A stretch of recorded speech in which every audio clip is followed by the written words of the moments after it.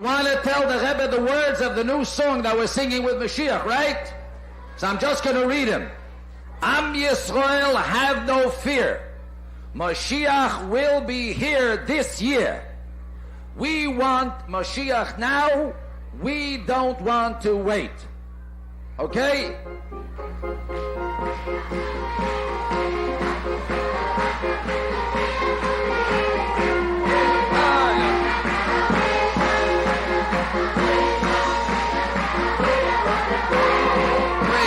Mashiach now, we want Mashiach now. Oh yeah, Am Yisrael, have no fear, Mashiach will be this year. Am Yisrael, have no fear, Mashiach will be here this year. And because we want Mashiach now, we want Mashiach now, we don't want to wait. We want Mashiach now, Mashiach now, we don't want to wait.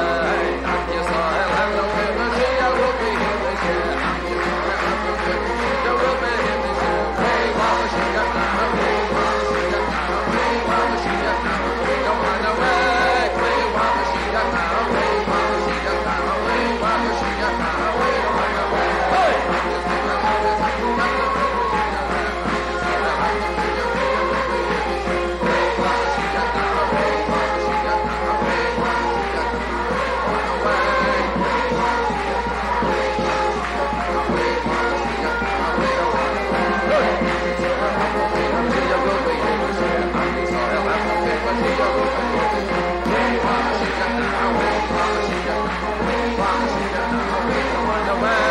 want Mashiach now, we want Mashiach now, we want Mashiach now, we don't want to wait. Hey! Hey everyone, so I haven't streamed in a while and I figured, oh, what just happened to the camera? That was weird. Anyway, I figured, why not start? Oh, hey 420, you should join. Here, let me pin the link. So we're going to be playing Crusader Kings and basically looking through history and seeing how horrible people were. And I mean, I think in some aspect you have a lot of these elements still alive today, but to really show how, although you have different cultures and different understandings for why people commit atrocities and why committing atrocities is bad, you do have these contradictory things. You still have, even though you have this throughout cultures, the reason, the explanation for why they do it is different. And I think it's one of those things where, in the same way that people can connect over, food, because every culture has food, people can connect over language because every culture has language. And that's one of those things where you don't have to be part of a culture in order to speak their language. I mean, there are certain cultures where that is the case, but it's often not that simple. And so you have these things that act as connectors. And I think one of those things also needs to be viewed as, because it's something that people often just ignore, is atrocity. I mean, it's something that in some ways is the most human thing, because it's something that is both experienced and is visited upon other people. And it's one of those things that I think only by coming to terms with this fact that the people that commit atrocities against you have also had atrocities committed against them. And it's not like one person is better or one person is worse. I think it's one of these things that it's only once we recognize that we're in this cycle of violence and that the only way to stop it is to acknowledge that we're the ones perpetuating it. No one is perpetuating it upon us except for ourselves collectively as humans. But I mean, again, that's, very not one-dimensional, but it's very, simplistic way of looking at it. So I need to actually get the game started up. So in the meantime, oh shoot, I did think I got it started. No, I didn't. So here, let me put on something in the meantime. Let's find something about, let's see, Crusader Kings. For anyone who doesn't know about Crusader Kings, right?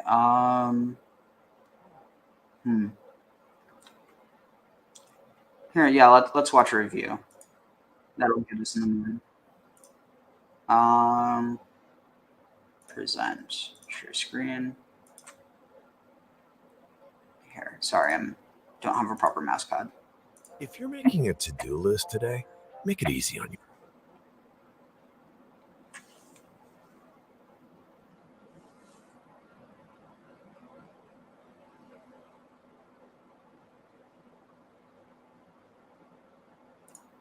Here. Thanks to the deceit and treachery of your enemies. Empress Hammam accomplished a lot in her 71 years. Hailing from a meager tribe in what would be modern-day Sudan, she restored the organized worship of the ancient Egyptian gods and cemented the rule of a new pharaonic dynasty in the medieval Nile Valley, finally ending centuries of foreign rule. Her passion in life, however, was her 12 children, some of whom would go on to rule in their own right. Raising that many kids is stressful, though, which led her to develop a drinking habit and a taste for elaborate feasts, ultimately ingratiating her in the eyes of her more revelrous subjects even further. This is just one of the countless human stories that emerged organically over more than 100 hours I've already spent in Crusader Kings 3. And its marriage of the personal and the political, the grand and the intimate, is nothing short of glorious.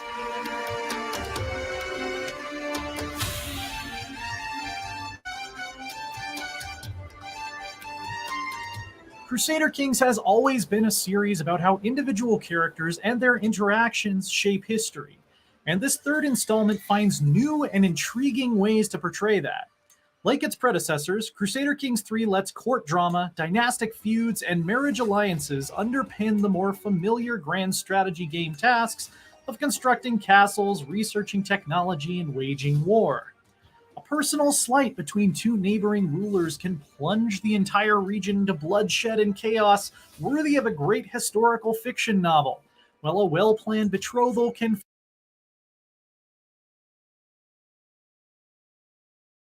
Sorry, I was muted. But this is the point. These things happen as a result of human existence, and it doesn't justify it, by no means. But that's the thing. People do try and justify it by explaining these conflicts as being the results of gods telling people to do it. But at the end of the day, it's just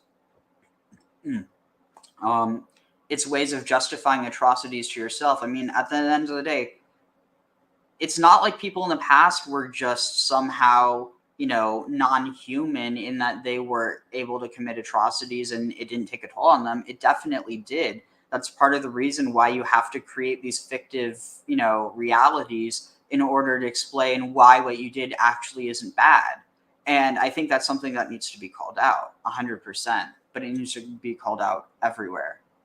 And I mean, it's one of those things that I think that everyone has their bias, and there are reasons for that. I mean, for instance, like I have my bias against the patriarchal tradition of Judaism, but again, I think that it's reductive to only look at it as, that, because in the same vein, I think you could look at, the Greco-Roman traditions as inevitably leading up to a patriarchy as well, even though that's not inevitably what it was.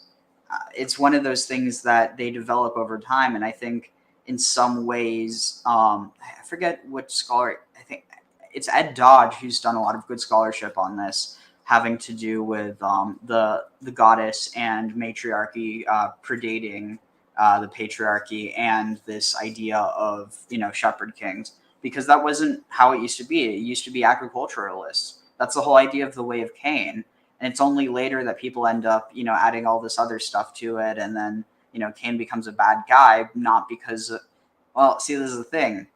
There's so much to that story that like, for instance, he kills his brother, but the reason that he does is because the writers of the narrative need him to do that in order to justify why the shepherds are the, justified ones. It's one of these things where you have the stories being told in order to necessitate the things that are already happening.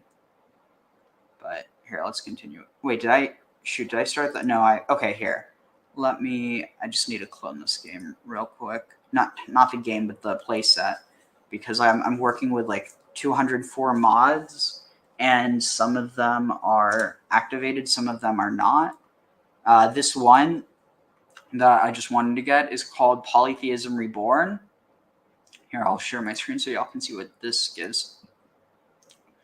So we're going to resurrect the old traditions in all these places. So you have the Cultus Deorum, or the Eleusinian Mysteries, Mithraic Mysteries, Mysteries of Isis, Cult of Serapis, Cult of Sol Invictus, Romano-British, Gallo-Roman, and Romano-Germanic. You have the Celtic Gaelic, Brittonic, Gaulish, Celtic Iberian, Germanic, Germanic, Anglo-Saxon, Norse German, Egyptian Kemetic, Atenism, Daco-Thracian, Dacian and Zalmoxism, Caucasus, Georgian and Armenian, Mesopotamian, Babylonian, Assyrian, Sumerian, Canaanite, Punic, Semitic, Greek, Hellenic, Mycenaean, and then Hittite. These are religions, and then they also have cultures. Awesome. So it's entirely possible that this mod won't work because it might conflict with something I already have. But if that's the case, then whatever, it just gives us some more time to talk about other stuff before. I want to see what they give for this collection. More load order. I need to check if I even have that. More historical religion and culture names. Let's see. Oh shit, what did I just do? Oh no, please tell me I didn't just... No, I don't think I... Oh, yeah, it's custom. Sorry, I freak out when I think I mess something up. Okay, so... Wait, where's... Oh, shit. No, I gotta delete this. I think I messed it up.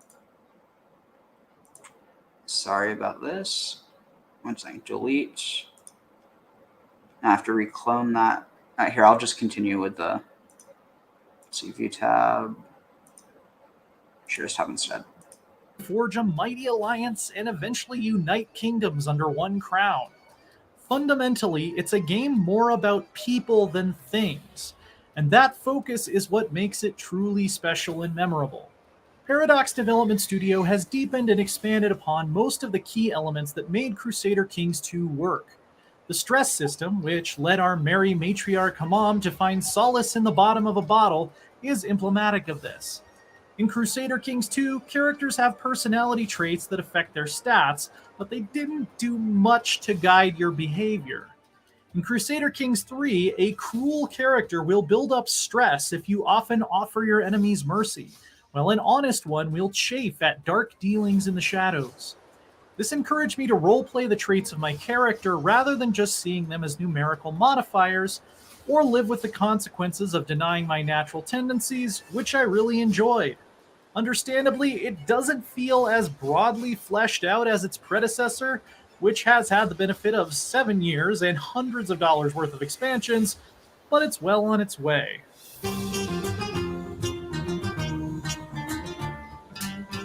Stress never felt like it railroaded me into a specific kind of behavior, though. Accumulating too much leads to a mental break, which offers the choice of a couple different coping mechanisms you can adopt to deal with the strain of ruling a medieval realm. Whether it's drinking, fighting, or frequenting the brothels, each of these provides authentic feeling character development and introduces new opportunities for drama and conflict. Hamam's love of booze led her to make new friends with other magnates who shared her favored pastime. But developing a temper could lead to you punching out a priest and upsetting the Pope, which is generally a bad idea in this time period. Of course, due to the in-depth free-form new religion system, you can always bid farewell to religious doctrine that no longer suits you. You can create a new heresy of Catholicism that, for instance, exalts cannibalism, believes in reincarnation, and allows only women to become priests. Dang, Ishra. I was going to say the cannibalism thing, some people would argue that's already the case, but obviously that's facetious. You know, what with the Eucharist and all? Yeah, no, it's... That always was one of the allegations back in the day, cannibals. Yeah, then it just got transferred onto the Jews when Christianity became the cool thing. Well, you got to exogenize your sins, right? I guess that's one way of phrasing it. It's customizable from the role. What? What was that? No, I was laughing. Oh, of the clergy to views on witchcraft and homosexuality. The possibilities are practically limitless and allow you to customize your experience and leave your mark on the world in very satisfying ways that were never possible in the previous games. Medieval dynastic politics would be nothing without a little cloak and dagger, and this is another area where Crusader Kings 3 has gone all out. A new system of secrets and hooks allows you to gain leverage over other characters by, for instance, discovering and threatening to expose an extramarital affair. Are you guys thinking what I'm thinking? Not sure. What? We as a character foil, because the nice thing with this, you can make a bunch of different characters, even ones that you don't have to play as. And so we could make this evil character that basically runs a sex cult and manages to like gain knowledge of people. Oh my god. You're basically like a medieval Jeffrey Epstein. So I guess the Pope, basically. Oh god. Well, I mean, that would spice things up. that was one of those things. What's so wrong with punching out a priest and pissing off the Pope? That sounds like a wonderful option sometimes. I guess it depends on the context and whether or not you're going to get away with your head not being. Yeah, I suppose that's a point. Affair. It feels rewarding and viable to work solely in the shadows, building your base of power through trading favors, manipulating the careless, and assassinating those who are too inconvenient to your schemes. Most of the same results. Meh. What's a few assassins between friends? You know, that's where hash comes from. I'm joking. It's not. It predates it. Were achievable in Crusader Kings 2, but the way you get there is so much richer and more hands-on now. Warfare has some strong new ideas too. Okay, hold on. Okay, sweet. So the game it's starting to load. So we'll either find out if this works and if it doesn't. And if it doesn't, we're not going to be able to play with the full scale of ancient traditions that predate monotheism. But you know what? It's still okay because there's still some of them, and there's always the ability to create them. So let's see. Also, Ish, for yourself, we already made Graham's self-insert character. For you, where you want your character to be from? Ooh. You know, what would be original? I mean, is there like bonuses and stuff, or just general? I mean, there are bonus. Well, here I'll actually show you. Once we get in the game, you get different bonuses depending on culture and religion. But at the end of the day, it's more so based on like location. Also, there's architecture. So, like, say you capture Alexandria, you get a bonus from the Pharos of Alexandria. If you capture Jerusalem, you get the Dome of the Rock, which you can actually upgrade into the third temple. If you capture Constantinople, you get I think the Hagia? Yeah. So and then also and the cool thing is you can even rename places. So like say you take over a place that's historically named one place, but so I'm trying to think of an example. So say, for instance, Cadiz. So, it's named Cadiz. But say you take it over and you're Phoenician or you're Jewish or something, you might rename it Kadesh because that's where the root Cadiz actually comes from Kadesh. Where do I want to be from? I mean, there's always Egypt. Yeah, but that's so fine. I'm from Alexandria, so if it's... I was actually born in Brooklyn, but I lived my life in Alexandria, so that will fit. That's cool. Yeah. I was going to say, New York is almost the new Alexandria some ways. The Fresh Prince of Alexandria. No, but you're right. I mean, that's it was one of the greatest centers of Jewish life before trying to think when it ceased, but then you have parallels with New York because you have a lot of immigration there from other places. Cool. Battle resolution is much more sensible. Oh, sorry, what? No, yeah, Alexandria it is, I was saying. And readable, with an advantage bar that shows you who has the upper hand at any given moment. The addition of knights gives individual named warriors a bigger role to play in turning the tide, and more opportunities for personal stories to emerge from the din of clashing steel. But the logistics of conducting a campaign of conquest could still use some work. So if someone manages to find a way to make this game, but like where it's not just kind of these details, but like where you could actually like play inside of it, kind of like, you know, like third person or whatever, as opposed to just where you're controlling what your character is doing, if that makes any sense. Yeah, like imagine if Skyrim had like that much Oof, political depth that would behind be it. awesome. Maybe in the That future. Yeah, that's kind of an MMO big like type thing, right? Like because you need a lot of people to make it like really interesting, I guess. Not Unless you're happy necessarily. with AI. Good point. Yeah, it's like what once you get down to the details, it starts to kind of, you know, not work. Yeah. In an effort to cut down on the micromanagement that bogs down Crusader Kings 2 at times, Crusader Kings 3 has all of your armies arrive at a designated rally point as a single force, rather than raising dozens of small stacks from their home counties and having them merge together. The problem is it doesn't always split the troops up evenly like it's seemingly meant to, and I ended up doing just as much micromanagement sometimes to make sure my forces were evenly distributed and not suffering losses from attrition.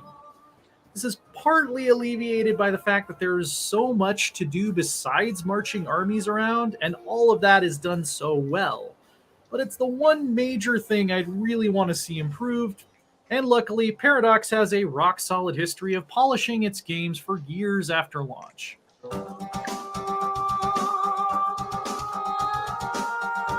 Crusader Kings 3 is a superb strategy game, a great RPG, and a masterclass in how to take the best parts of an existing system and make them deeper and better. I have thousands of hours in the previous game, and I expect to spend at least that many in this third installment. All of the engrossingly flawed characters and stories of love, war, triumph, and loss that have already dynamically emerged from my playthroughs feel like just the beginning of something legendary. In fact, if I had to pick only one game to play for the rest of my life, the decision wouldn't be that difficult. A new king of historical strategy has been crowned. Long live the king! I have so much more to say about this game than I could fit into this video, so if you're intrigued, I urge you to check out my written review on IGN.com for much more detail. Keep your enemies close. The first step in avoiding the trap is knowing it is there. Oh, that. What was I going to say? Let's see. We're just waiting for it to finish loading, but in the meantime, let's see. Oh, here. This is the new. A tournament, a time for festivity and games, but also an occasion to build alliances, some even bloodier than the martial feats on display. An unhappy princess. Can she find a champion for her doomed cause? One whose virtue and valor can restore glory to her faded family name? Or one who will protect her name by hook or by crook and help her get revenge? Real strategy requires cunning.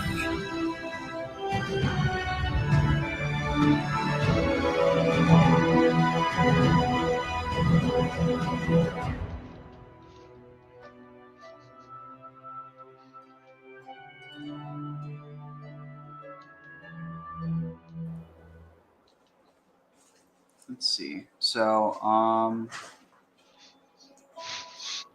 yeah. So, I mean, thoughts. It's just basically trying to keep attention until we can get started because it's loading. Yes, good. So, let's see. Oh wait, what's this? Have you ever wanted to be known as the spawn of Satan? Well, in Crusader Kings 3, you can be, in just 3 simple steps. So here's how you get this nickname for life and be feared by your entire realm, including the Pope. Help me. First, you have to be a naughty boy. Naughty. That means getting the sinful trait any way possible. You can do this by imprisoning or executing your family members, declaring unjust holy wars, or any number of sinful things. Next, you have to hold your court. After trying this a few times, you'll get a gaggle of peasants showing up before your throne, claiming that you are a true demon. Nope. Have you Shit, sorry, I didn't mean ever that. wanted to be known as the spawn of My- Satan? Well, Yeah, I'm putting my mouse away. have you ever wanted to be known as the spawn of Satan? Well, in Crusader Kings 3, you can be, in just 3 simple steps. So here's how you get this nickname for life and be feared by your entire realm, including the Pope. Help me. First, you have to be a naughty boy. Naughty. That means getting the sinful trait any way possible. You can do this by imprisoning or executing your family members, declaring unjust holy wars, or any number of sinful things. Next, you have to hold your court. After trying this a few times, you'll get a gaggle of peasants showing up before your throne, claiming that you are a true demon incarnate. The power of Christ compels you. What's going on with you? What are you talking about? Now, you always have the option to tell them, no, I'm a man of God, but who would do that? But by opting for the decision to spread the word about you being a demon, you'll gain the nickname Spawn of Satan, and your rule will be known throughout all the lands. If you want more CK3 tips, tricks, and exploits, check out my channel, The Ottawa Welshman. This super obscure nickname information can offer you a crazy role-playing playthrough because have you Oh dear lord. Oh, Let's see what our this can't be good. Oh no.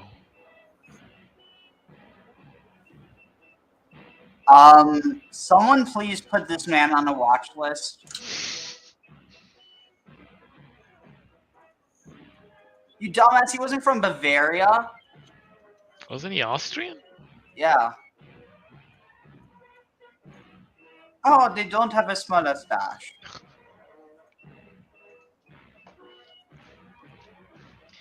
You're going And to as SJW Games, they won't even have the Hitler stash in. It's just because it's from a different time period. Yeah. By the way, I don't like Hitler. I swear, I really don't.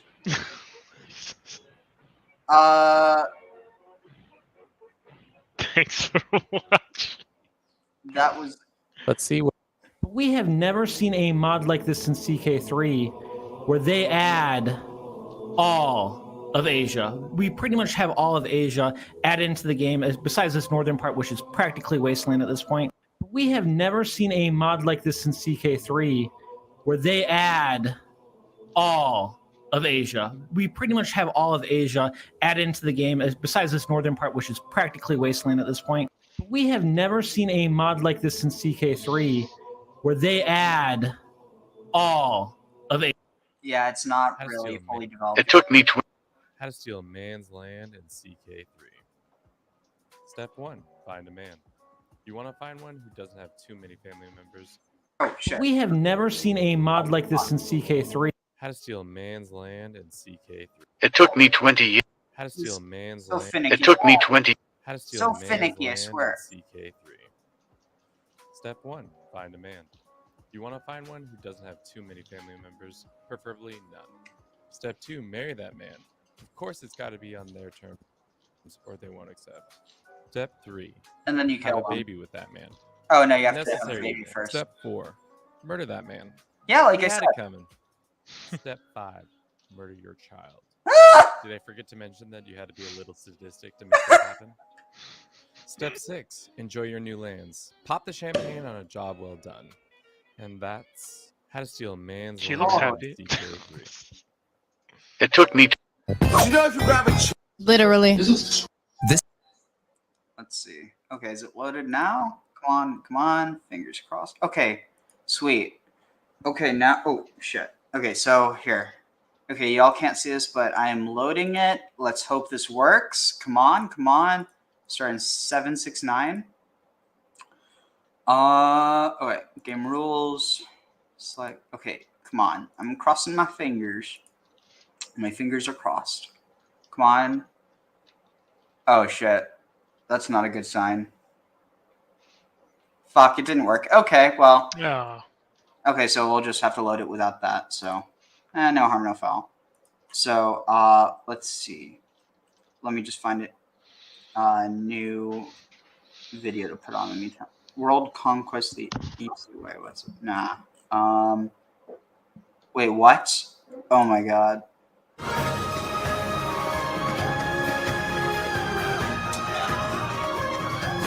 Catholic. I'm sorry. Isn't that Jurassic Park music? Like, or it's like, I don't know. It's close enough that they're trying to like play on it without getting copyright stricken or something. Is that an Octopath? A what? If the ad was for Octopath Traveler, it's a pretty big game. I don't think they do that, but maybe. Oh yeah, it's Octopath Traveler. Yeah, no, it's pretty decent title. It's not like a mobile bullshit thing where like they put copyright music on it. Mm-hmm. Let's see. Okay. Cannibalism, exploiting the peasantry, and making Europe into unicorn vomit. Because today we'll be retaking the Holy Land and Crusader. Oh dear lord. Catholic cannibalism, exploiting the peasantry, and making Europe into unicorn vomit. Because today we'll be retaking the Holy Land in Crusader Kings 3. With the power of capitalism, cannibalism, and Catholicism, we can make the world a worse place. This crusade is the 3 C's! I like it. I don't think that's what my local, and when I say my, I just mean because it's on campus, not because I've ever been there, but it's called the Campus Christian Center. They call it C3. It's like, is this what they're talking about? I seriously hope not. Because today we'll be retaking the Holy Land in Crusader Kings 3. With the power of capitalism, cannibalism, and Catholicism, we can make the world a worse place. This crusade is also sponsored by Paradox, and the game is free on Steam through this weekend, so you too can set Europe on fire. But before we ruin the continent, we need to make a character. With all the wonderful customization options, I made this thing. Meet Count Flops Moneybags, the craven, greedy cannibal, and the ruler of Italy. Or, well, some of Italy. Okay, one town in Italy. As the count of this one...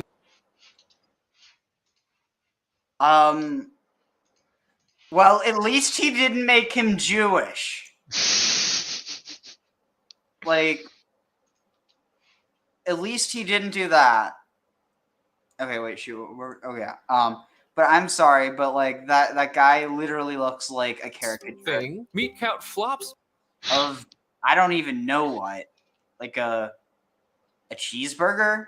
Moneybags, the craven, greedy cannibal, and the ruler of Italy. Or, well, some of Italy. Okay, one town in Italy. As the count of this one insignificant piece of land, we are poor. At the top right, we have our various currencies. Money, prestige, and piety, or Jesus points. Our land was right at the tip of Italy, conveniently located near non-Catholic factions, which would help us later. Crucial to Crusader Kings are people. Sadly, we appoint people to our council, people to lead our armies, and people to be vassals and control our lands. But first, we need to pick Count Flops' lifestyle, which is essentially his specialization. We have options of diplomacy and martial, along with intrigue and learning. But for us... So, what would you want? We have options of diplomacy and martial, along with intrigue and learning. But for... Intrigue or learning? So, basically, you have diplomacy, which is kind of like, I think that's kings, patriarchs, and diplomats. Martial is raiders, like army commanders, and overseers. Stewardship is architects, like money making, and I forget what the administration maybe. Yeah, and then intrigue, you have seduction, which is what you do if you want to. So there's seduction, there's spycraft, and there's extortion, I think. Or so basically, there's what is it? You can I forget the specifics. And then learning, you have scholarship, which is like secular scholarship. You have what is it? Religious, and you have medicine. Yeah, learning sounds cool. Yeah, that's usually what I choose. And the cool thing is you don't have to choose only one. It's just one that you get this boost to. For us, money. Within our lifestyle, we have a skill tree to level up, and ours is all about making currency through extortion, because rights haven't been invented yet, but we do care about our nobles and their opinion of us. Right now, because rights haven't been invented yet, but we do, and ours is all you can learn. Because rights haven't been invented yet. Yeah. But for us, money. Within our lifestyle, we have a skill tree to level up, and ours is all about making currency through extortion, because rights haven't been invented yet, but we do care about our nobles and their opinion of us. Right now, everybody hates us. Gee, I wonder why. Disloyal nobles means rebellion, so we had to make them like us. I was also introduced to my son and heir, whose name I cannot pronounce and whose face is like father, like son. When Count Flops eventually dies, we'll continue the game as our heir, so we do actually care about him. In the meantime, we watched our neighbors get invaded and met my daughter too. If this doesn't say inbred, I don't know what does. Speaking of inbred, my wife got and met my daughter too. If this doesn't say inbred, I don't know what does. Speaking of inbred, my wife got pregnant, which would be great if my character weren't asexual and basically celibate. Welcome, son. Immediately after, we got an important notification. You are no longer obese. Flops' secret, a healthy diet, which leads us to a special mechanic, dread. Instead of making people Flops' secret, a healthy diet. Secret, a healthy diet, which leads us to a special mechanic, dread. Instead of making people like us, we can just do the exact opposite. Being a cannibal gives us dread, as do various events. For example, our spy master accused some dude of a grand conspiracy with no evidence. So because he's clearly innocent, we threw him in jail. Keeping our dread up means we can keep those needy nobles in check. But still, we'd need something to distract them. Taking advice from a beloved politician, we decided the best way was to invade the Middle East, who'd taken control of Sicily. Unfortunately, their army was just like their height, about 3 times larger than ours. But money solves all problems, so we hired a mercenary company to fight. I'm sorry, the Middle East invaded? No, that's not... That's like saying... It's like saying... Oh god, I can't even say it because it's so racist. It's like the implication. Yeah, Middle East is a big place, man. But not just that, imagine if you were to say that, like, you know, a group that invades, it's like, imagine you say that when what is it? When the Mongols invaded Europe, that Asia was invading Europe. It's like, no, they weren't. Asia's a continent, my dude. Yeah. Fight their entire army for us. Highly trained profit problems. So we hired a Abruzzi. I don't even know how to say, like, that? Like Abruzzi. Like, where is it? Oh, it's on the bottom right. Lombard band of Abruzzi. Abruzzi, yeah. I don't know. Doesn't sound Arabic. Sounds maybe Italian. Oh yeah, it is. These are all going to be locations in Italy because that's where this person's able to hire mercenaries from. A mercenary company to fight their entire army for us. Highly trained, profit-motivated mercenaries versus random peasant army. Not very close. We also captured one of their knights and threw him in jail. This gave us a few options, like releasing to improve relations. So we gave him freedom, in a way. We sieged down the enemy capital, which allowed us to end the war. By acquiring our first totally legitimately claimed province, we gained our first duchy. In Crusader Kings, there are various types of land masses. First, you have counties, which are single pieces of land. Larger, you have duchies, which are just multiple counties. First, you have counties, which are single pieces. So that's interesting because there you see Salerno and Camarga, but that's one, I think it's saying it's one duchy, but those are actually 2 locations. And within them, you actually have, it looks like 1, 2, 3, potentially 4 properties. Of land. Larger, you have duchies, which are just multiple counties. Then you have kingdoms of multiple duchies and empires of multiple kingdoms, so on and so forth. By getting enough land in any one of these land masses, you can form a claim on the entire region. For example, we were working towards creating the Kingdom of Sicily, which would claim all of southern Italy for us. But to do so, we'd have to engage in some ethical repossession. I took a look in our prison and noticed we still had someone there. Unfortunately, they didn't have enough money to be ransomed, and doubly unfortunate, I realized that as a cannibal, I don't execute people. I just eat them because somehow within the list of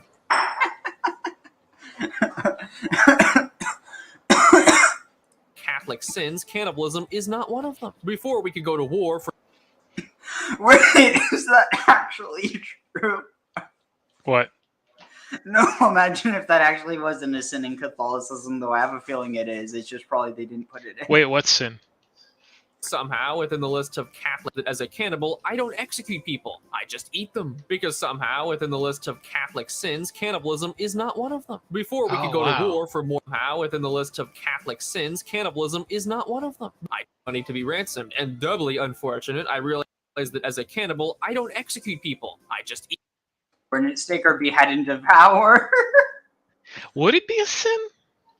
I'm trying to like theory craft if cannibalism would be a sin. I mean, would it be if you didn't do the killing? Huh. I don't know, man. I don't know that I want to know. Eat them, because somehow within the list of Catholic sins, cannibalism is not one of them. Before we could go to war for more of Sicily, we had to rein in the new land we got. In the meantime, my wife gave birth to Flops II, and my eldest son came of age. The heir to my throne is a squashed potato, and now married, so we could ally the Duke of Tuscany. Where we had 500 soldiers, he had 1,500. In order to form alliances, we need political marriages. That's where having lots of kids is actually beneficial, such as my son, not my son, and my other son who'd come of age. Just kidding. That's my daughter, the love child of Rumpelstiltskin and Chucky. Naturally, it made sense to partner with someone just like her. He is 5. Our new betrothal gave way to an alliance, but our ally called us down from fighting Wait, a war. you inherit immediately the after. facial Okay, sure, like I'll join. structure too? What? You inherit the facial structure like that you customized? Yeah. Oh, that's kind of neat, actually.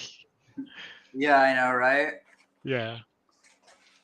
On the war? But what do you mean I haven't raised any of my armies? What do you mean I haven't helped you whatsoever? What do you mean you lost the war because I didn't lift a finger? How is that my problem? I was busy doing other things, like realizing I can ask the Pope for money. Come on, man, my people are starving. Which is unrelated, but I do want your money. Oh, and in case you haven't noticed, my character is a dwarf. I look like a goblin trying to rob this guy, which, to be fair, is probably true. But back to the issue of, well, war, I finally decided to invade our neighbor again. You know that ally that I didn't help at all? Yeah, well, he's our new cannon fodder. Him and the other 2,000 mercenaries we'd hired with stolen money. We did actually lose a few fights, but after our Tuscan allies came in, it was pretty easy to siege down their forts. Right before we ended the war, I got a message from my bishop stating my marriage was consanguineous in nature. Okay, define consanguineous. Relating to or denoting people descended from the same ancestor.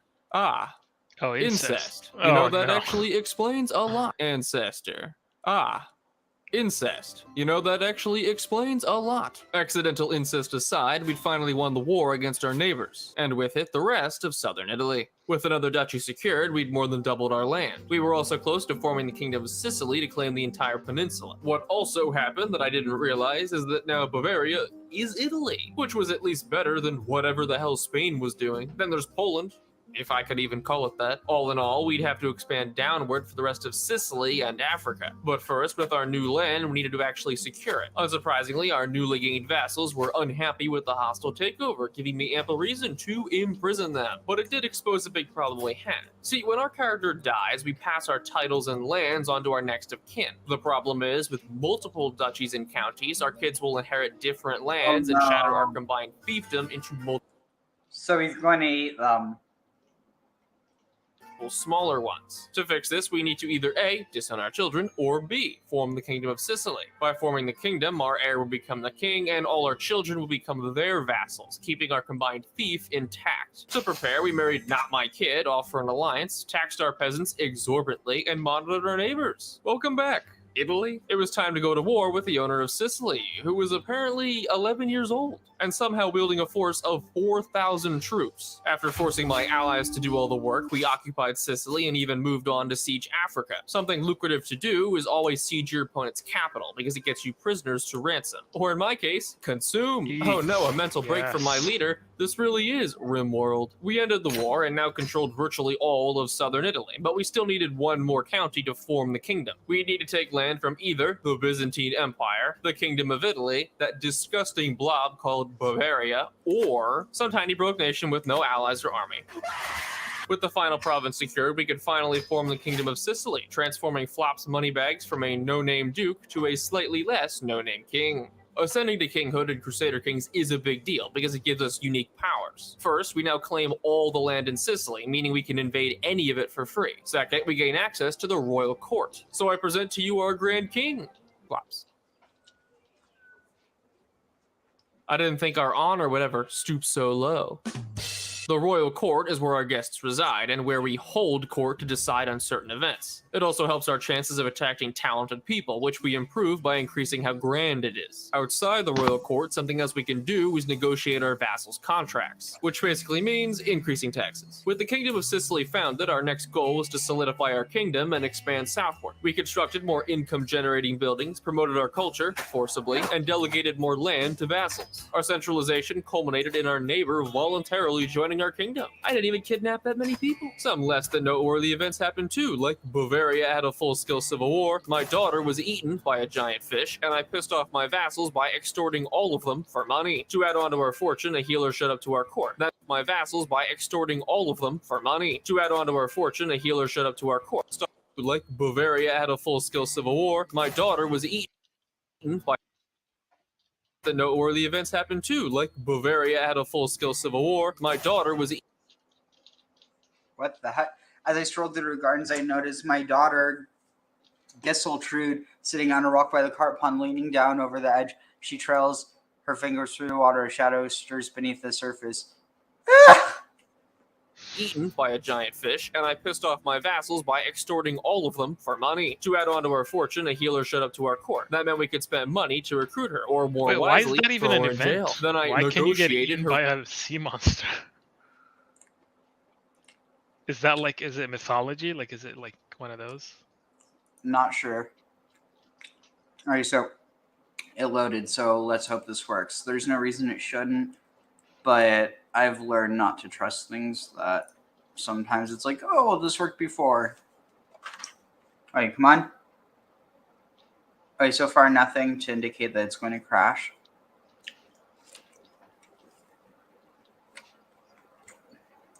Come on. Please work. Please work. Please work.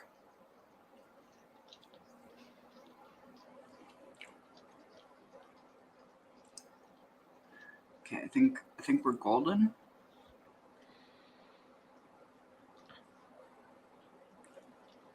Let's see. Okay, sweet. Awesome. Here, let's finish this video because we're almost done and I need to finish eating, and then we'll start. Release on the terms of forced recruitment. Lo and behold, a free new healer, which was just in time too, because not my kid got cancer. Oof, at least it wasn't me. God damn. But after release on the terms of forced recruit her, or more wisely, to add on to our fortune, a healer showed up to our court. That meant we could spend money to recruit her, or more wisely, throw her in jail. Then I negotiated her release on the terms of forced recruitment. Lo and behold, a free new healer, which was just in time too, because not my kid got cancer. Oof, at least it wasn't me. God damn. But after treatment, it started looking better for Flops. And at the ripe age of 60, we actually lived for a few more months. A conniving man, he will long be remembered for his pettiness and spite. Honestly, I expected worse. With the death of Flops, that meant we'd have to continue the game as our son instead. With Flops dead, it meant some big changes. First, we have to reappoint most of our council, but in doing so, we also needed to deal with our new vassals, which now were our brothers. Our new character also didn't have the skills Flops did, which meant we'd have to switch up our strategy. Where Flops was good with money, Ottenwolf was skilled with military. The kind of skill we could use for a totalitarian regime, which we'd need to invade Africa, because keeping control overseas is pretty hard. The second thing we'd need were friends, the expendable kind. Luckily, the King of Sardinia was receptive because ghosts, but out of the blue, a child, and not from our wife. Thankfully, she's kept quiet and nobody knows the truth. Really? Are you sure? While we prepared for the invasion, we ransomed someone for $10. Our brother, not my kid, died, and we got insulted by his son, a 6-year-old. So what I'm hearing is more taxes. Our spy master also uncovered a plot to kill, well, her. They don't know who they're dealing with. Oh, I'll show them. Oh, yes, I will. Quite frankly, I'm more scared for the murderers. With our alliances in place, we finally declared war for land in Africa. No sooner did I do that than almost die from my jester. The reason? A really funny joke, followed by this event. I don't know what jester. The reason? Land in Africa. No sooner did I do that than almost die from my jester. The reason? A really funny joke, followed by this event. I don't know what's going on. But back to important stuff like the war. We were slowly sieging down their forts as my allies' army had a seizure, captured their queen, and almost died in a fight. Good thing we were just wounded. But now it's just slightly infected. I mean, that's not too... But now it's just slightly infected. I mean, that's not too... Okay, maybe it was bad. At least we were succeeded by my 10-year-old son, whose first act as king was to get a pet cat and name him something French. Le Cat. Even with a 10-year-old in charge, we were still able to end the war and claim some land in Africa. We gave the land in Tunisia to our vassals, increased taxes for the 20th time, and our new cat straight up robbed someone. After a while, our character turned 16, meaning we could pick our lifestyle. While our first character was all about money and our second focused on military, our third would become a priest, because our next goal involved religion, more specifically the Pope, who'd apparently gone absolutely insane and doubled his land. I didn't even know he could go to war. See, the province of Rome is extremely valuable, and I want it. So I told my bishop to manufacture a claim on Rome as we prepared to go to war with the big Pope man himself. Before we could fight the Pope, we'd need some help. Big help. As you might expect, fighting the Pope is extremely difficult, and we need several large nations to help us out. Right now, our major alliance target was Bavaria, so we need to get a marriage going. In the meantime, we decided to go on a vast pilgrimage, giving us an insane amount of Jesus points. It also turned out that our wife was allergic to Le Cat and wanted to get rid of it. A compelling argument. Now, meanwhile, our bishop botched claiming us Rome because instead of getting Rome, he accidentally claimed the entire country. Mild tomfoolery at its best. Speaking of which, I sorta accidentally got myself into a war with a small nation. Turns out that small nation was actually all of Africa. Oopsie whoopsie, my bad. Ironically, we were bailed out than none other than the Pope, who'd somehow expanded again. But after securing our alliance with Bavaria, it was time to stop this completely unfounded aggression. Thus started World War I, Pope Sergius's wild ride. And immediately upon declaring war, I realized something. Where exactly do the Pope's armies actually come from? He doesn't have much land or alliances, so what gives? Well, it might have something to do with his 2,500 gold bank, which is 25 times our wealth, and in one singular day, he spent almost all of it. Where'd it go? Well, maybe it went somewhere in relation to the 10,000 mercenaries burning my lawn. Even with all our armies, this was too much. The Pope on his own was taking on 3 major powers at once, and winning. But we had a secret weapon. Meet this unimportant fellow, the small-time king of the entire Byzantine Empire, whom of which we just called to war. Adding more than 15,000 troops to our side, we swarmed over the Pope and defeated his armies of mercenaries. At last, we besieged Rome and finished off the last of the papal armies. With that, the war concluded, giving us the single richest state in all of Europe, and also paving the way for our final conquest, retaking the Holy Land. By capturing Rome, we gained access to an extremely wealthy state. After moving our capital into the Vatican, you can see why we wanted the province so badly. The best part is that the Pope still liked us, and even gave us free money for invading his country. Now, step 1 of retaking the Holy Land. Remember that small country in Africa we lost to? Well, not this time. By taking their land, we now bordered the Abbasid Empire. That gives us a holy war goal on the Abbasids, meaning we could fight a war to take over an entire kingdom. But first, we needed more Jesus juice, which definitely wasn't helped by us, While we waited for our piety to increase, I secured an alliance with Eastern France, now located in Western Germany. We also allied other France, vassalized a few random counties near us, and got an event. Compassionate Discord. Wow, that's just like my Discord. I mean, look at this whole... Anyways, we'd finally got enough piety to become a paragon of virtue. And with that, we declared war on the Abbasid Empire. Calling all of my allies into the fold, it was supposed to be an easy victory, until another war happened. And another.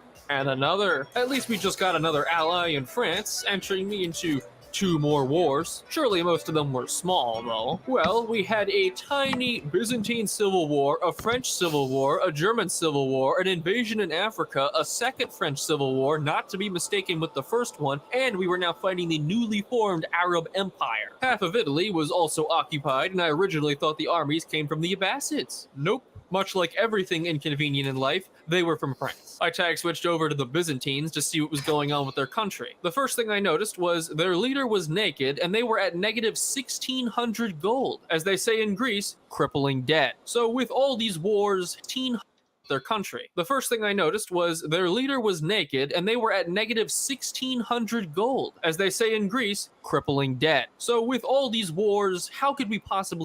Okay, that was funny. I didn't get that until the second time.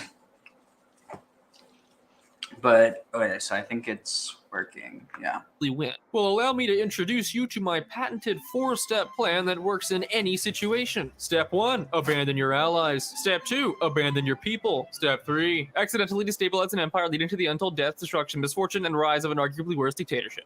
Step 4, profit. Results may vary, empires sold separately. I truly don't know how, but we sieged down their provinces and cheesed 100% war score, then forced a peace deal. Our allies were looking less empire and more, well, Byzantine. France was on fire, Germany had exploded, the Pope was still on a rampage, and the Middle East was in shambles. But finally, we've become one of the empires of all time. We'll just ignore the Civil War. If you enjoyed the video, do all that YouTube like and subscribe stuff, but also check out my Discord full of very sane people. Plus, Crusader King. Alright, so, let's see. Alright, so, let me pull up the game now. Let's see, present, share screen, window here. Let me turn up the music. Let's see, here it is.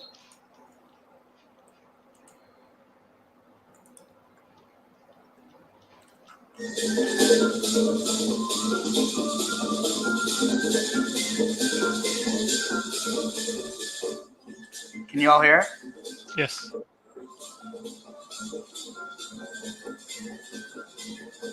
Let's see.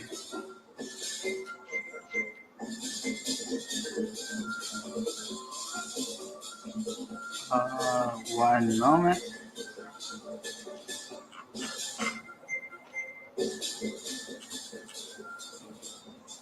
Fine, here.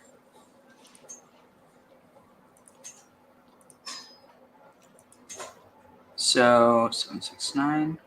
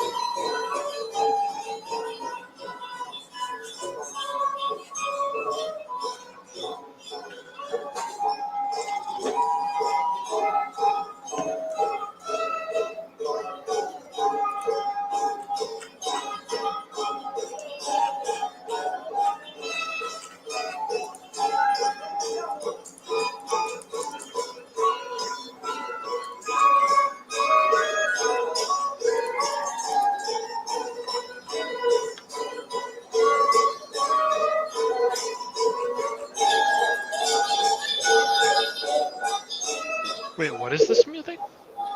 I'm not sure. It's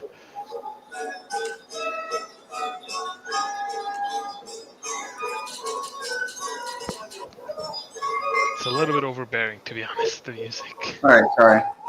Yeah. Let's see.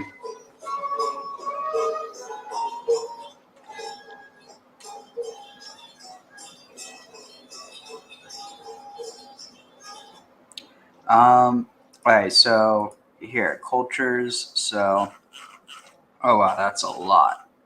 So, wait, they have, where was it?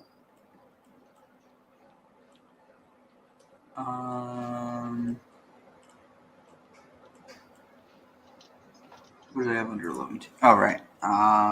Interesting. They even have Korean. So here you can see the different. Well, here I'll go up to Arabic. So here you can see Egyptian. Yep.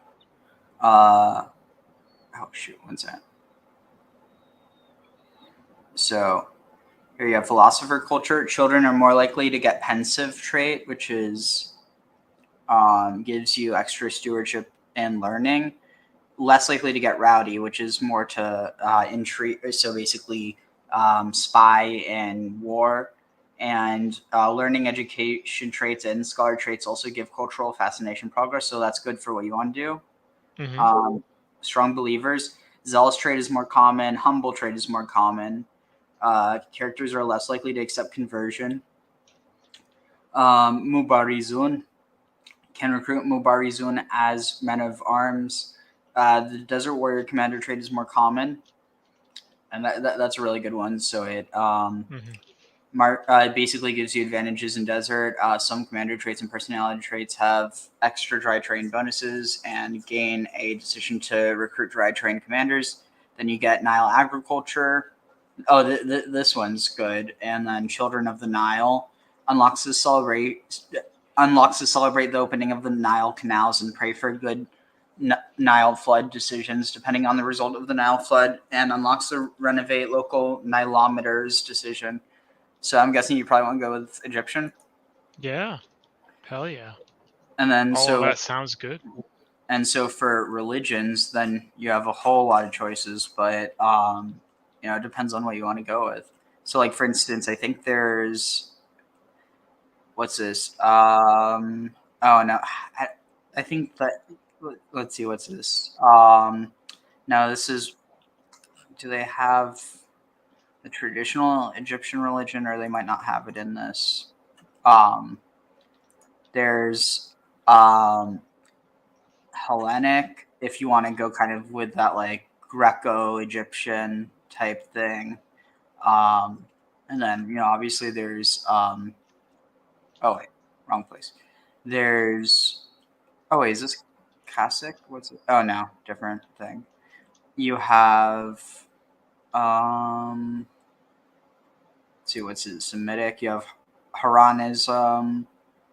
So like the Sabians, you have Dusharism, which Dushara was, I think, associated with Dionysus, but I might be wrong. Or no, this is saying Zeus. What's synergistic with the whole agriculture Nile business? I feel like that would be a good idea. So maybe like trying to think.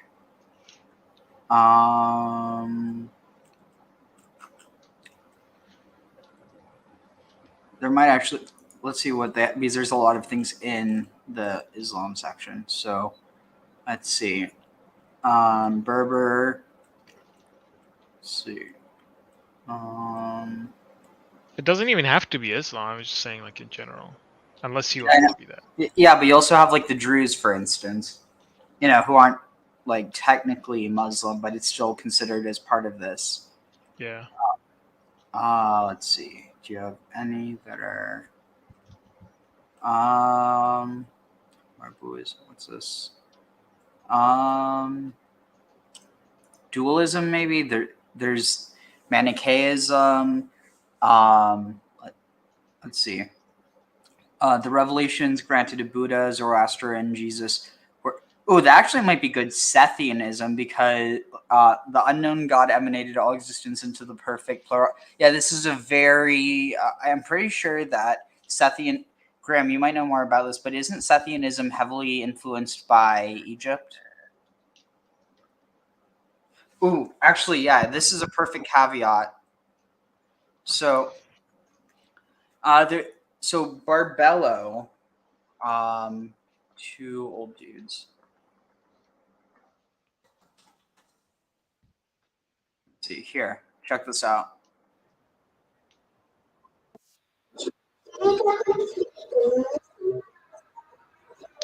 One second.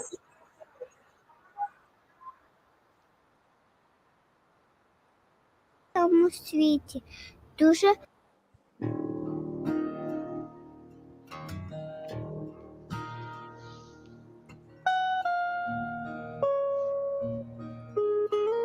So, Ish, have you ever heard of Barbello? Not. I've heard the name. Not very familiar with it. All right, so I think this might be a good choice based off of its connections to Egypt and Coptic, but From literature of the classic Gnostics, Barbello is the name given to the first entity to arise from God. After God, she is the foremost inhabitant of the Pleroma, which is the Gnostic name for heaven. I don't know what the name Barbello means, but it might be related to the Coptic verb berber, which means to overflow or to boil over. God didn't create Barbello per se, instead, she comes from him by some indirect means.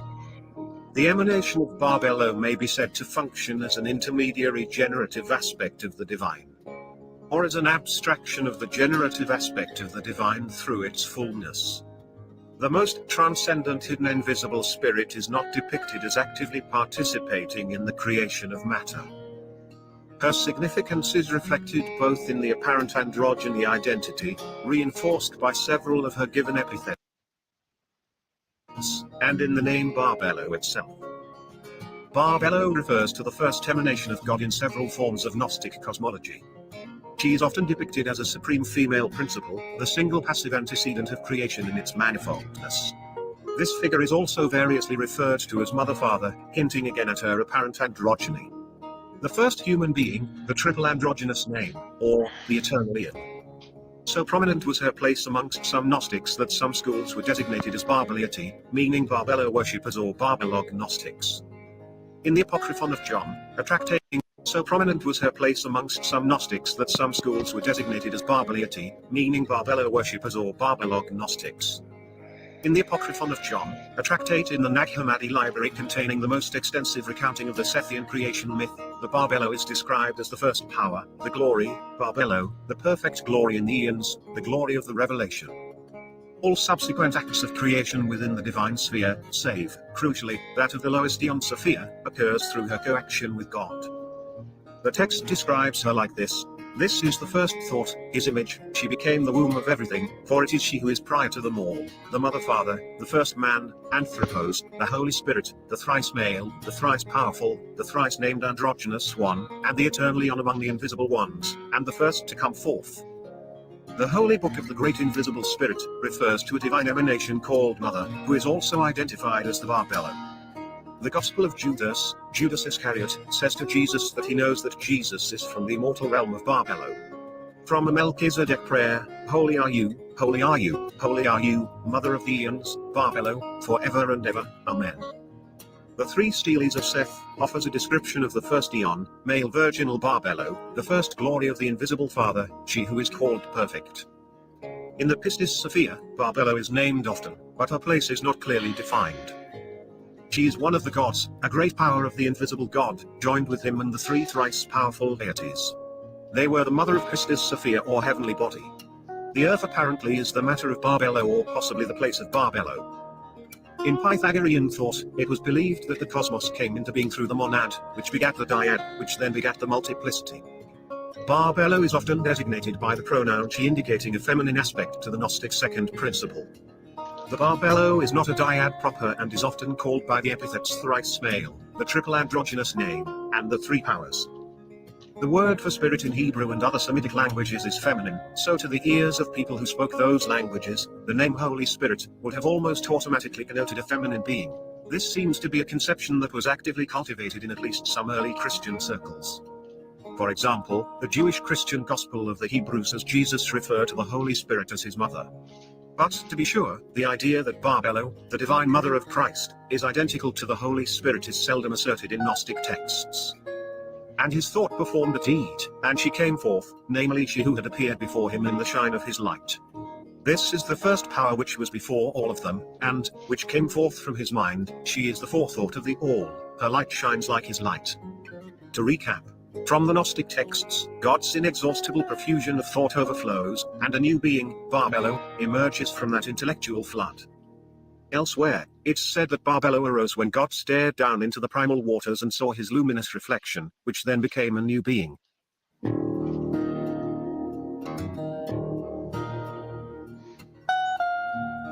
what you think? Sounds good. Building your online business? Cool, cool. Graham, you there?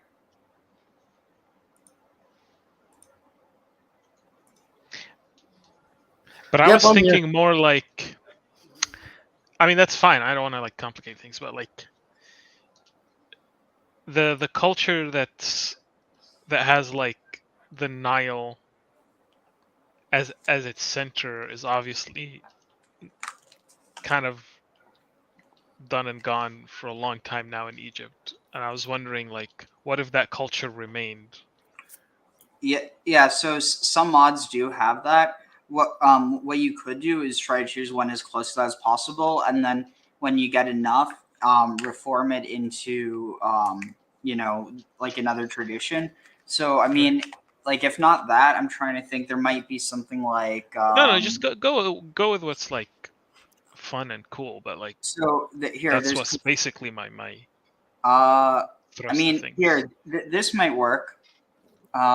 Sun, the great god, lord of Kalabsha, the all-seeing master, king of all, Mandulis or Merwul in Old Nubian, is the great sun god of Lower Nubia and the center of a cult amongst the Blemies of the eastern desert. Mandulis is the Kushite form of the Egyptian god Horus, who is the god of the sky and the son of Isis and Osiris. Usually shown as a falcon with the head of a man, Mandulus was worshipped in Kush and in Egypt, with his main temple in Philae serving as the chief site of pilgrimage.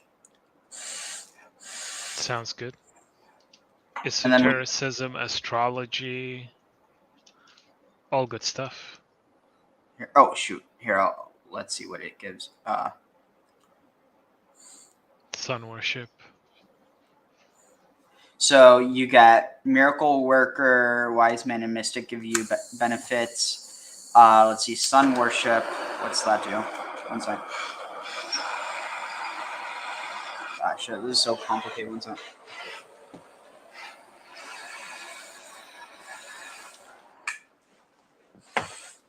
Okay. Shoot, where'd it go? I do not know where my mouse went. Oh, here. Maybe? Shoot.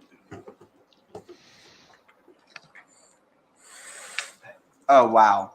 My phone, my mouse was here the whole time. Sorry. It was my phone that fell. I got myself confused. Okay, so astrology gives you increased naval speed, and sun worship means imprisoned criminals can be sentenced to a sun trial. Hoo hoo hoo. Wait, what does that mean? I have a feeling that's where you send someone out into the sun and see how long they last.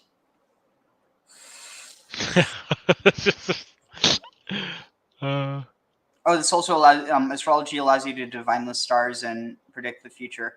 And then let's see, Kushiticism, veneration of the boundary between life and death. Ancient gods of Kush remain strong here. Ma'at, what's this give you? Yeah, I think probably Mandulis is cooler. And you could always, reform it to be centered around the Nile if you want. Sure. Now let's see. So maybe Egyptian. Oh, nice. So you want to be Coptic instead? That might give you some better things. So children of the Nile, we already had that from before. Nile agriculture, same. Strong believers, already had that. Monastic communities. The temperate trait is more common. Temperate traits of monk, and then loyal subjects. Vassals of this culture do not consider differing faith or culture when joining factions. Interesting. They have Filipino. Oh, well, it's not listed there. But so there's that, and then there's always the. Wait, do they have Cushitic maybe? Or would that be? What's Kadazan? Lower Niger maybe? No, it would be. Yeah. So there's Egyptian. Actually, here, let's check out the names because that might determine what you want to do. So Egyptian, here's the names you get. Shaban, Gabriel, Yusuf, Ablarion, Mukhtar, Taib, Firuz, Ali, Ilyas, Hamoud, Athanasios, Muammar, Yusuf, so on and so forth. But then if you go down to Coptic, Baula, Kafai, Hermaus, Rashi. Wait, Rashi is a. That doesn't sound right. Actually, Yeah, I maybe. have no idea what a Coptic anything sounds like. Actually, now that I think of it. Apahur. I mean, you want more traditional names or more? Yeah, let's go something traditional. I mean, traditional like Arabic or. Arabic. Yeah, I wouldn't know what a. Actually, no. Since we're going with the whole sun worship thing, let's do. All right. What's like ancient? Yeah. Like the most ancient, I guess, would be my go. Yeah. So, what do you want your name to be? Sense. What the hell? Sense. No.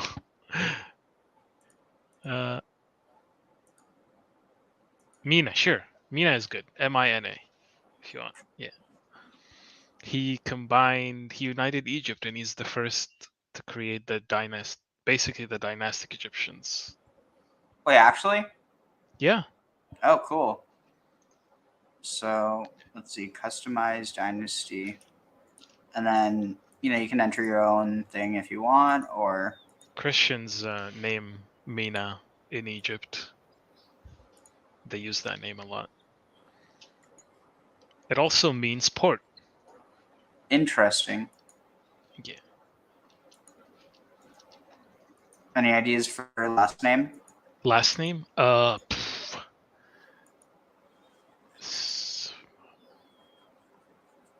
Sure, why not?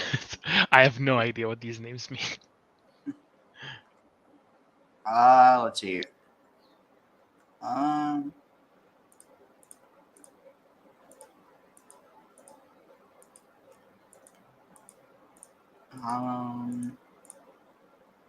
Asyut is good, I think. Okay, yeah. Because Asyut is like a place also. It's kind of like Upper Egypt. Not really, like sort of mid-Egypt. So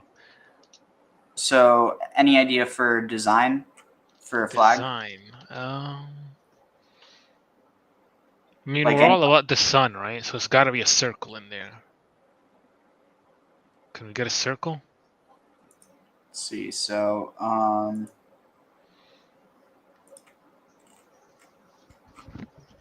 what do we care about? Sun, the stars. Oh, you passed a circle there. A bunch of them. yeah, but okay. Here's Eastern Sun, but then there's some more. Let's see. Mina? What is Mina? Middle East, North Africa. Ah.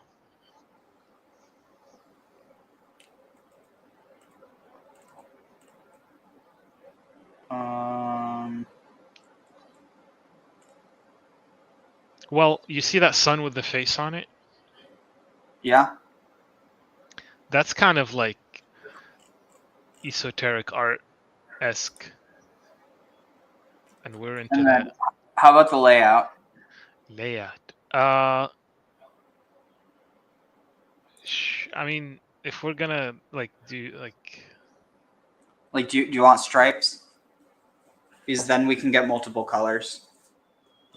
Let's do like a something that makes it look like there's stars, if that's possible.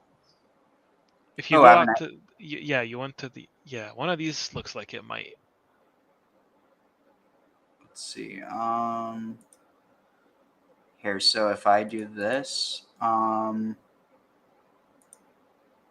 that's actually complicated. Oh fuck, that's too much. Hold on. Layout. Emblems. Oh, damn, that's too many. Hold on.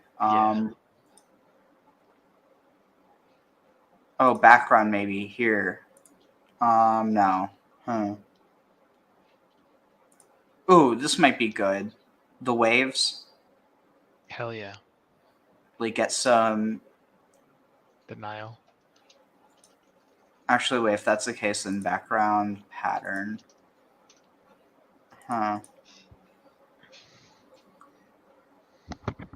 Actually, depend. Oh, I actually know that's better. So if we do layout like background here make the red, or yeah, here. So we'll have this, and then this will be like yellow for the sand, and then we'll have it be another blue.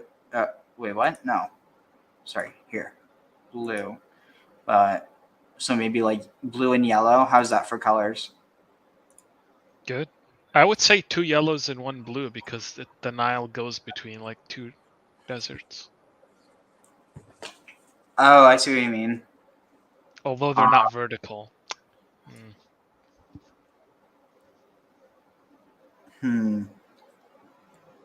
Trying to think.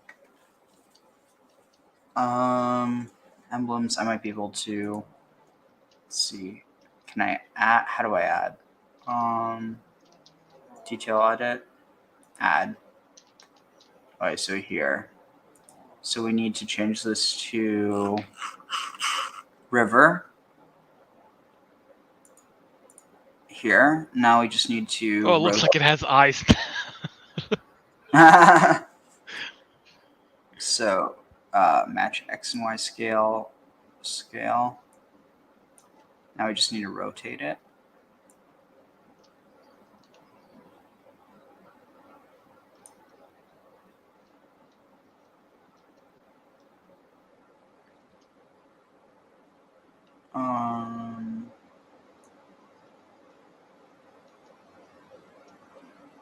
And then we can just switch out this for a sun. Where's the sun? And then make that smaller. Match, and then take down the scale. And we can move it to the top. Sure. And then, let's see. Emblem. What color should we make the Nile? I mean, blue has gotta be, right? And then background. Oh, this is good. This is good. So, and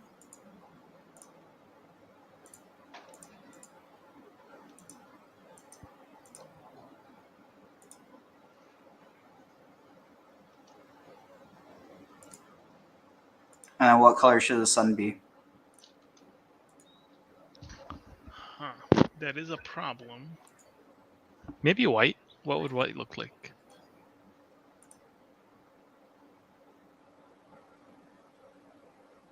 If it was bigger, it would probably look better. Oh, we actually might have a solution.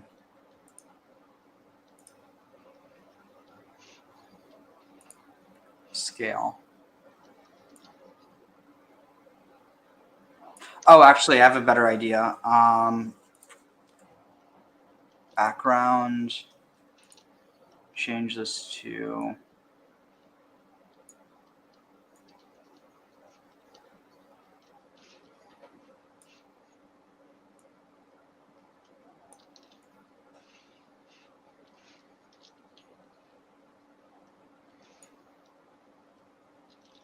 How green is Alexandria?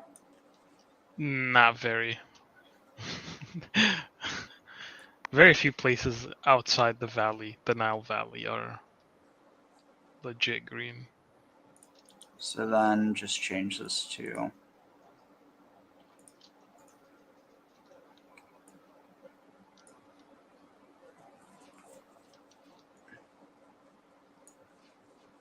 This works. Yeah. Oh, here, let's see if the volume's back. Or, I mean, the sound's not.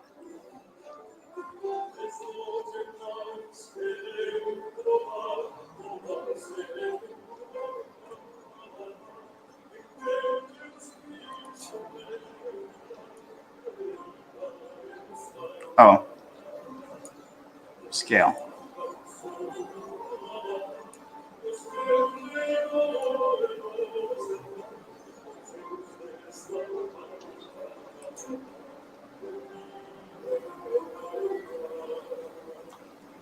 How's that? Or wait, maybe we can emblem.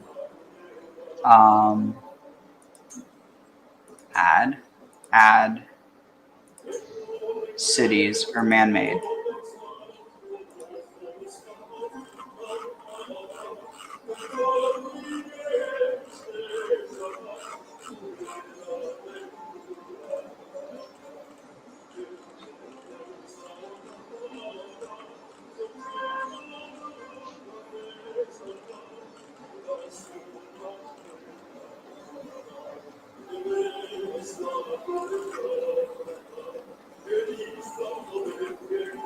Nah, they should be fine.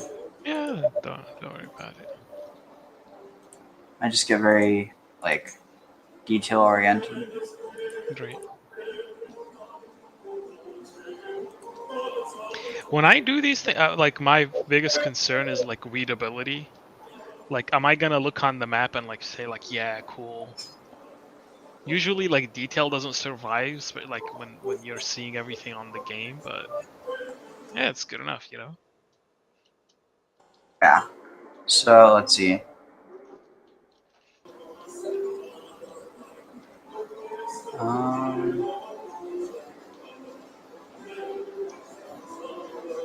So here, traits.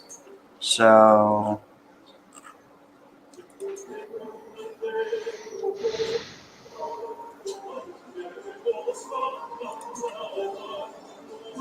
like, what type of character you want him to be? Oof. What type of character? Like personality-wise.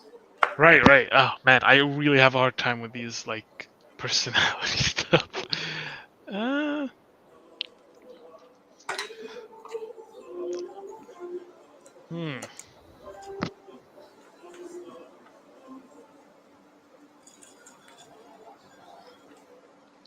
You know what? Let's do something stupid. Pick all the traits with the starting with the letter A.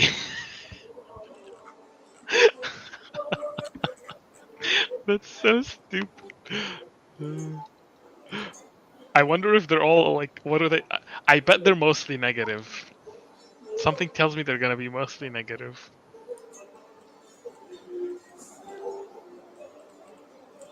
So far you have ambitious, arbitrary, and arrogant. Nice. That's a good combo. That's a good combo. Anything else? That's a lot of stuff.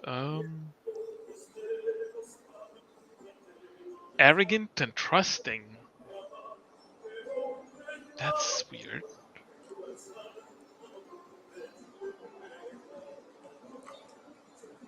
Huh. You might want to choose some ones that are good for your religion. Oh, okay. What would be good for religion? Like, So, diligent, patient. Good. Yes. It also has content, but content is contrary to impatient or arbitrary, I think. Or wait, no, it's maybe. Let's see, content. No. Ambitious. So, if you sacrifice ambitious, you can get. No. Don't sacrifice ambitious. I like ambitious. Alright, so then here, so these are the other traits. So, do you want to have any special magical knowledge? Oh my god. Okay, so he's a sun guy. Nile. I gotta say, Cabal or that makes sense, maybe and alchemy makes sense. They both make sense. Let's go with alchemy. Yeah, let's go alchemy. And do you want any of these traits that give you longer life? I mean, these are like all just optional. I don't know. He doesn't seem like the guy who's gonna have a long life. Okay. So let's go with, let's see. Herbalist or gardener, or some of this is stuff that you'll pick up with time, unless you want your character to be those things already. I mean, he's 16. Can he really be an herbalist at 16? He could be a gardener, maybe.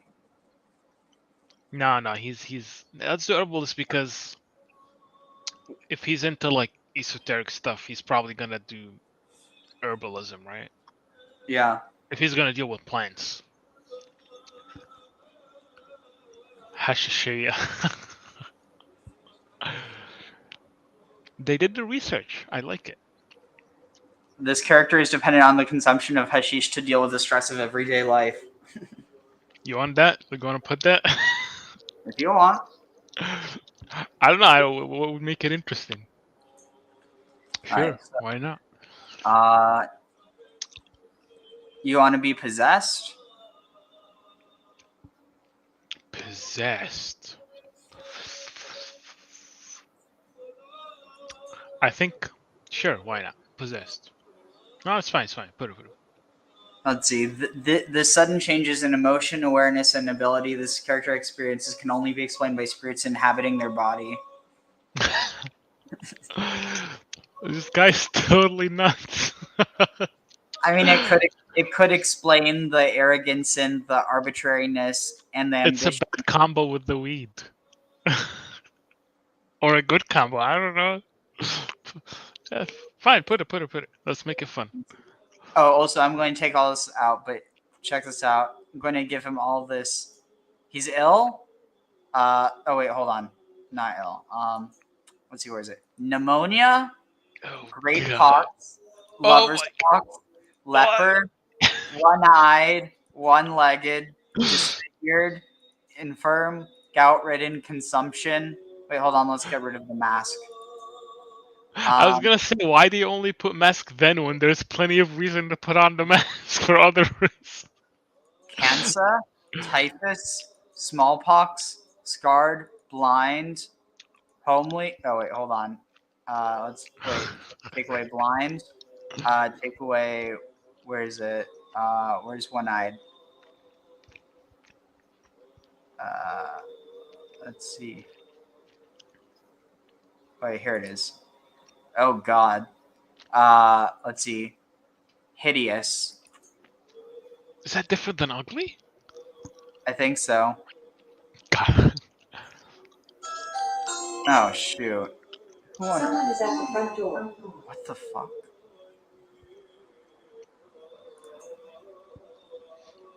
Okay, now to cure him of all this. I guess this makes me Jesus.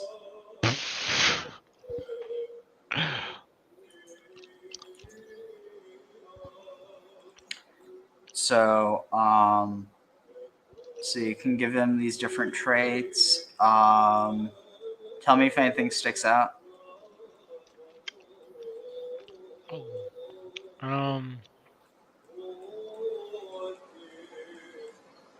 Whoa.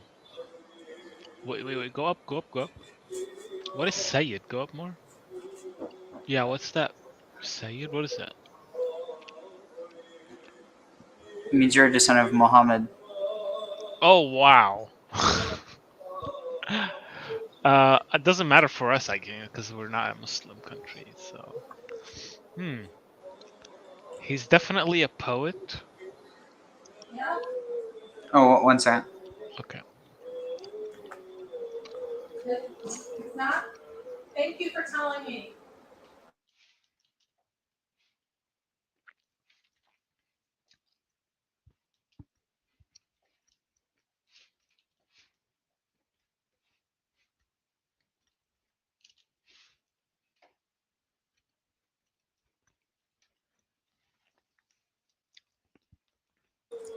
Alright, so let's see. You want to be a witch or a wizard? Definitely. What's the point of the herbalist if I'm not gonna do some wizarding? What about what's this? A Dhampir, the offspring of a vampire with a mortal, or even a vampire, or a werewolf, or a slayer. I don't know about that. Let's see. So yeah, it does have mythological stuff. Some Like, of there this is vampires. Some of this is mods though. Oh, well, it's still good. Speaking of, you want to be a demigod or have any like ancestry? Maybe What would be Apollo, because he's a sun god. Yeah, Apollo is a sun god. Let's see which Sure. one is. Somewhere in the lineage of this character must have been a descendant of one of the ancient Greek gods. The genetic markers must have lain dormant for generations. Although the bloodline is highly diluted, the effects on the individual, albeit subtle, cannot be denied. Nice. So, let's see. You want to be a blood mage? I don't know. Blood mage is too much. It's thinking too small. So, what do you mean too small? I mean, are there other types, or is it just like No. just blood mage? Oh, No. fine, blood mage. Is there anything my character can't do? I mean, we're not actually playing fair, so. Exactly. So, what about height? Height. That's the most average thing about him. He's like dead average height. Average stature? Yeah, average stature. In fact, it would be funny if he was physically completely unremarkable. But he has like the craziest like lineage traits.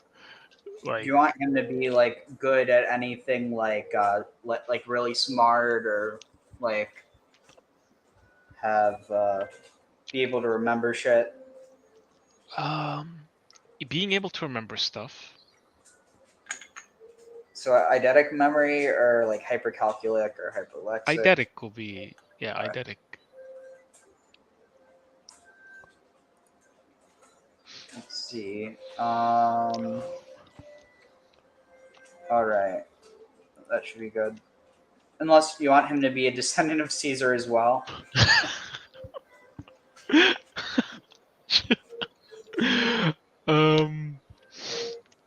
Descendant of Caesar and Apollo, ruling over Egypt. Sure.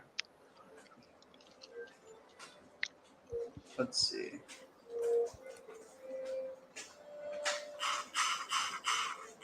Oh wait, did I make him an herbalist? Oh no, I didn't. I thought. Oh, we didn't.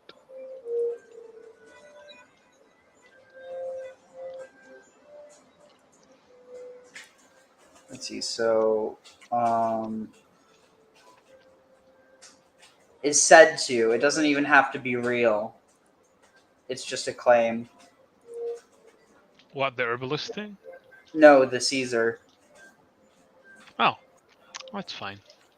All right. So, and then I'm guessing we should maybe see. Maybe let's see. What's the base? Give him at least like. All right. How do you want his traits to be? Mostly in learning or what? It's got to be in learning. And like. How much in intrigue? Excuse me. Sorry. How many points do you have? I mean, there's really no limit because we're not playing for achievements. I don't know. I feel like somebody like him, he's gotta be learned. He's probably that's probably the most prominent talent or skill. So maybe something like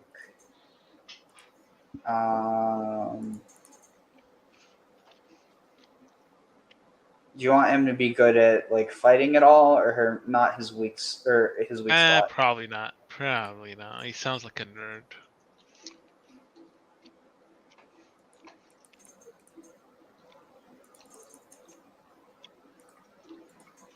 All right, so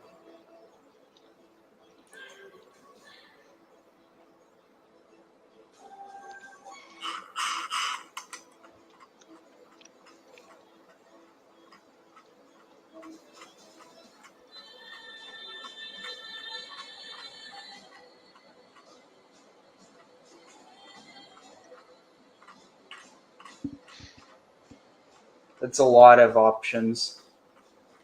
That's a ton.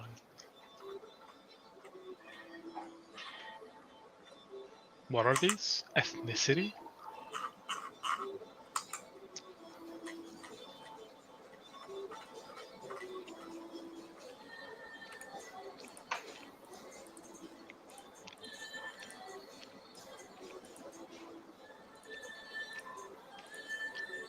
Tell me when.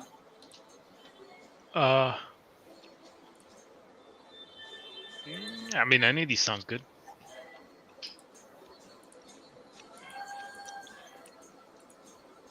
Curly hair sounds fine.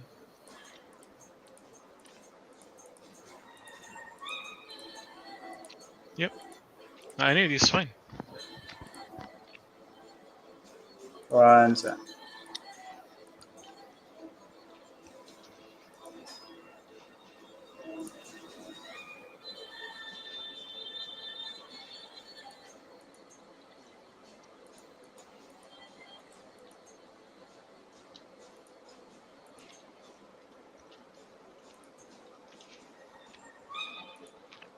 One second.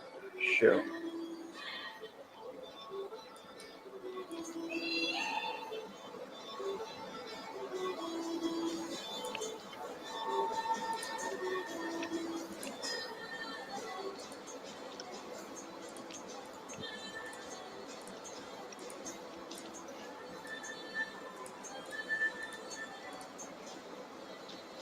Right here. Let's see.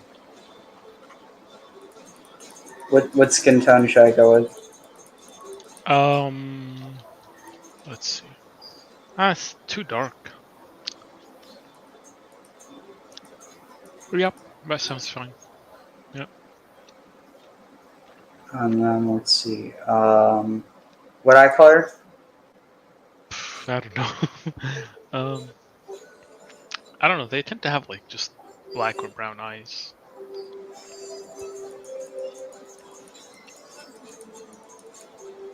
Maybe like hazel. Yeah, hazel. And then hairstyle. Didn't they have like very short hair?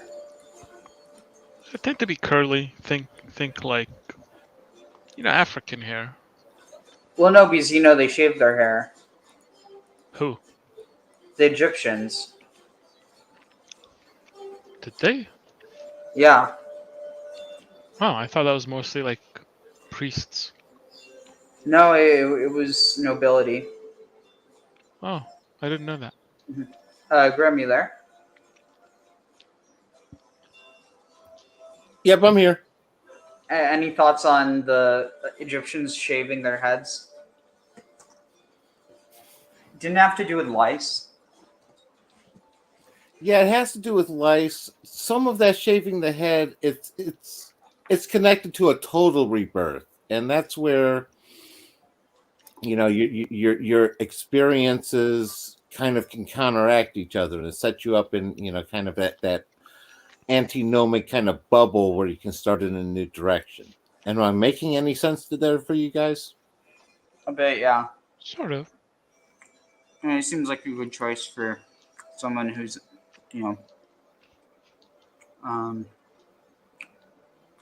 Oh wait, what is this?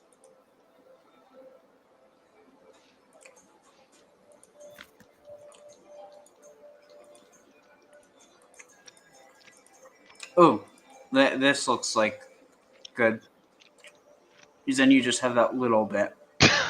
What is that? What hair color? Anywhere from like dark brown to black works.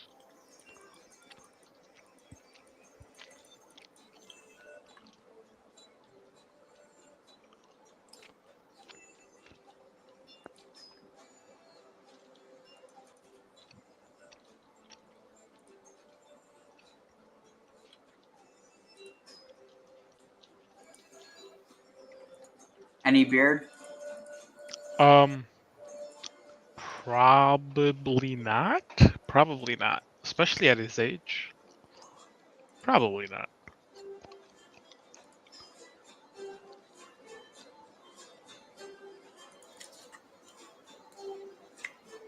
Alright, so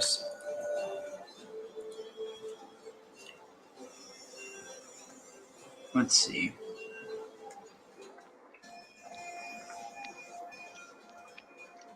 Alright, so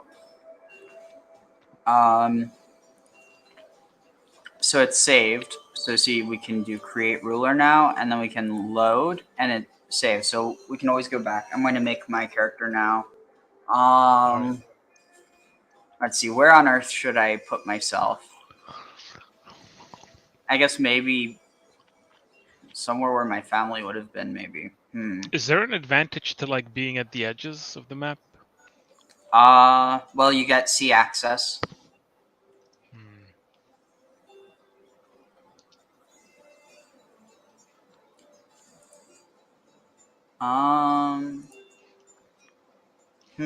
Graham. Yeah. Should I put myself in Khazaria because, like, part of my family is from Ukraine? No, that could be cool because that's I think we're right about the time that Khazarius falls. That's right around just after like 900 AD. No, so this is 769, but yeah, like close to it. Yeah. Let's see. So okay, this is interesting because this is before they convert.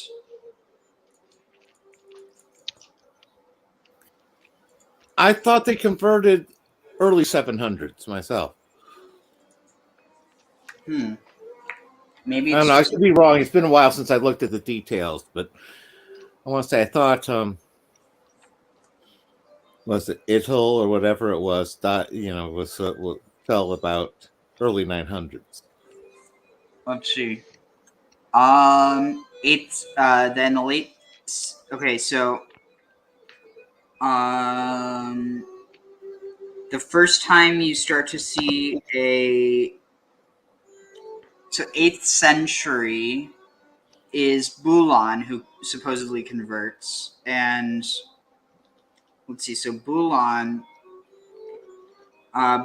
successor was Ovadia, and Bulan was the one who is said to have converted, and he was given the name Sabriel. So this is saying born early 700s, died 786. So he could have converted towards the end of his life and started off this tradition of, Jewish kings of Khazaria. Makes sense.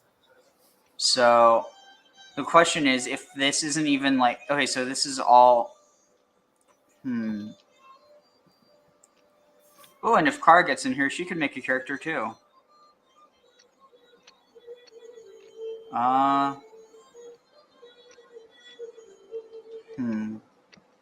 Shoot. This is a hard choice. I don't know what. Maybe Odessa?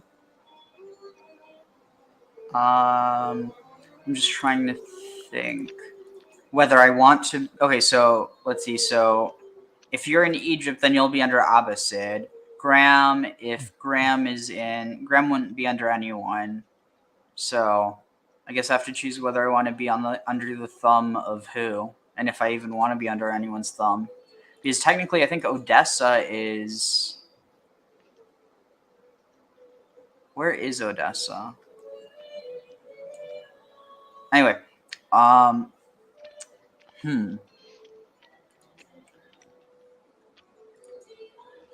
Let's see. Here you have the Bosphorus Strait. Is this okay? Cool. So that is technically part. So, I'm just going to futz around and see what's where. All right. Close. Sound good. Sound good. Okay. So here, Church of St. John the Baptist. That won't serve me much good as a Jew.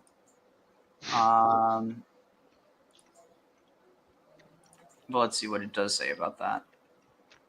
And then also how many buildings okay, that's a good amount of buildings. Nice.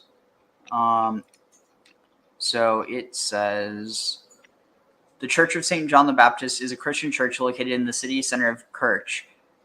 How much you want to bet? Oh my god, was the city literally named after the church? Kirch?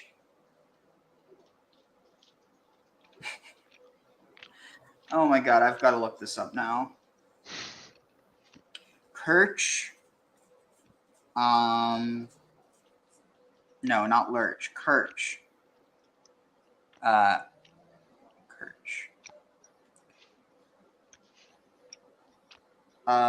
Kirch means history. Militus. How did it get known as Kirch? Karcha from Karsi, meaning opposite facing. So that was a name given by the Khazars. Interesting. The main local government official during the Khazar times was the Tudun. Christianity was a major religion in Kerch during the period of Khazar rule. Kerch's Church of St. John the Baptist was founded in 717. Thus, it is the oldest church in Ukraine. The Church of the Apostles existed during the late 8th and early 9th centuries, according to the life of the Apostle Andrew by Epiphanius of Salamis. Following the fall of Khazaria to Kiev and Rus in the late 10th century, Kerch became the center of Khazar successor state. Its ruler, Georgius Tsul, was deposed by a Byzantine Rus expedition in 1016. So, let's see. Oh, wait, what's this? Is this some sort of tower? Oh, no, it's just a regular castle, I guess. So, on the other side of the Bosporus Straits, we have, what's this? Medieval city of Tmutarakan.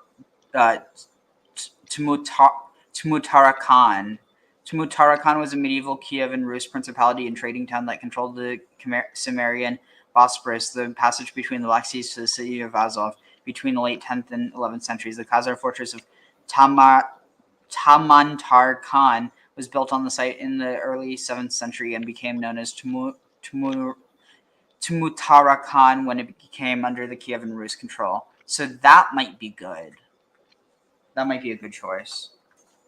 And alternatively, Odessa is Kherson, Berislav, Olbia. Where is Odessa? Huh. Oh, the name must have changed. Oh, no, it's here. It's got to be in this territory. So that's Kadije. Olbia, maybe? This is so... Yeah, I don't know.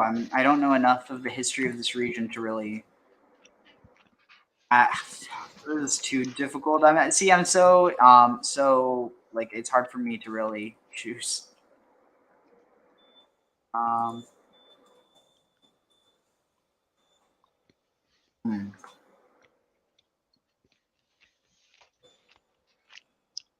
don't know. Y'all have any ideas?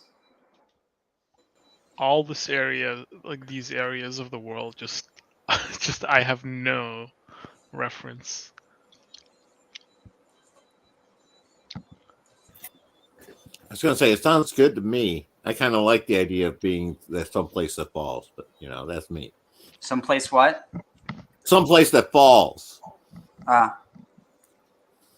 I should ask you guys about the whole Göbekli Tepe stuff. What do you guys think of that?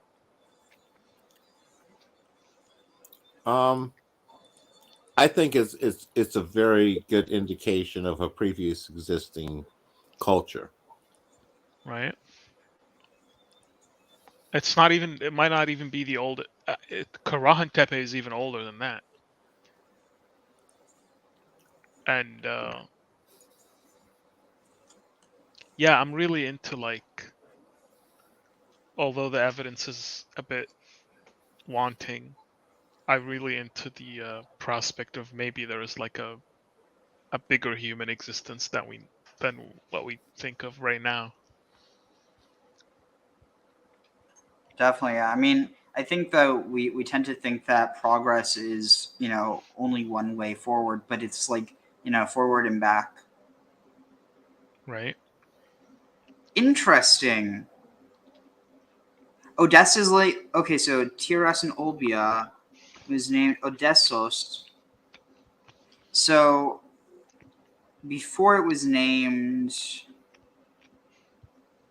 Okay, so it's saying between Olbia, and maybe Karakarmon? Where's the other place? Tiraspol. Wait, where's Tiraspol? Oh no, it's up the river. Yeah, I guess I'll just go with this this one, was it Tumutarakan? Yeah, that's good. Okay, let's see. I have to go back to the main menu visit. All right, so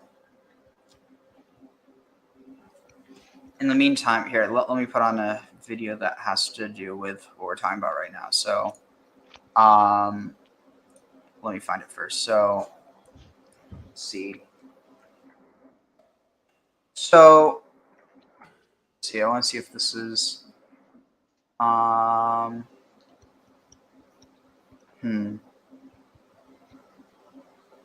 here. This is good. One moment. Okay. Share. Present.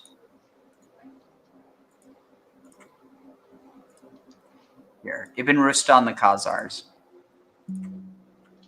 Between the Pechenegs and the Khazars is a journey of 10 days through steplands and forests.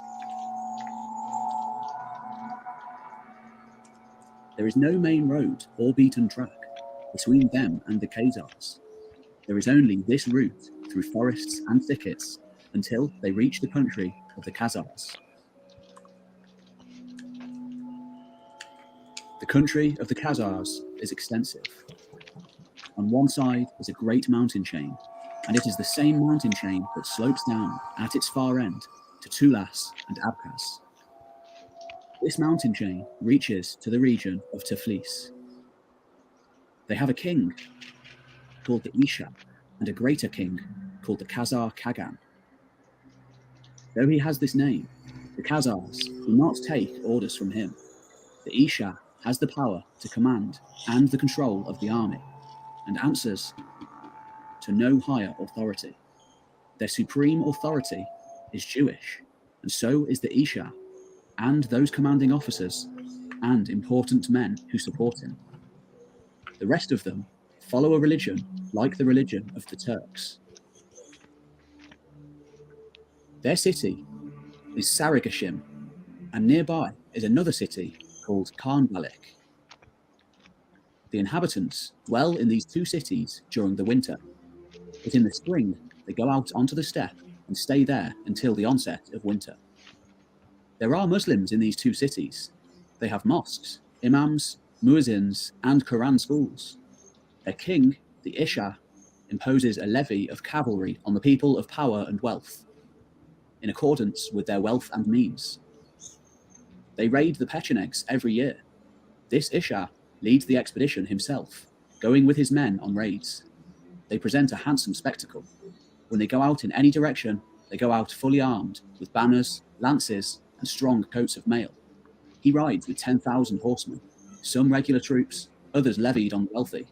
When he goes in any direction, a sort of disc, like a drum, is carried in front of him.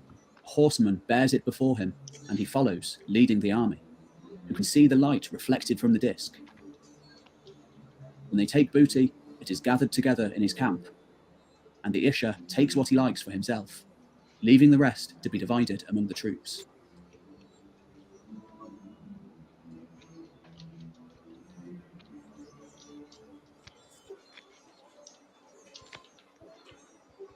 So, here, one moment.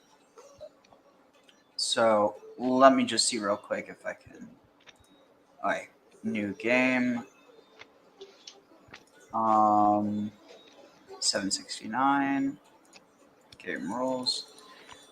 So, I mean, one of the wild things, I mean, I don't tend to think that they're, I mean, you know, we've talked about this before, Graham, that I don't think that, you know, it makes up a huge cultural or, I mean, like, it's a huge historical part, but in terms of, like, net effect on later culture and language, there's not really a whole lot of evidence that they made much of a mark.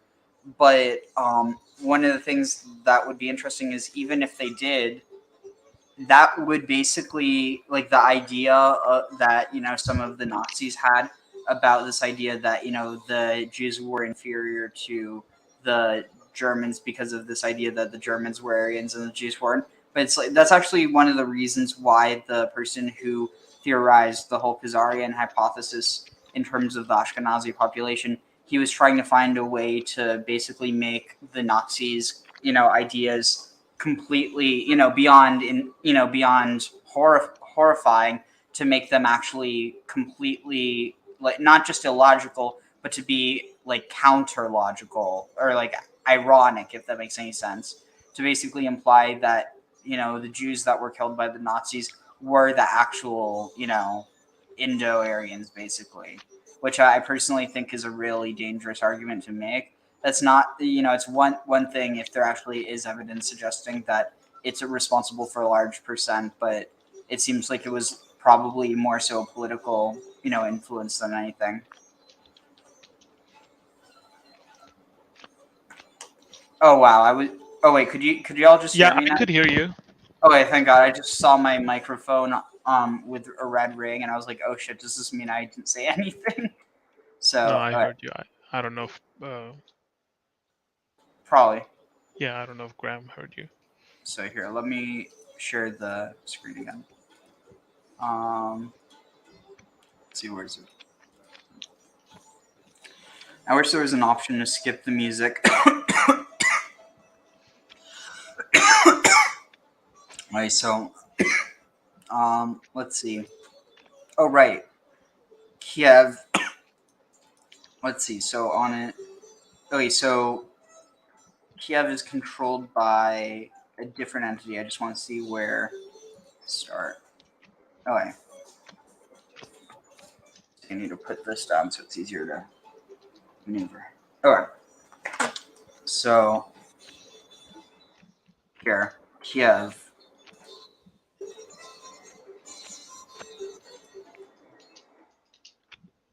Interesting. No available special buildings. I wonder why that is.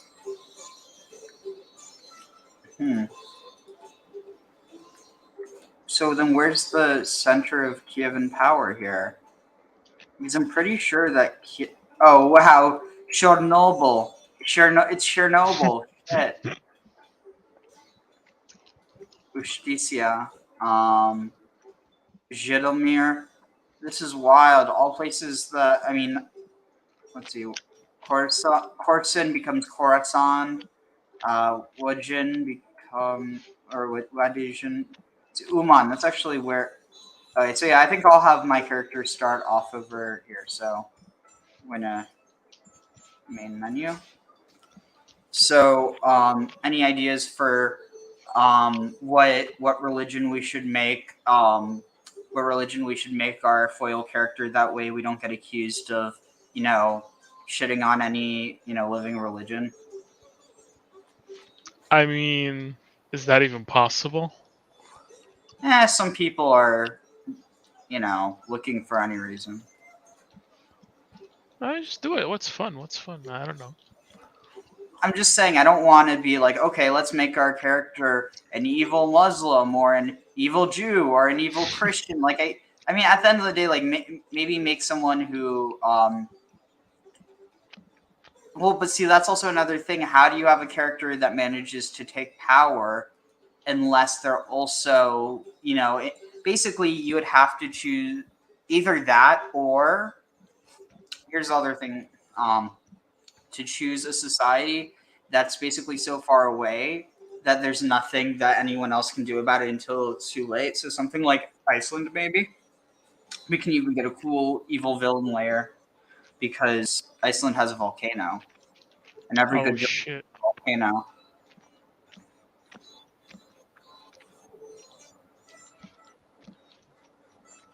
Alright, so it's loading here. Let's see. I wish I remembered how to skip songs in this. Maybe I should look that up. Crusader Kings 3 skip song. Tilde key. Oh wait, hold on. Type in next song. Huh? Maybe next song, maybe? Next song. Next song. Shit. Manually make edits. Let's see. Seems like that's not a way. Shit. Oh, is that not for... This was for... Okay, skip to the next track. Next song, maybe. No, I already did that.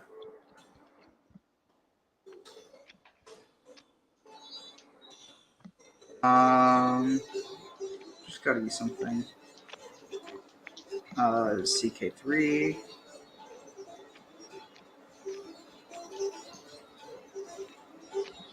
Oh, whatever. Alright, so here. Mutarakan. It's Mutarakan. Create my own ruler. Oh shoot! Oh shoot! Mail. Fuck. Don't want to get struck.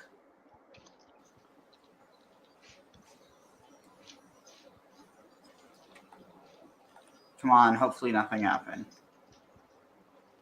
Hey, Kara.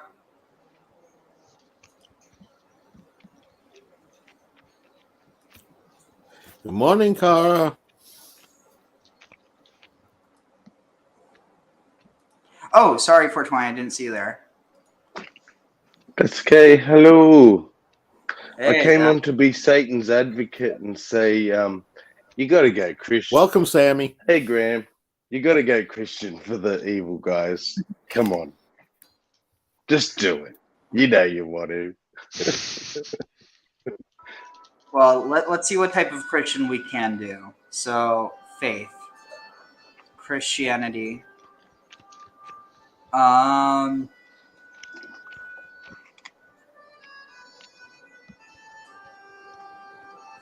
What's this?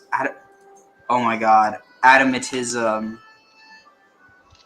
They have was this natural primitivism? Like they want... Though the one thing that we could do, so there's always... Oh, this is interesting. There's some...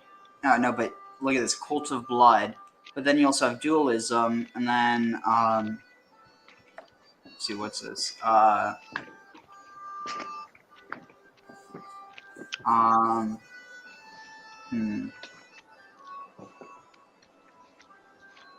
What about Valentinianism? Isn't Valentinianism a type of Christianity? Oh, I Gnosticism. What? Valentinianism got declared heresy later on. Let's see. So there's... Oh, interesting. There's West Syriac. And then there's also Bogomilism, right? Yep, that's another heresy. That's sort of in the Turkish, not Turkish, but the north side of the Black Sea. That area is where it was from. But what about this? Catharism. But they're pacifists. That's no fun. Catharism, but with guns. Can we do that? Ooh. What about this? Yeah. Iconoclasm, believing that any... no. It's too standard.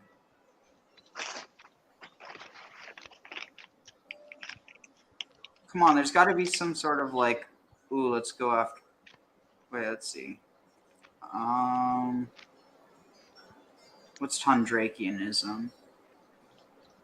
Reject the afterlife, immortality... And they reject feudalism and push for egalitarianism. Maronite... No. Christiani... Insularism... I don't know. It's just like I feel like it's so overused. Oh, what's this? In teaching that Jesus Christ has two natures, one divine and one human, it's still too. It's like, wait, what's this? Paulician. Rejecting the divinity of Christ and viewing the veneration of the cross as heathenish, Paulicians aim to restore what they believe to be the true form of. Wait, what? Okay, so what's this? What's this give? Unrelenting faith. I don't know. Like, if there's not something better than, ooh, what's this? The revelation.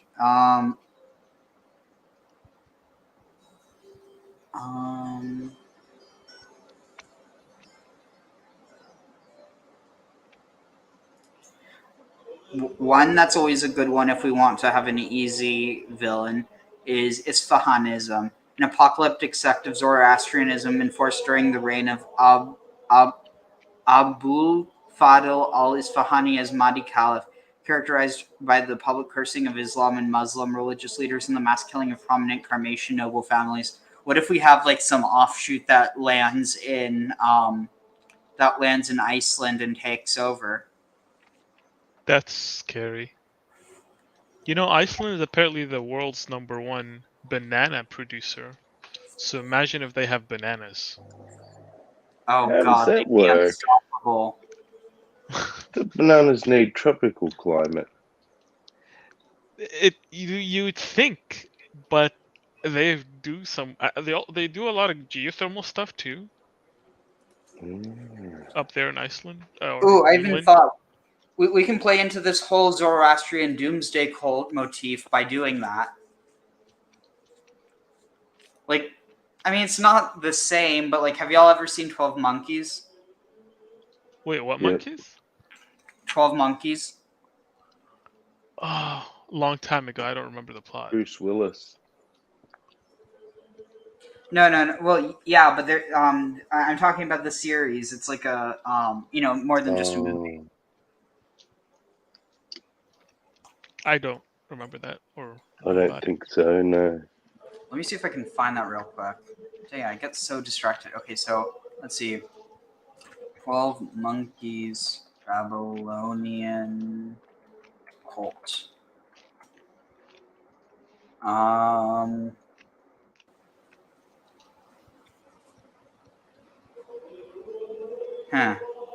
not finding anything here. Oh wait, what's this? Oh dear Lord.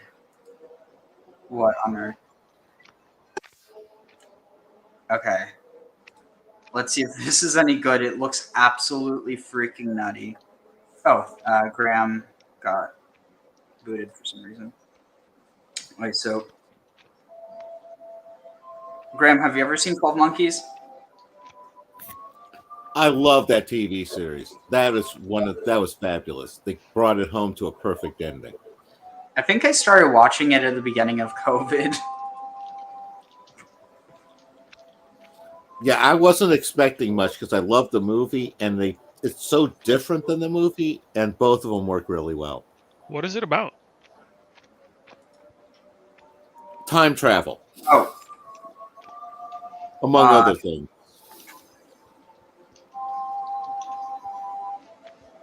Time travel.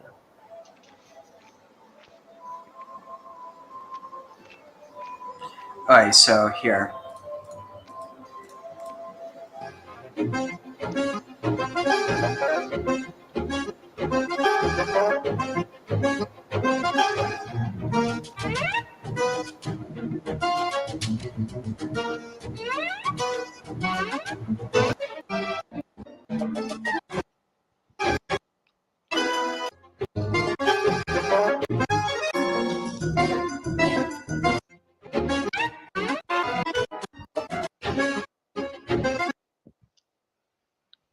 So, yeah, like here you can see. And so this is one of those things that people could easily look at this and be like, oh, well, that's Hebrew. But technically this is Aramaic, which was like the Babylonian script. It's like true Hebrew is like Paleo-Hebrew, which is more similar to the Canaanite script than to this. But You call Titan an arc that travels through time.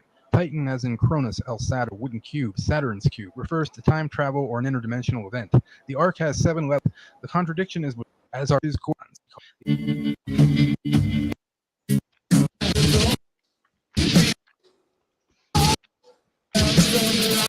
Yeah, never mind. This is just a lot of Puli, it seems like. But, let's see. What do I get if I type in 12 Monkeys Cult?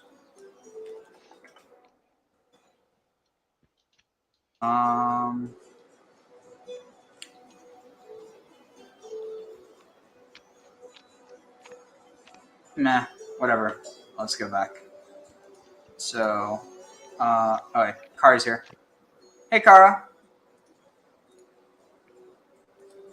Hey. Oh, sorry. Having breakfast. Sorry about that. Pretty good. So, yeah, so right now, let's see, where was it? All right. So, then here you see the different types of Judaism they have, which, I mean, I'm definitely going to make my own, once I get enough points, but I guess for now, go with, is there any reason to,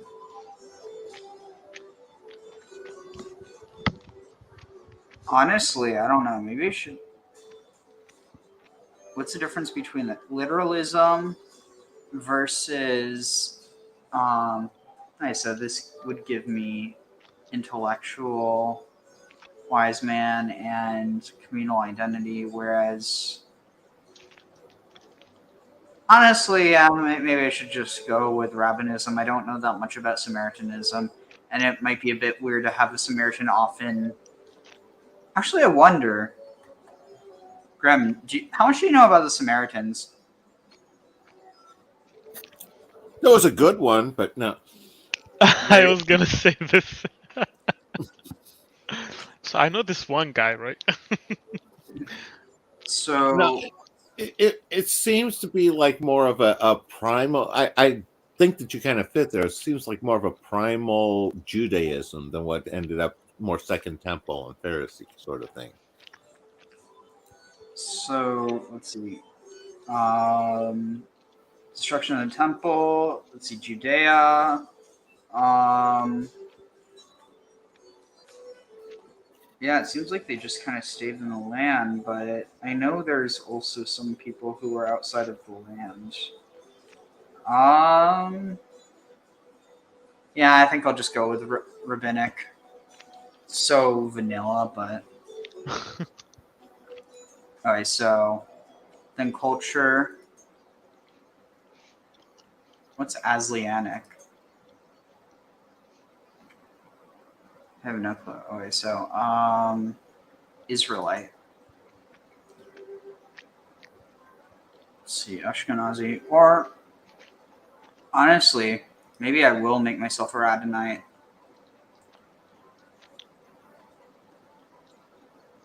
Versus, what do I go with Ashkenazi? Bound by faith.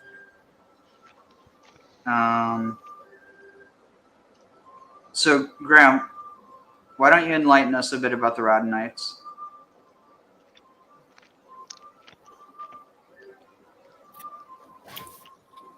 The Rodenites are one of the, I kicked this around with Ari a little bit. They're one of the areas that in history that's very little explored.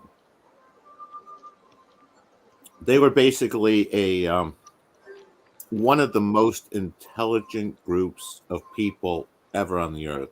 Most of them knew like 6 to 10 languages. They were basically traveling traders, and they had a network set up pretty much everywhere across Europe. The name Rodonite is, they don't know whether it's based off of a district in Babylon or a reference to the Rhone Valley in France, both of which were like headquarters and centers for their trading empire. And they pretty much had, enclaves and such in just about every city across Europe, and they were the major runners of the trade routes from, my guess is, not too long after. They don't know when they first started. Somewhere after the fall of Rome, and ran till about 1000 AD or so. So, is that tracking with what you wanted there, Ariel? Yep.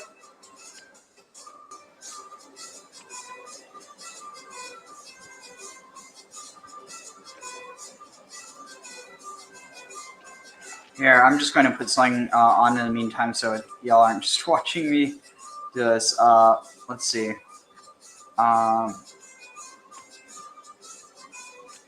Shoot, where is it? Yeah, I need to find it first. So, Radonites. So, yeah. Let me just find a quick,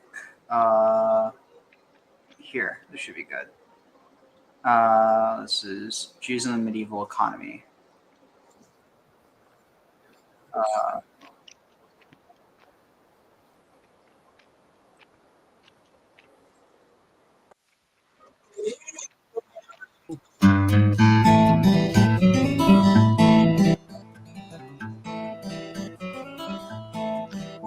Hello, everyone, and welcome to another essential lecture in Jewish history. Today, we're going to look at Jews in medieval economy. To start with, much of our thinking about Jews in the economy is colored, unfortunately, by the image of Shylock. This is a character devised by William Shakespeare of a medieval Jewish moneylender in Venice. The title of the play is The Merchant of Venice. And Shylock is angered by the fact that his daughter has decided to marry a non-Jew. And in the context of the play, what Shylock does is he proposes the extremely harsh punishment to his debtor of exacting a pound of flesh for a loan that he failed to repay.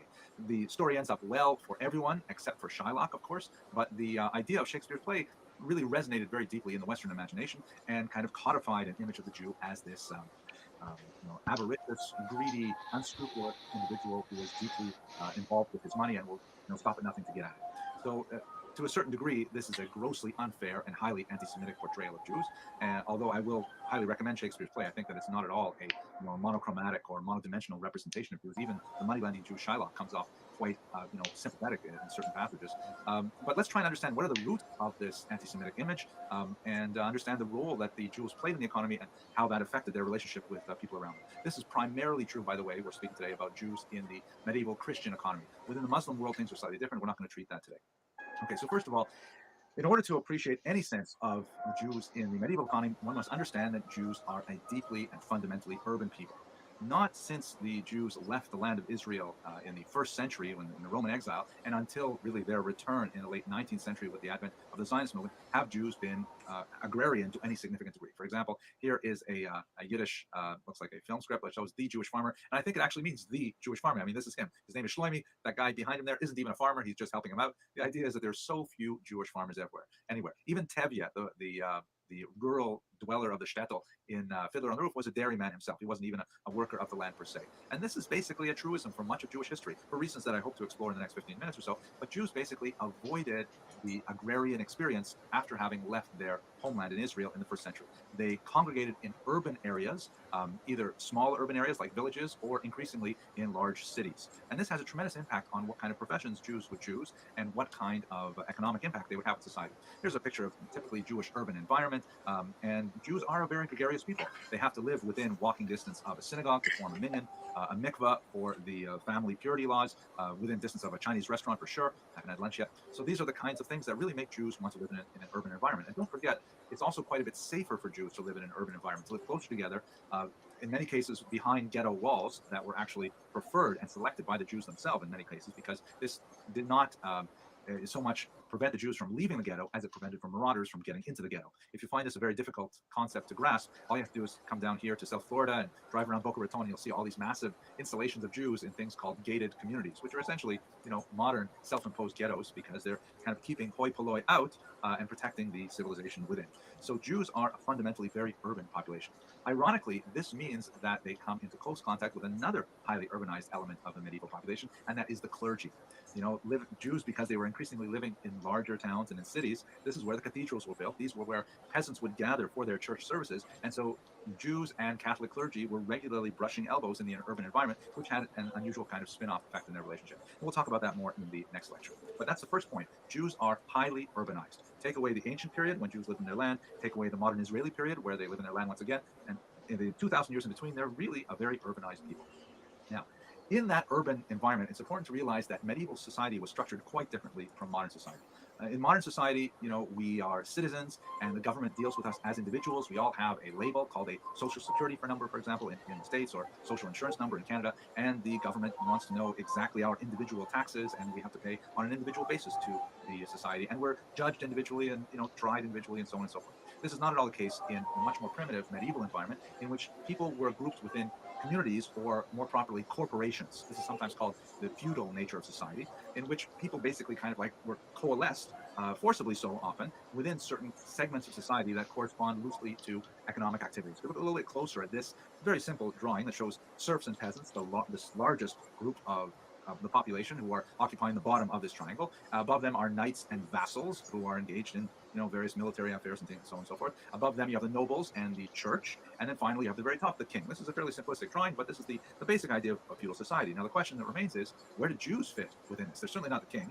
They're not the church. Are they nobles? Hardly. They're certainly not knights either. And are they serfs? No, they're not agrarian. They're living in an urban environment. So what exactly are they?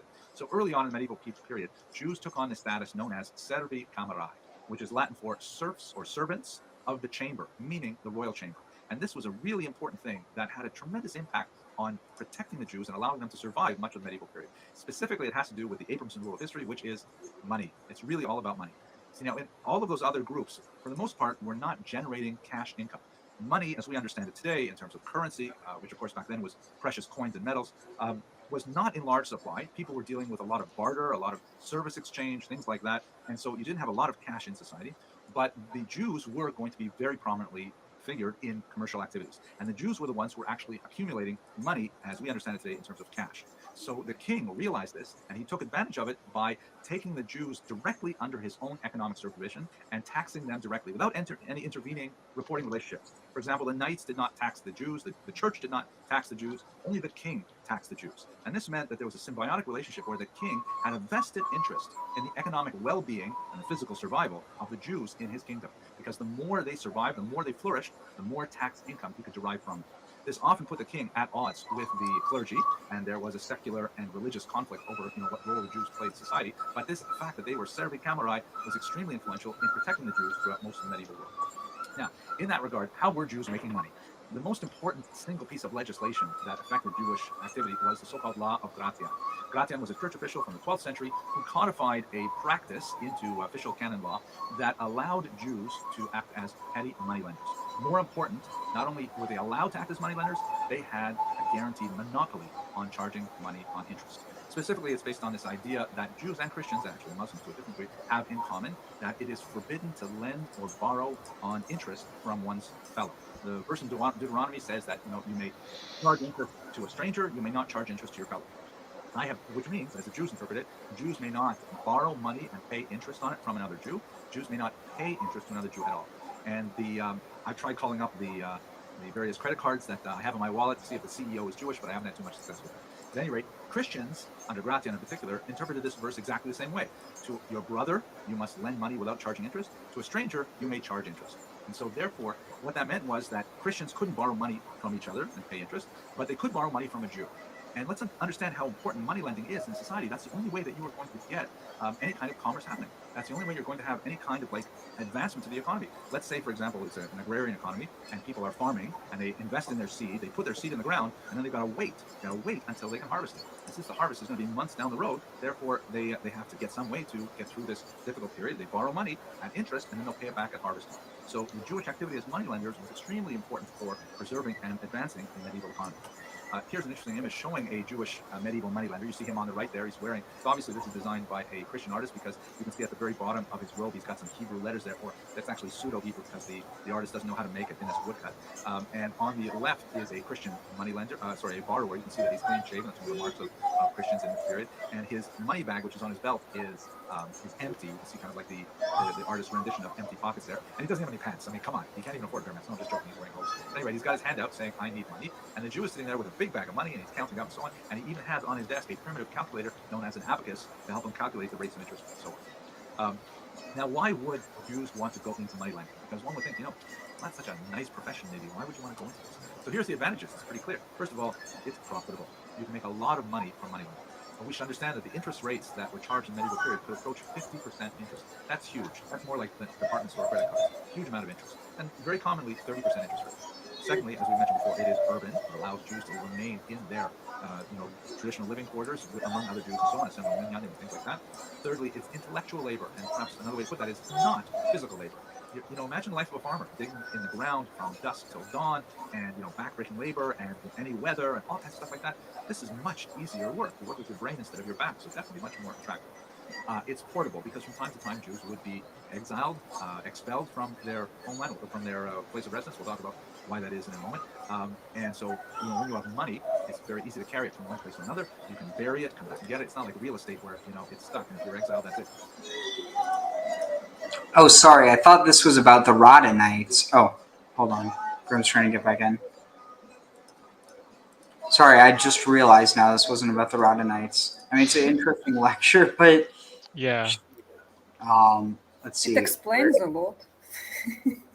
Definitely. Very good. I I found liked it fascinating. It's not unrelated to the Rodenites, I would say. All right, fair.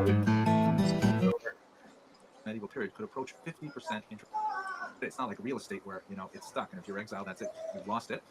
So it's a very significant form of portable wealth. And finally, this kind of job is very easy. You can almost keep banker's hours, let's say 10 till 3, and the rest of the time you have for Talmudic study and things like that. So money lending definitely has a lot of advantages. The disadvantages, though, are also significant. First of all, there's always the risk of non-payment. Now, it's true that when you have recalcitrant customers who will not pay you back, because the Jews were servi camerai, they could call on the king to enforce the arrangements and coerce recalcitrant debtors to pay, but that's a very difficult thing to do. You've got to involve a lot. You've got to pull a lot of weight to do that. Secondly, even though this is an essential function in society, it's bound to promote some popular resentment. For example, credit cards. Everybody loves credit cards. When you get an application in the mail, it feels like free money, right? You don't have to do anything about it. But when you start getting those bills, and the bills just don't go away every time you make those minimum payments, you feel a little bit differently about it. So there's going to be a certain amount of popular resentment building up against the Jews. When you get to the lecture on the Eastern European Center, you'll see how that really could result in sometimes catastrophic violence. In some occasions, this meant there were popular uprising, of which there were several, for example, in the 17th century, that devastated Jewish communities. And sometimes you would have a situation like in the 13th century where the Jews would be lending money to powerful lords, and when the debt got simply too high, the Lord said, it's better to cut our losses, let's just kick the Jews out. It'd be easier to just wipe our debts clean and not have any more Jews. Then, as for example, what happened in France in the 13th century, the Jews were actually expelled 3 times, which meant that they were invited back 4 times, because what would happen is they would be expelled because the debt load would get too high, and then people say, we really need that credit function again. They bring the Jews back, start money lending again, and then they say, this debt is low, get them out of it, and so on. It's like a friend of mine that was at my shul who was kicked out of yeshiva 3 times, and I said to him, yeah, but that means you were accepted twice at least. Okay, aside. Anyways, so that's the money lending was certainly the backbone. It was the primary pillar of the Jewish economy for much of the medieval period and many of the countries in which they lived. But that was by no means the only way that Jews, supported themselves in this economy. For example, Jews were highly active in a whole range of trades. Remember, if the vast majority of the population, we're talking about over 95% of the population is farmers, they generally don't have a lot of time or leisure to develop specialized crafts. And so as a result, these urbanized Jews began to, socially stratify their activities into highly specialized activities like the needle trades, in which Jews excelled later on in history. Also silversmithy, making gold objects, anything from simple spoons and knives and things like that. And you can tell, by the way, by the kind of surnames that Jews often have, like Schneider, which means tailor, or Zilber, silver, or silversmith, all kinds of things like that. They're also involved in music and the arts. This, by the way, is in the center there in the white jacket is my good friend Aaron Kula, who leads an amazing modern klezmer troupe called the Klezmer Company Orchestra. I'll try and play some music of his under the background when I edit this video. And because Jews have the potential to get together and rehearse, unlike peasants who are living far and spread apart in their farms and things like that, it meant that Jews were able to develop in the arts quite significantly, and many of these medieval musicians were in fact Jewish, certainly in 19th century Eastern Europe. And another interesting aspect of Jewish activity was tavern keeping. As you can see in this depiction showing Jewish tavern keepers, and a pleasant musician there with looks like Polish, perhaps Ukrainian clientele. Jews could set up these way stations for peasants to either come in and get a drink, or for travelers to actually enjoy a hotel meal. It's also related to the distribution and production of alcohol, which Jews often had a monopoly on, especially in Eastern Europe, something called propinatia, and this is also a profession that continued over into modern. Finally, we should understand that many Jews were, again, we're talking about Jews who were urbanized, literate, which made them highly distinct from the rest of the population, and so they were able to engage in real professions as well, such as, for example, medicine. Jews certainly were involved in medicine from a very early medieval period, and excelled in that field. Maimonides is a great example, and it continues once through to the modern period as well. So that's just an overview of many of the types of occupations that Jews were engaged in. They all really hinge on the fact that Jews were urbanized, and I think that sense of their dwelling arrangements has a lot of, that's really a key idea to understand much of what happens in medieval Jewish history. Okay, thank you very much for watching.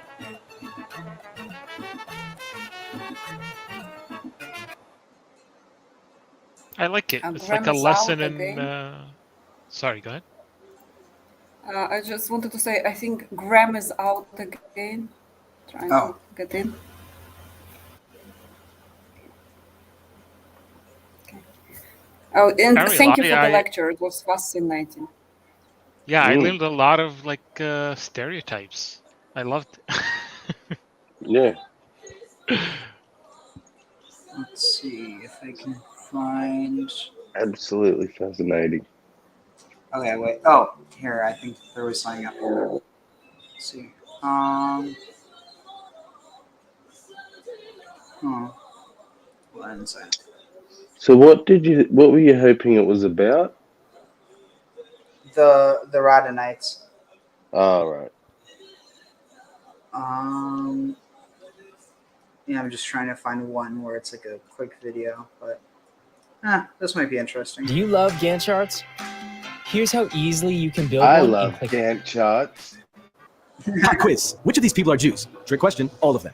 Many people mistakenly think of Jews as looking like this, or this, or this. That exclusively Eurocentric, Ashken-normative perception of Jews is not only offensive to, well, me, but it also obscures the incredible and surprising history of the many diverse Jewish communities around the world. So let's dive in. Here are 10. Like, I agree with the sentiment, but I personally hate the term Ashken-normative. It just sounds cringy in my mind. I was gonna say I need to write this down. Yeah, it's like I think that's a real cringe-worthy term. Yeah, it's like why can't we just say Eurocentric Judaism or like Jewish Eurocentrism? I don't know. It's kind of weird to me, but then again, it's just one of those things where it's like it's a cringe not based off of substance, but more off of like flavor. Before we discuss the wild places we Jews have lived, let's take a second to understand how we got dispersed across the globe in the first place. Just over 3,000 years ago, we Hebrews were a loose confederation of 12 tribes that coalesced into a united kingdom under the leadership of 3 kings. King Saul created the monarchy. His son-in-law David established Jerusalem as its capital, and his son Solomon built the Holy Temple. But after Solomon's death, things went downhill. The kingdom split into And again, that's not all necessarily historical. There was a civil war weakening the northern kingdom, and after being conquered by the Assyrians, those 10 tribes vanished from history, reappearing in some of the places we'll explore later. Just over 100 years later, the southern kingdom was also conquered, this time by the Babylonians. There's a short exile, a triumphant return, a successful war against the Greeks, and an unsuccessful war with the Romans, which ultimately led to the majority of the Jewish community being dispersed across the world. Bam! Welcome to the diaspora, baby. Let's go. Number 1, Ethiopia. It's hard to pinpoint exactly how Jews ended up in Ethiopia, but at least one theory is pretty epic. Remember that nasty civil war between the northern and southern kingdoms? Well, that war put the tribe of Dan in a real pickle. Half of the population lived in Israel, and the other half in Judah. So rather than fight against their own tribe, they all skipped town and moved to Egypt. For a couple hundred years, the community flourished. It even had its own temple. Scandalous. But when the Romans invaded Egypt, the Egyptian Jews bet on the wrong horse and sided with Cleopatra. So yet again, they found themselves fleeing and headed south to Ethiopia. For almost 2,000 years, the Ethiopian Jewish community remained isolated from the rest of the Jewish world. But in that time, they fought wars, crowned a Jewish queen, and developed their own unique holidays and traditions that continue until today. Number 2, Libya. You wouldn't know it from the most recent census, but the Jewish presence in Libya dates back thousands of years. Major Jewish settlements began after Egypt invaded Judah and carted off captives to Cyrenaica. Over 500 years later, after the Romans crushed a Jewish rebellion in Judea and deported boatloads of Jews to Cyrenaica, there was already an established Jewish community there, 500,000 strong. 500,000 Jews in Libya. Sadly, the next 2,000 years took their toll on Libya's Jewish community, who suffered persecution, epidemics, and poverty. By the 20th century, only 16,000 Jews still lived in Libya, most of whom fled to the state of Israel. Today, not a single Jew remains in Libya. Number 3, Yemen. This amazing Jewish community has multiple origin stories, with the most ancient being that King Solomon sent merchant marines to Yemen to find gold and silver for his temple. Another version dates back. What? The bit about Libya. Yeah, impressive. I mean, did not Egypt know is that. kind of similar. Like There used to be Jews even up until like the 70s, and even in Alexandria. But now they used to have their own town, like little sort of township. But I don't know of any. There's probably some individuals, but definitely I have not heard of like a community remaining there. It seems that the Jews didn't have that conquering spirit that Christians seem to have. In some places they did, and Yeah. that's the thing. It's everyone's human. Like when you in Aden, and then they'll probably talk about it in a bit. How the Himyarite kingdom of Yemen actually managed to what's the word? They managed to conquer parts of Ethiopia and started a war with Christian Aksumite emperors. Given it's not like the Aksumites were without, blame, but the point is that it's not like there's something in Judaism that's against it. It's just because of how things have been traditionally. Yeah. I was Just sort of gonna add an a interesting matter of angle. circumstance. Yeah, an interesting angle on the Libya one is I'm suspicious that a lot of that probably has to do with Carthage and the whole Phoenician tie-in. Yeah, but like in what way? Well, that the large number of Jewish population in Libya was probably somehow connected to the fact that Carthage was there, the Phoenician output, and once Rome basically salted the earth of Carthage in the 130 BCs or something like that, you're not going to find really Phoenicians or Carthaginians for much after that. They probably tended to convert over to Judaism instead. Know what I'm saying? Or they converted later. And another thought that I just had is a connection between the fall of Carthage and the Maccabees. What do you mean? It's a similar time period where the Maccabees arose right about the time that Carthage fell to Rome.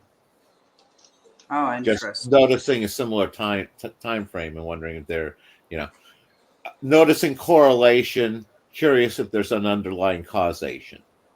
If correlation and causation they're related but not the same. Yeah, I don't know about that personally. I don't know either. Just a random thought that just occurred. Let's see. Shoot, 1 second. I need to get like something better that I can use as a pad to. Oh, here. Wait, will this work? No. Sorry, I'm like. Okay, here. Wait, yeah, this will work. Here. Jew remains in Libya. Number 3, Yemen. This amazing Jewish community has multiple origin stories, with the most ancient being that King Solomon sent merchant marines to Yemen to find gold and silver for his temple. Another version dates back after the Babylonian conquest of Judah. The prophet Jeremiah spent some time hanging out with the Jews of Egypt before he decided to lead 75,000 Jews to Yemen. After the last great Jewish revolt against the Romans, a huge influx of Jews came to Yemen, cementing what would become a strong Jewish community for thousands of years. Most Yemenite Jews were airlifted to Israel in 1949, where they transformed Israeli culture. Today, many consider the pronunciation of Hebrew to be the closest to how ancient Hebrew sounded thousands of years ago. Number 4, Cochin. If you've ever been in a pool, you likely know the game Marco Polo, named after the Venetian Catholic explorer who traveled the known world in the 13th century. The Jewish version of that game, with more rules but roughly the same amount of guilt, would be Benjamin Tudela, named after a Spanish Jewish explorer who lived over 100 years earlier. Take that, Marco. Hello. One of the coolest communities Tudela wrote about was the Jews of Cochin, India. Though he visited in the 12th century, the community told him that they had already been there for 2,000 years. Again, since the time of King Solomon. Man, props to King Solomon for being the godfather of Jewish ethnic diversity. That said, it's also possible the community started a few hundred years later, after the destruction of the first temple in Jerusalem. All that conjecture aside, the first reference to Jews arriving in India is around the 1st century, which is still a crazy long time ago. 1,400 years later, aka 1492, Spain enacted the Alhambra Decree, expelling its Jewish population. Eventually, a few Spanish Jewish families ended up in Cochin, where they became known by the local Cochin Jews as foreign Jews, and the two communities remained distinct from one another. Finally, in the 19th century, Jews from Baghdad and other parts of the Arab world moved to southern India and joined the now well-established community of foreign Jews. After the British occupation of India ended and the State of Israel was founded, most of the Cochin Jews moved to Israel, while the more anglicized foreign Jews mostly went to Commonwealth countries. Number 5, the Caucasus region, mainly Azerbaijan. These mountain Jews, as they're called, were as hardcore as they sound, known for being accomplished warriors and horseback riders. They arrived as early as the 8th century BCE, and legend has it that these mountain Jews were the Persian Empire's guardians of the north, sent to the mountainous Caucasus to block any troublemakers from making their way to Persia. By the 17th century, these mountain Jews even had a valley semi... Jews and the forest Jews, and I believe there's desert Jews. What is Soon this there will be space Jews. Can we call the Phoenicians sea Jews? What? Moon Jews. I said, can we call the Phoenicians sea Jews then? The sea Jews? No, don't be silly. Water Jews. Oh. I was going to say, the silly interesting of us. thing on the Caucasus Jews here is that's very much where the Rodonite, where the Khazars were based. Interesting. independent I Jewish like- state known locally as... Yeah. No, it's just like that. Azerbaijani Jews, and they were like just near the Cherkasy, the city where my ancestry came from. I was like, family near. It's like like looking at that roots kind of sort of thing. Oh yeah, I sorry. was just looking at the Circassian region in the game. But I think I just finished my character's banner. But here, I have seen it. Like I've watched you guys an hour prior, and I was like, "Dude, you're looking for Odessa. There it is!" And he's like, "Where is Odessa?" I'm like, there it is. Like, I was in there, but like, I could not comment because I was on a mobile phone. It's not signed to that. Jewish Valley. But wars, massacres, and migration left most mountain Jews urbanized by the time of a Soviet census in the 20th century. Today, while they mostly live in Israel, mountain Jews make up the only population center outside Israel that is exclusively Jewish. The town of Gurmizi Gasaba, there's no way I'm pronouncing that right, is essentially the last Jewish shtetl, with its entire population made up of OG mountain Jews. Number 6, Mali. Jewish history in Mali begins with the Radhanites in the 8th century. Radhanites? You heard me, Radhanites. From the 8th to 10th centuries, these Jewish merchants traveled the known world, serving as the connective tissue of trade between the Muslim and Christian worlds, as well as parts of India and China. And one of their bases was in Mali, where they founded a Jewish community. Roughly 700 years later, more Jews fled Mali after, you guessed it, the Alhambra Decree. But the Muslim ruler at the time didn't take kindly to the influx of Jews and threatened to kill anyone who didn't convert to Islam. They just couldn't catch a break, could they? While some converted, most fled. The few who remained lived in the town of Tindirma, where they were Mali's only organized Jewish community until the arrival of a handful of Moroccan Jews in 1860. But by the 1900s, the Jewish community in Mali had disappeared, though today, there's a small revival of Jewish identity among some of the descendants of the original Jews of Mali. Number 7, Kaifeng. If that doesn't sound cool, I don't know what does. The same Radhanite merchants who founded Mali's Jewish community also made their way to China, and it's possible they had founded some of the first Chinese Jewish communities. The Chinese Jewish community lasted hundreds of years, and by the 17th century, there were 73 Jewish clans and 500 Jewish families in Kaifeng. Chinese Jewish clans. How awesome is that? But in order to uproot individual cultural identities, the Ming Dynasty had laws mandating intermarriage. You never knew about that? No clue. I guess that's the definition of Ashkenormativity, where only people know about Ashkenazim. Or not only, but, mostly. By the 19th century, intermarriage and assimilation had decimated the tiny community. Though today, some of their descendants have begun to explore their Jewish roots and even return to Israel. Number 8, Guyana and Suriname. My personal favorite because... Oh, yeah, this is a pretty dark history. My mother is a Guyanese Jew. Our story begins, like many, with the Alhambra Decree, expelling the Jews of Spain and Portugal. Many Portuguese Jews fled to the Netherlands. The Dutch weren't huge fans of Jews, having persecuted them on and off for hundreds of years. But the Dutch had the preeminent naval fleet, and the Portuguese Jews knew trade. Together, they did some pretty crazy things, like the founding of a Jewish community in Dutch Guyana, and even the bankrolling of a few Jewish pirates to attack the Spanish Armada. Yep, literal Jewish pirates of the Caribbean. After a British incursion destroyed their community, most Guyanese Jews fled to Suriname, which became home to the largest black Jewish population in the Caribbean. Originally, most Afro-Surinamese Jews had converted to Judaism because of their Jewish slave owners. But by the end of the 18th century, Suriname was home to several generations of Jews of color by birth. By the early 19th century, the formerly segregated Surinamese Jewish community had united. And by some accounts, most Surinamese Jews are believed to have at least one African ancestor. Number 9, Shanghai. The story of the Jews of Shanghai is awesome, and because it's less than 200 years old, there's a lot of primary sources you can explore. Here's a... I actually know someone who's descended from a Shanghai Jew. the only reason she's alive is for her, like anyone in her family is alive, is because of that. Short version. In the early 1800s, the Baghdadi Sassoon family, which was based in India, had established strong trade links in China, sending goods to Europe like silk, tea, and opium. Lots of opium. When Chinese trade with the West officially opened, the Sassoon set up shop in Shanghai and shipped a veritable army of Jewish clerks to the city, thus establishing the Jewish community of Shanghai. The community swelled when Sephardic Jews from the British Empire showed up, joined by Russian Jews fleeing the Communist Revolution. In 1941, the famous Mir Yeshiva moved several thousand students and their families to Shanghai in order to escape the Soviet communists. When the Nazis took power in Germany, Shanghai was one of the only welcoming ports where Jews could flee. But after the Japanese occupation, 23,000 Jews were forced into what became known as the Shanghai Ghetto for the duration of the war. They were put there for security reasons, the Jews having no love for Japan's wartime ally, Germany. But the Japanese weren't anti-Semites and repeatedly refused German demands to hand over the Jews of Shanghai. After the war, there were roughly 35,000 Jews in Shanghai, but nearly all fled the Chinese Communist advance, dispersing to Jewish communities around the world. Finally, number 10 in our list of amazing places Jews have lived. Like, and the thing is, it wasn't the Japanese. It was literally, I think, Shugihara, I think his name was. That's actually a really good video to show off. Don't get mad at me, but it's the land of Israel. This is wild for two reasons. One, because we never left. Two, because we're also back. Sound contradictory? Hear it unpacked? We call it complexity. While the Jewish people were dispersed around the world for thousands of years, there were always communities that remained in the Holy Land. Despite terrible persecution, economic turmoil, and endless wars, the Jewish people never gave up and never lost hope. That Gila monster grip on our homeland included my family, which has been in Israel for 8 generations. If that isn't enough, what is even more wild is that after wandering the world, making our way to places like China, Iran, the Caucasus, the Americas, and Africa, after millennia of persecution and assimilation, after watching so many other empires, nations, and peoples relegated to the dustbin of history, here we are, millions of Jews living in an autonomous Jewish state in our ancestral homeland. All right, let's see. So, let's see, where is it?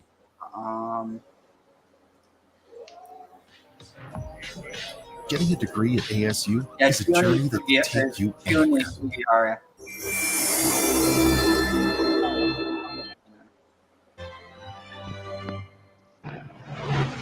On September 1st, 1939, World War II began when Germany invaded, only 3 days before the invasion of Poland. Is gone again? Oh. Thanks. Many Jewish refugees from Poland did not have sufficient money, therefore did not fulfill the Japanese visa requirement. However, Sugihara issued many visas anyway, saving more than 6,000 refugees.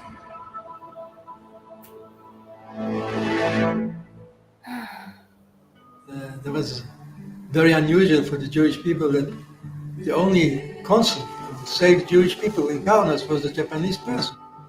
אני לא יודעת אם היינו שורדים.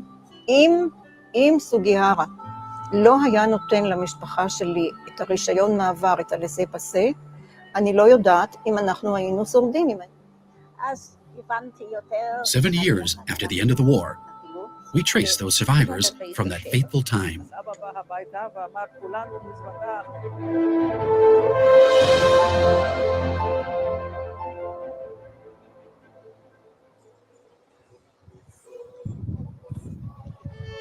Jerusalem, Israel.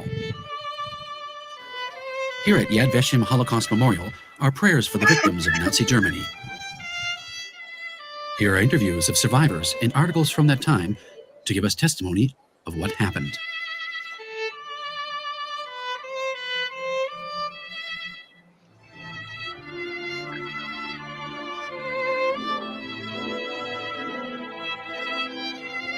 In a corner of Yad Vashem is a memorial tree with Chiune Sugihara's name on the plaque.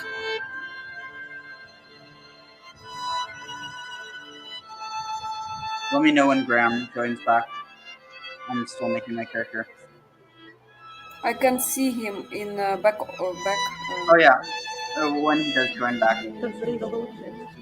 מה זה הדבר הזה שאתה מחזיק ליד? זה הוויזה המקורית שסוגרי נתן לאבא שלו. אשרת המעבר ליפן. המקורית. וכמה שנים זה אצלך בבית, אתה שומר על זה? מאז שהוא הגיע לישראל, 1942 כמדומני. That violin is incredible. אנחנו נמצאים כאן היום ביער חסידי אומות עולם, ביד ושם בירושלים. And like that's another thing, the use of trees as memorial, like, and there's something very deep in Judaism that I suspect goes all the way back to the, Israelite and pre-Israelite traditions of, the Asherah.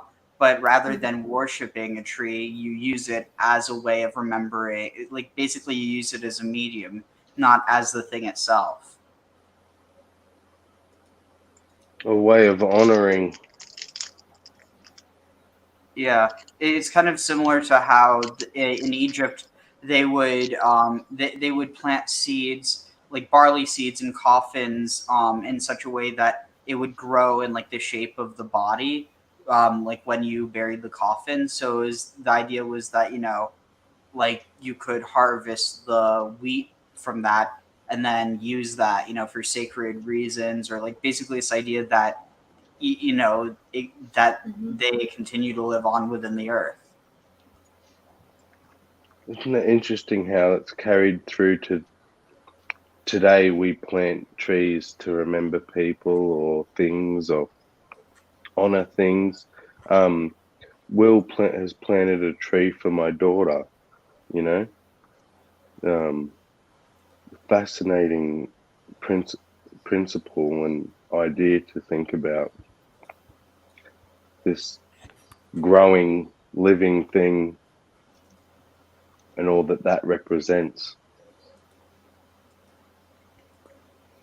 Yeah, somebody was saying we came from trees as well, like a kid said we came from trees, we evolved, it's our first shelter. And I was like, that was so strange that the trees were our first shelter. And it's like combination of cave and a tree, the dark place with a tree. It's like returning home but continuing to live on. Yeah, I was going to say that echoes some of the Norse mythology, where the after Ragnarok, the new Adam and Eve.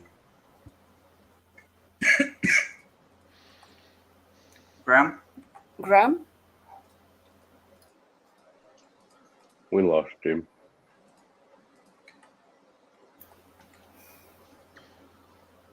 But yeah, wait, so 420, I feel like I don't know. So wait, why? Oh, you don't know about my daughter? No. Oh, she has stage 4 neuroblastoma that she's currently having chemo for. Wow. I'm so sorry, Mom. That's okay. Yeah, like I've openly talked about it. That's why I kind of forget who I've told and where I was when I've said it. So, yeah, I just assume people know. But yeah, so that's a thing. Wow, I can't even imagine. Yeah, it's odd. Like people say, I don't know how you do it, or I don't know how you manage, but I think the real secret, if there is any, is that you don't. You just literally wake up and do the day, do what has to be done, as any other day. And I think people imagine that when you're in this situation that you must be dwelling on it all the time, but you don't. Yes, it's there in the back of your head, but if you sat and thought about, all the bad options and possibilities and whatnot, you'd curl up in a ball and wouldn't move. So there's no real trick. You just the trick is to get up out of bed and keep going. If you can do that, then the rest will just follow, Wow. I A bit mean, of advice there. yeah, it's one of those things that it does put it into perspective. I mean, there's a lot of people who deal with other stuff, but it's like not even anything compared to that, whether it's, personally or someone that they're extremely close with. But like, just, that you can't just let it get you down.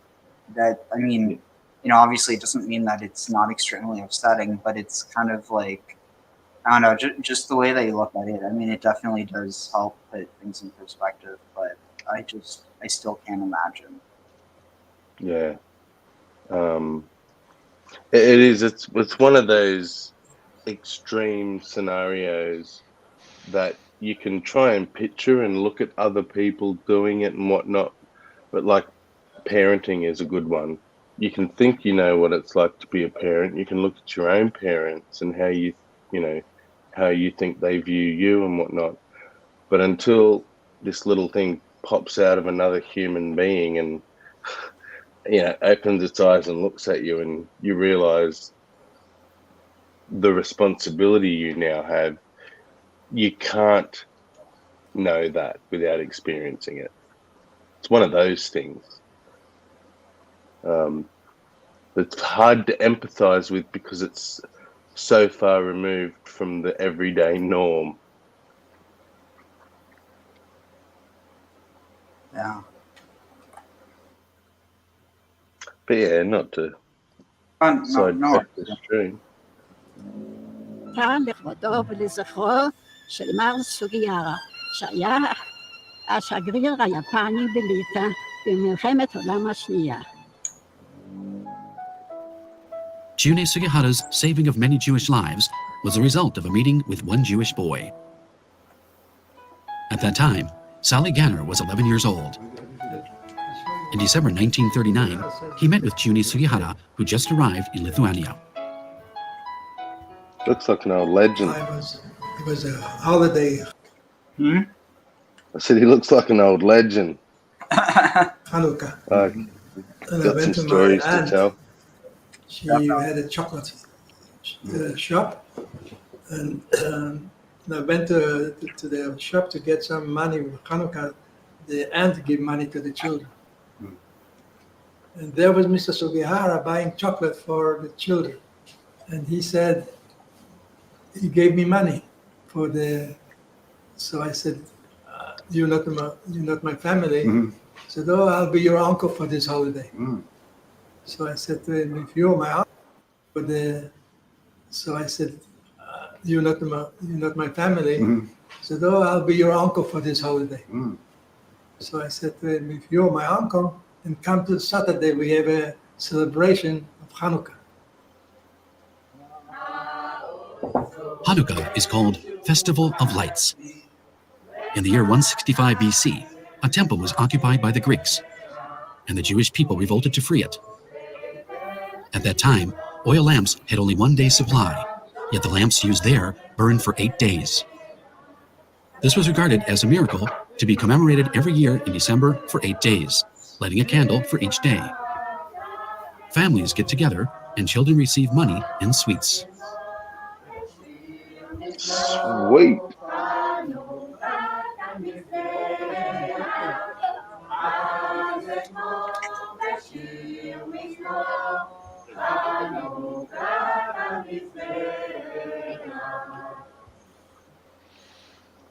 ילדים, הדלקנו נרות חנוכה, מישהו רוצה להסביר למה הדלקנו את הנרות? למה הדלקנו נרות חנוכה? יעל, אתה יודע? לא? עופר? נו, למה? נכון, הדלקנו נרות, כי היום חנוכה, ולמה היום חנוכה? ואתה? כי החשמונאים הם נחו בכ"ה בכסלו, אז זה חנוכה כאילו נחו בכ"ה, וזה 8 ימים, כי הנס הלפח השם שאמור להספיק ליום אחד, להספיק ל8 ימים. ומתי זה קרה? לפני כמה שנים? 2, 3? 2200 שנה בערך, בזמן בית המקדש הראשון. אז נס חנוכה היה לנו לפני 2200 שנה, וזה כולנו פה חוגגים, אבל המשפחה שלנו קרה נס נוסף, אם אתם יודעים, זה היה בסביבות 1940, 41, לפני כ-70 שנה כבר, לנו כמה שנים? 2, 3? 2200 שנה בערך. Oh, okay, the comma. I was like, that's not right. בערך, שאז קצת יותר מ-60-70 שנה, הקונסול היפני שאתם רואים פה, סוגיהרה, שהיה קונסול יפן בליטא, בניגוד להחלטת הממשלה של ממשלת יפן ב-60-70 שנה, בערך, שאז קצת יותר מ-60-70 שנה, הקונסול היפני שאתם רואים פה, סוגיהרה, שהיה קונסול יפן בליטא, בניגוד להחלטת הממשלה של ממשלת יפן שהייתה אז במלחמה יחד עם הגרמנים נגד שאר העולם, הוא החליט להציל יהודים והציל מעל 6,000 יהודים, אבל 90%, 95% נמצאים כאן, אנחנו כולנו חוגגים היום את חג חנוכה. חג שמח! חג שמח! וכולם מוזמנים לאכול, כולל נוי. Thanks to this holiday, Like, these are all people who would not be alive if not for what he did. Shione Sugihara met Sally by chance. Afterwards, Sugihara was invited to Sally's home for the Hanukkah party. So he met my uncles and my family, my cousins, and he was very interested in hearing about the Jewish people because he didn't know anybody before. And so we became friends, and we lived not far from the consulate in Kaunas. During the Hanukkah festival, Sally Ganner became friends with Sugihara. However,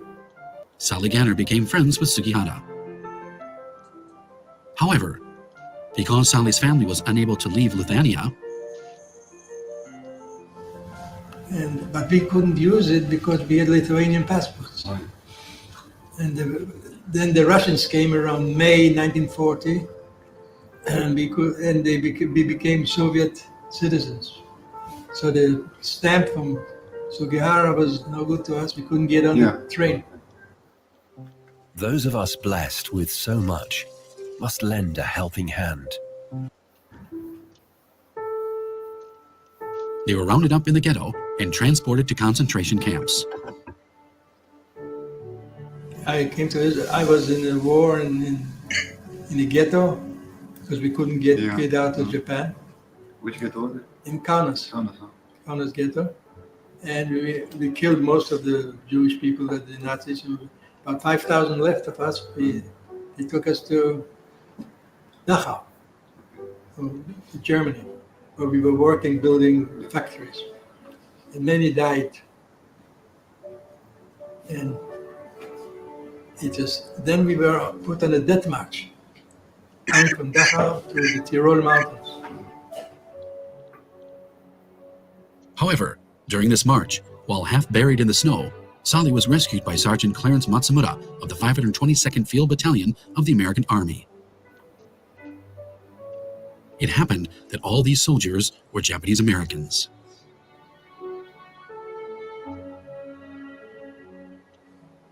It is ironic that the unit that liberated me and my friends were from Japanese Americans, from the 522nd Artillery Battalion.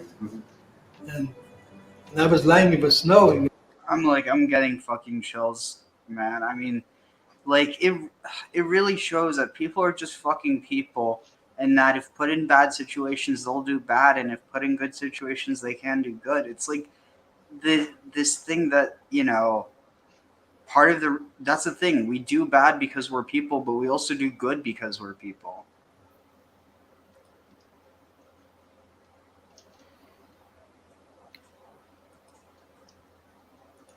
And I was inside the snow, and the man who picked me up was Clarence Matsumura, who was a soldier in the American Army, a Japanese man.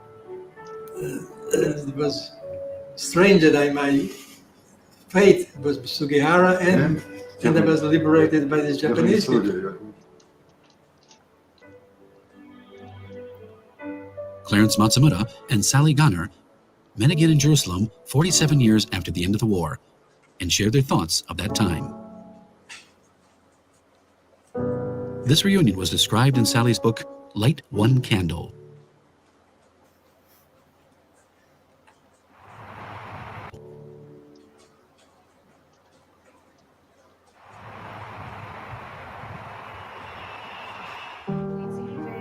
Mrs. Nomi Greenberg was born in Poland. She spoke about Nazi Germany's occupation of Poland when she was 17 years old. כשפרצה המלחמה, היית בבית. הגרמנים הפציצו קצת, בעצם אני לא כל כך הרגשתי את המלחמה. באו אלינו הרבה פליטים, עם חצי לחם, אכלו. ואני מסתכלת עליהם. אז חשבתי, אני במלחמה או הם במלחמה? יש הבדל. Let me see if I can find something that. Oh yeah, here. Dang it! Why are all of these so long? Oh wait, here. This should be good. BK Mosa here. Everyone say cheese. Classic bacon and spicy. Flame grilled. Despite its status as an Axis power and the commitment of its own wide range of atrocities and war crimes, Imperial Japan for years settled Jewish refugees escaping the Holocaust in territories it controlled. The idea of settling Jews in Japanese territory originated during the Russo-Japanese War, when large loans were given to the Japanese government by Jacob Schiff, a German-born American Jewish banker. The loans given by the man first gave the Japanese the belief that Jewish people held large amounts of wealth and influence. This belief would be solidified when Japan sent troops to intervene in the Russian Civil War on the side of the Whites, along with several Western powers. During the war, 2 Japanese naval and army officers, Captains Korishige Inuzuka and Norihiro Yasui, learned of a book that contained notes from a supposed Jewish global shadow government. The book was the Protocols of the Meetings of the Learned Elders of Zion, first published in the Russian Empire. The book would go on to influence a number of anti-Semitic ideas and movements, despite it being exposed as a forgery with significant plagiarism by the Times in 1921. While the book inspired further anti-Semitism across the planet, the 2 Japanese officers had a different interpretation. To them, the book proved everything that had been assumed in Japan before. The Jewish people clearly had vast economic and political power around the world, and Jewish diaspora had spread them around the planet but kept them interconnected. The Japanese clearly needed to gain the favor of such a powerful people. Inuzuka and Yasui were fascinated by what they heard, and throughout the 1920s they wrote a number of reports on Judaism, and even traveled to British Palestine to speak with Jewish leaders. The protocols were translated into Japanese, and the 2 obtained the interest of the Foreign Ministry of Japan. Every embassy and consulate that Japan had was told to inform the Foreign Ministry of the activities and movements of Jews where they were located. When Japan began its invasion of Manchuria, they saw their opportunity to strike. Upon the creation of the Japanese state of Manchukuo, the Japanese granted Jews living in the state legal status and protection. Captain Yasui, in the captured city of Harbin that had a substantial number of Jewish refugees, spoke to community leaders and established a relationship with Abraham Kaufman,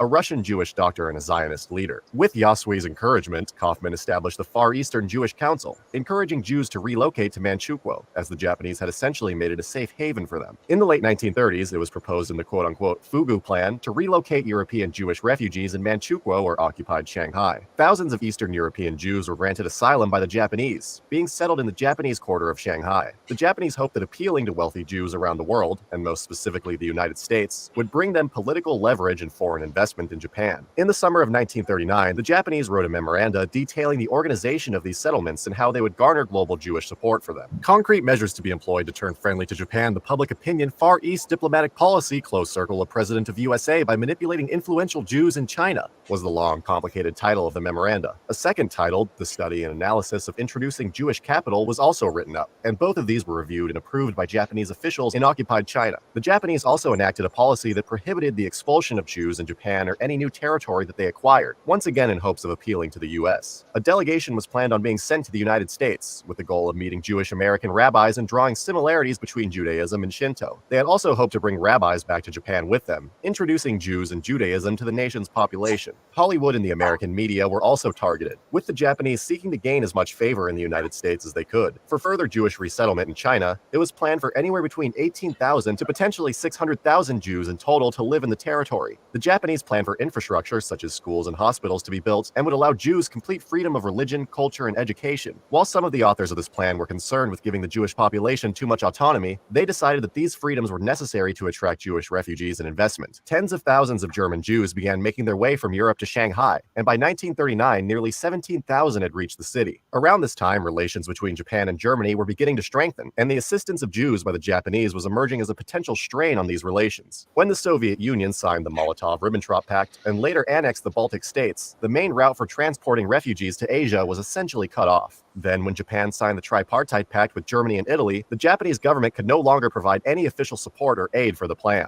While Tokyo had now ordered its consulates to not issue visas to Jews seeking to escape, Chiyu and Sugihara, a Japanese vice consul in Lithuania, issued thousands of transit visas allowing refugees to travel to Japan. before finally settling in the Dutch colony of Curaçao. The Germans began to take note of Japan's treatment of the Jews, and in 1941 a Gestapo Obersturmbannführer, Josef Meisinger, also known as the Butcher of Warsaw, attempted to convince the Japanese to either exterminate or enslave the nearly 20,000 Jews that had escaped Germany and Austria and were now living in Shanghai. He proposed the creation of a concentration camp near the city, or the loading of the Jewish refugees onto freighters where they would be held off of the Chinese coast until they starved to death. While the Japanese admiral who was in charge of Shanghai's occupation denied these requests, he did allow for the creation of a Jewish ghetto in Shanghai, although this had already been planned before. By the middle of 1941, Japanese plans for strong Jewish-American-Japanese relations had fallen apart. The United States was committed to maintaining China's independence. The public sentiments of isolationism that surrounded the war in Europe were much weaker in regards to Asia. Japan posed a direct threat to American holdings in the continent, and when the Japanese seized a number of airfields in Indochina, the United States responded by freezing Japanese assets in the country and placing an embargo on oil and gas exports to Japan.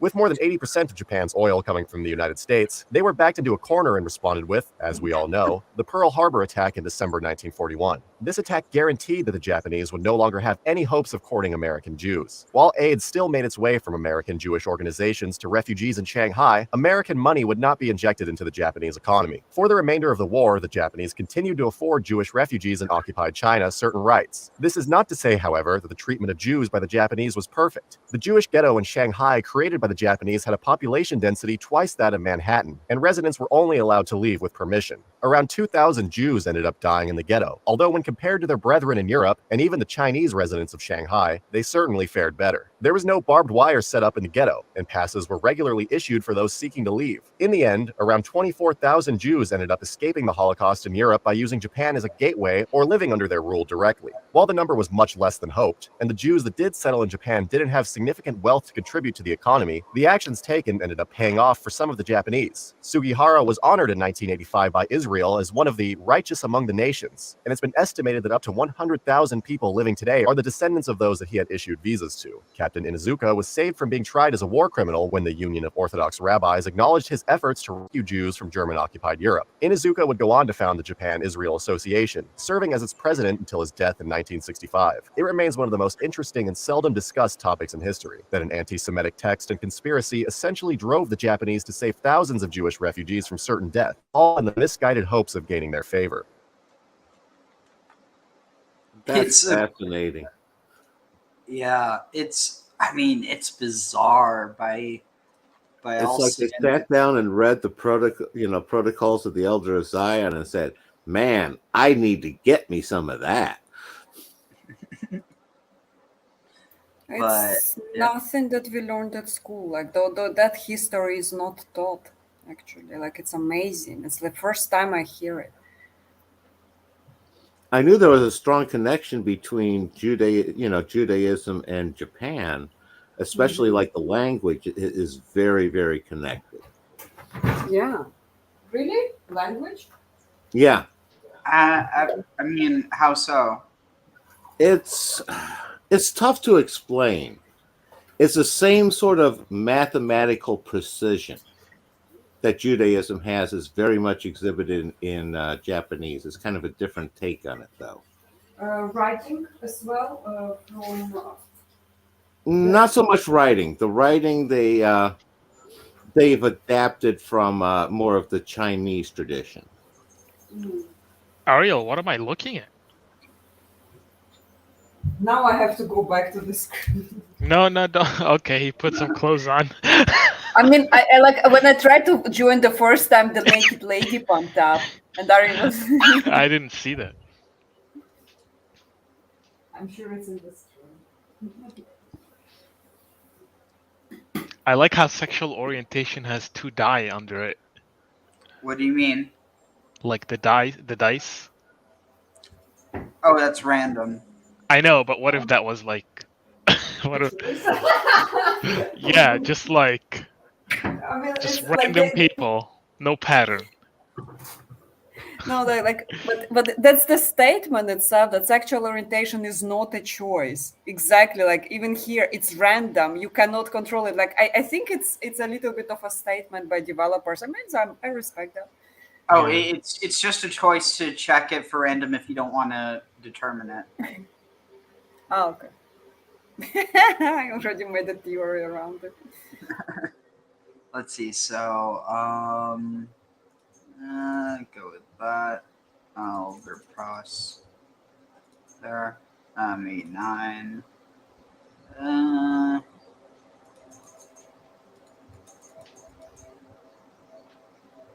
Let's see. Make that 10. Yeah, that should be good. Just want to make sure I don't want. Let's see.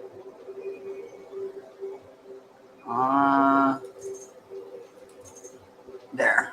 And maybe make that there. Okay.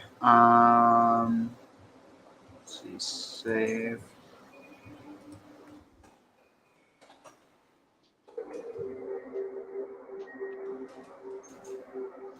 All right. Cool. Finish.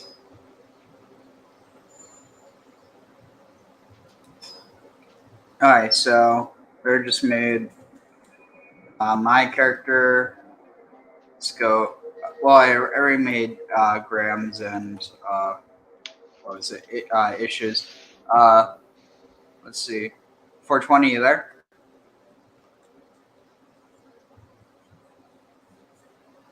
I'm here. Sure am. Sorry, I'm listening, but I was far away from the mute button. No worries. Where do you want your character to be from?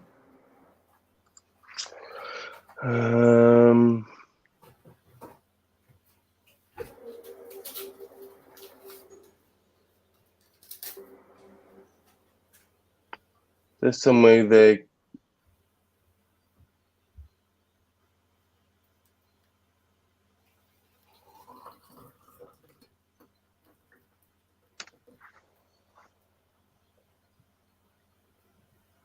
Unfortunately, they don't have Australia.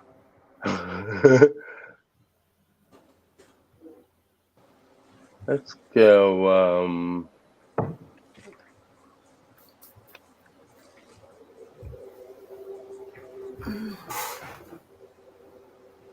Yeah, Abbassai there. Sorry, what? Somewhere in Abbassai. Abbassai. How do you say that? Abbasid Empire. The only thing is, do you want to play as a Muslim? Because if you don't, it's going to be hard to play as a Muslim in the Abbasid Empire. Hard to play as one, or no, sorry. Hard to play as a non-Muslim. Oh, okay. So, like, if you want to be some cool heretic or something, you probably need to be off in your own empire, or not empire, but your own area. Like, you can see a bunch of these tiny little, or like, for instance, where's some of your family from? Well, my dad's German.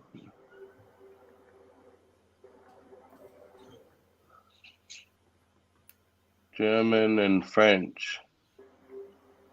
Maybe like trying to think, that'd be like Middle Francia. Let's see.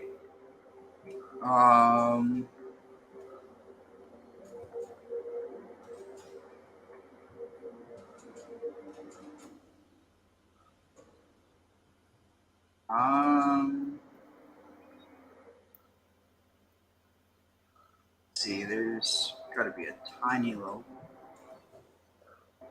No, that's a bishop. Maybe Lune? No. Cologne. No, but it's also a bishop.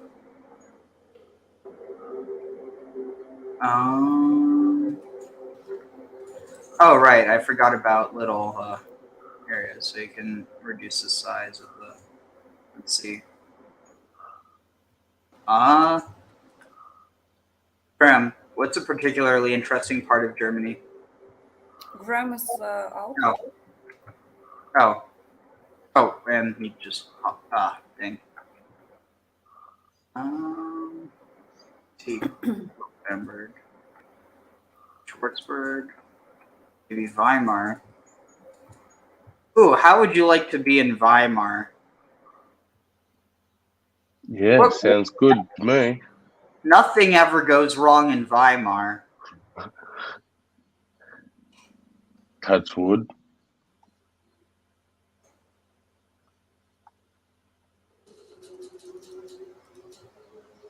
All right. Let's see. What culture? How?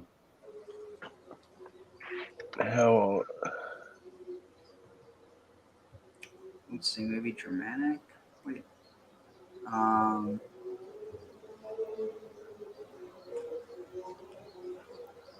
East Germanic, maybe. Gothic, Ostrogothic. Maybe Gothic. Oh, here it also. Let's see. They all have access to concubines except Gothic. So if you want concubines, don't. Do I want concubines? Yeah, I want concubines. So maybe. Oh wow. Character can only have one spouse. Rulers, if allowed by gender law, can have up to 3 concubines.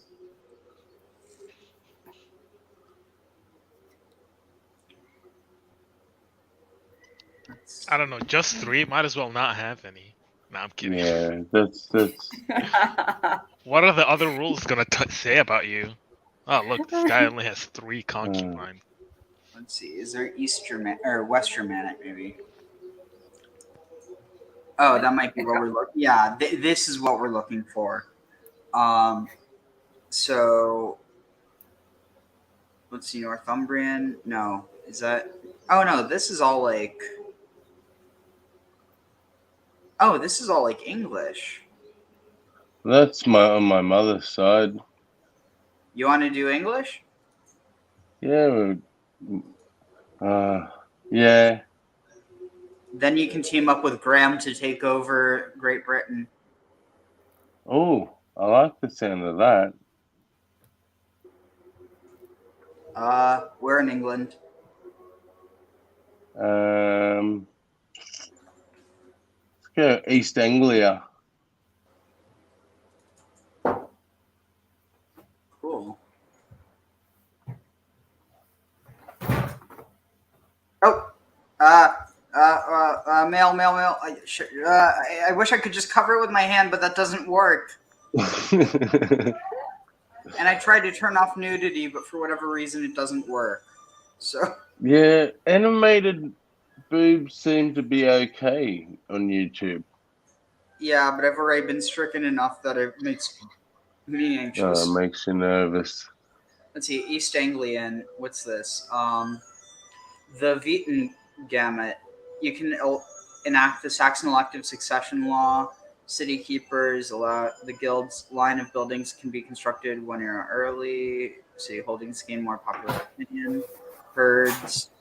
You can recruit housecarls and wetland farms. Let's see what else is there. English maybe. English has castle keepers, longbowmen, chivalry. Oh, you can spar against your own knights in single combat to gain modifiers. That's pretty good. And then hereditary hierarchy. Rulers with poor education traits such as indulgent, wasteful, or naive appraisal are distrusted. The loyal trait is more valued. Any of these sound good? Yeah, maybe East Anglian. All right. I think children will learn history from those games in the future. Hopefully. Let's see. So, and then what about religion? Are there any sex cults? Let's see. Maybe a form of dualism. I'm trying to think. I don't remember the type that was the Graham. Oh wait, Graham. Which one's the sex cult? If we're talking about Christian Gnostics. I was going to say the Bogomils were one. The Cathars were kind of thought to be as well.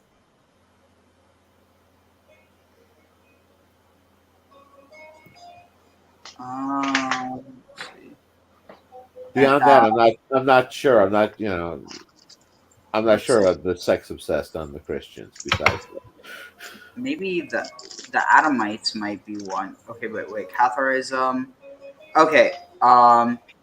Teaching that all matter was created by Satan and is therefore inherently tainted with sin. Cathars believe that the only way to achieve salvation is to reject the materialistic world and with it all worldly desires. So how does that track with sex? it doesn't sound like it. Maybe it's more Bokum again. But all of these, they had the bizarre, you know, like Oh, the bizarre, yeah. Electing their spiritual leaders from amongst the general populace, Bogomils reject all worldly trappings and institutions of power, advocating instead for a return to the earlier methods of spiritual teaching practiced by Christ and his disciples. Yeah, no, the Bokomils were strong that way, and the Cathars were sort of like their later descendants. It got transmitted like via Venice. Unless, what about, shoot, where'd it go? There's also Nestorianism, in teaching that Jesus Christ has two natures, one divine and one human. Nestorianism has been declared as heretical by most Christian faiths. Despite this, its unique outlook has garnered followers in places as far east as China, India, and even Mongolia. Atomism. Here, this is what it is. The Adamites claim to have recaptured Adam and Eve's original state of innocence by shedding their clothes. Groups of Adamites often live in the state of absolute lawlessness, claiming that due to this innocence of their actions can be neither good nor evil. How's that sound? Oh, dude, that's my cult right there. I'm learning so much here. Like I did not know those existed. Damn. Yeah, like how many different crosses can you? I didn't know you could make so many different variations on the cross too. Yeah, and then they can all rule them illegal, and then massacre them. That's the point. Yeah. So, what type of flag do you want?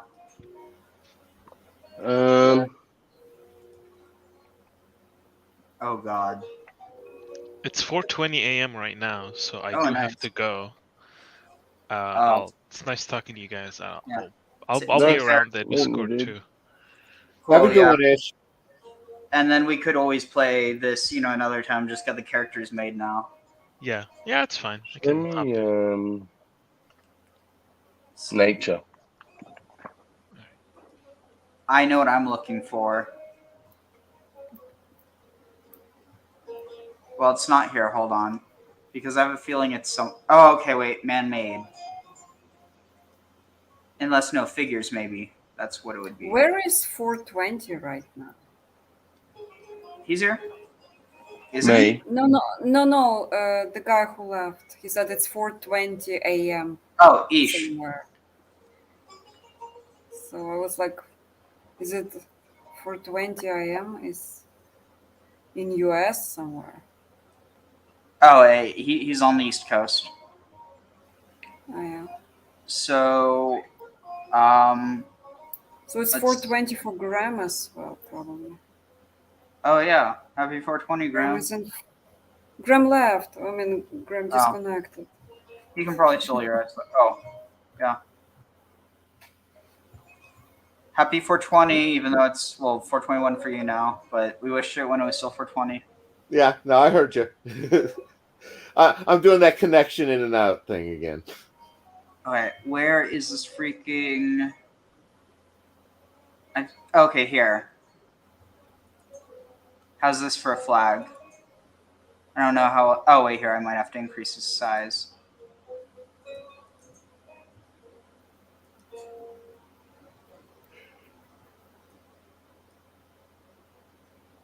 Can you see that? Just, yep. Alternatively... What's the name of that game? I mean, I'm not gaming. Crusader Kings 3. I used to be a heavy gamer. It's like before the war. But the games like Red Dead Redemption, Red Dead Online, No Man's Sky. Those, Oh yeah, those type No of Man's Sky games. is really good. Yeah, Here's I that own one. it. So then Civilization, like some stuff on Roblox as well. And like we would spend we were also streaming on Twitch with a friend, and we went to Project Zomboid. Oh my god, 7 Days to Die was amazing. Like we had a team, and like What and color? What colors you want for your flag? I like. No, go the second from the bottom on the very left. This? Wait, second from the bottom. Yep, that one. Maybe third row from the bottom in the middle, the little shield looking one. Oh, it's too small. The shield disappears. That one. Yeah, there you go. That. I like that. I might be able to.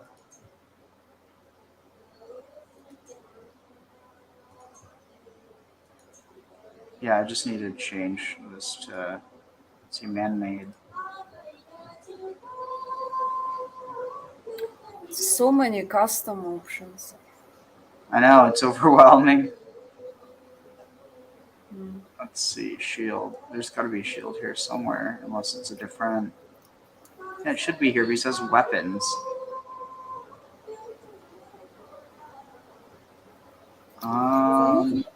No Man's Sky is awesome to play with a team. So we would like go to Anomaly, and just gather random people. And, like, go and Yeah, like collect some stuff. I used to have so much fun on that game. Oh, wait, here I found it. So if we switch this around.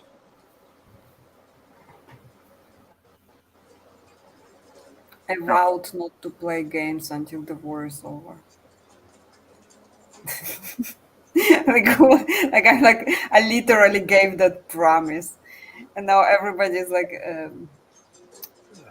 my previous friends were gathered up and playing.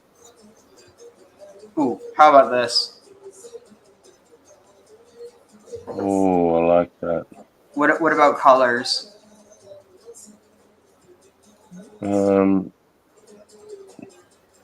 As in I can. Oh, okay.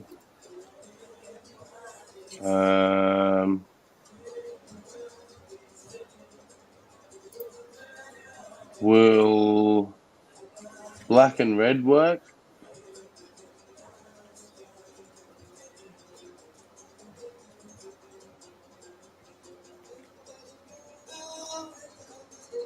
What about the shield? And then I guess the shield will need to be maybe silver.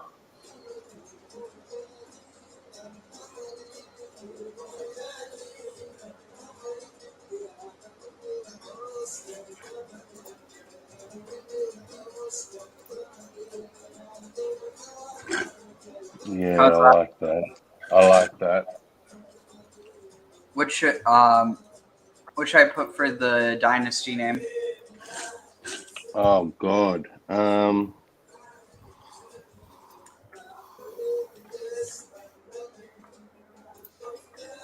So we're Christian Gnostic heretics. What did you put? Sex fiend.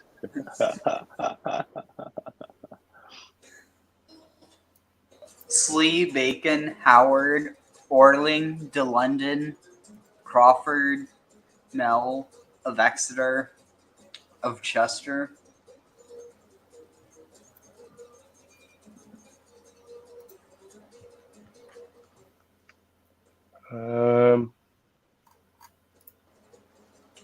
Hey, Halsey. Hey, Halsey. Oh,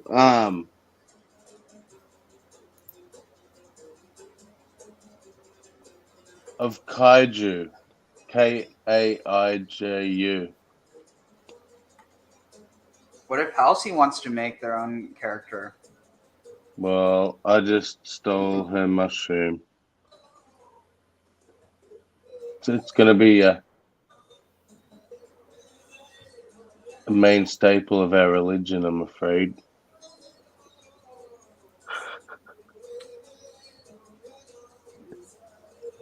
Okay, guys, I have to get going. Bye. Take care. Bye. See you, Kara.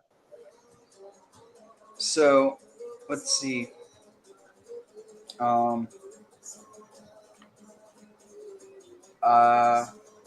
What should I make the motto?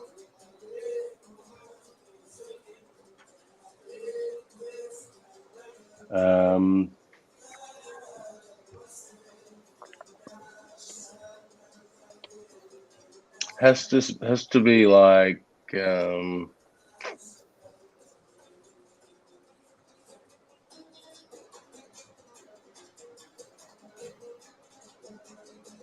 something a little bit anarchisty,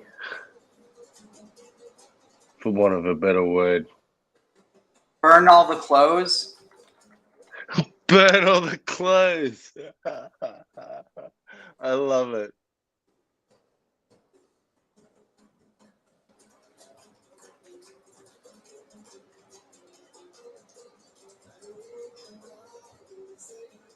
And then what about the name?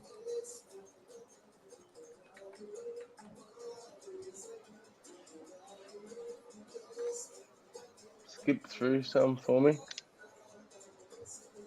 What? The names. Oh, my name was there. Let's go, Samuel. How could I not? Nice Hebrew name.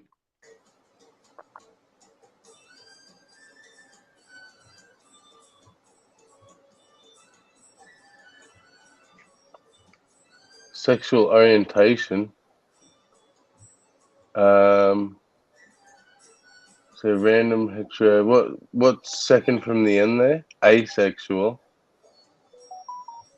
Or bisexual. Homo, hetero. Go bi. Honestly, that's the smartest. If you want to play political games, especially as a spy master, it makes it like. I mean, you can basically take over kingdoms that way. Let's see. So,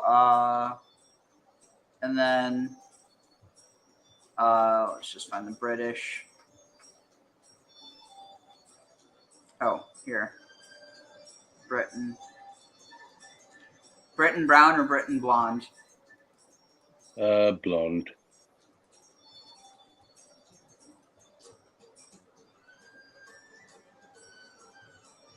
Is that I'm good or should I click again? Click again. Oh, goodness. Is it flatter hair?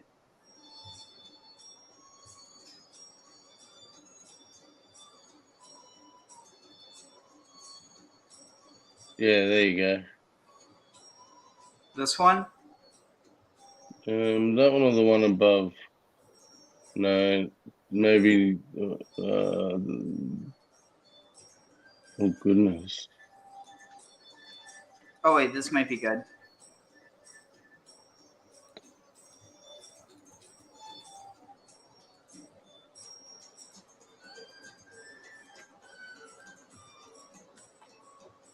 I like the one that was up in a ponytail sort of thing. Oh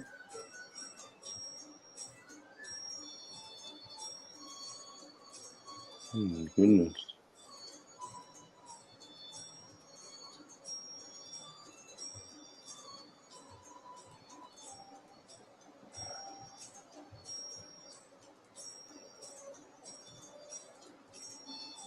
Yeah.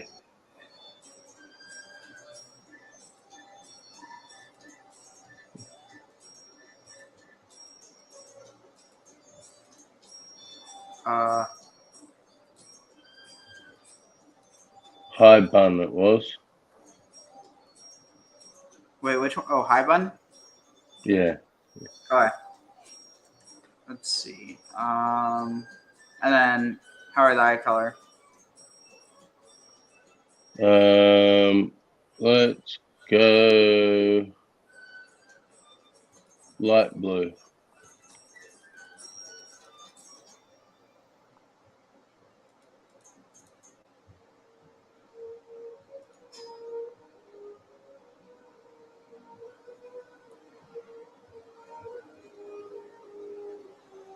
And then I take it you oh my, I thought of the best idea. You should try and seduce all the like basically you should try to take over the kingdom by secretly fathering children with all the queens and noble women. I love it.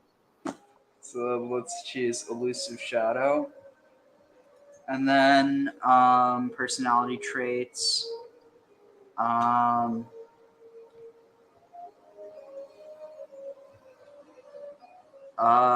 Ooh. I think I know. Let's see, maybe make him let's see, where is it? Ambitious. Where was it? Oh, no, not there.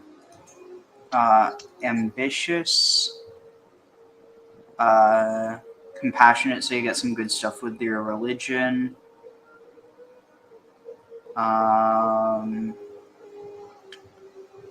Where is...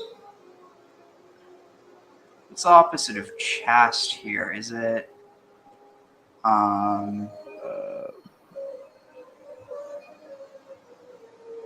lustful, I think. Lustful. Sinful to Adamites. Let's see. So, wait, what else? Okay, lustfulness was sinful, was it? Yeah, that's why we have to double up on everything else. And then let's see.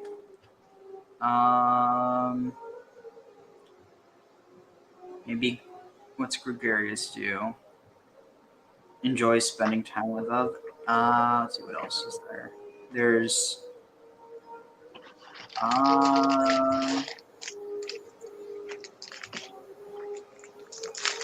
let's see. Any of these stand out?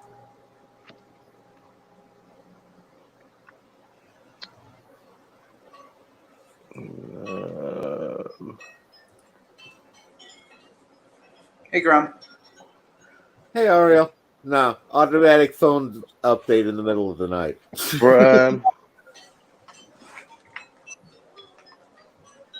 Brave might be helpful. Let's see. Brave. Compassionate. Forgiving. Lustful.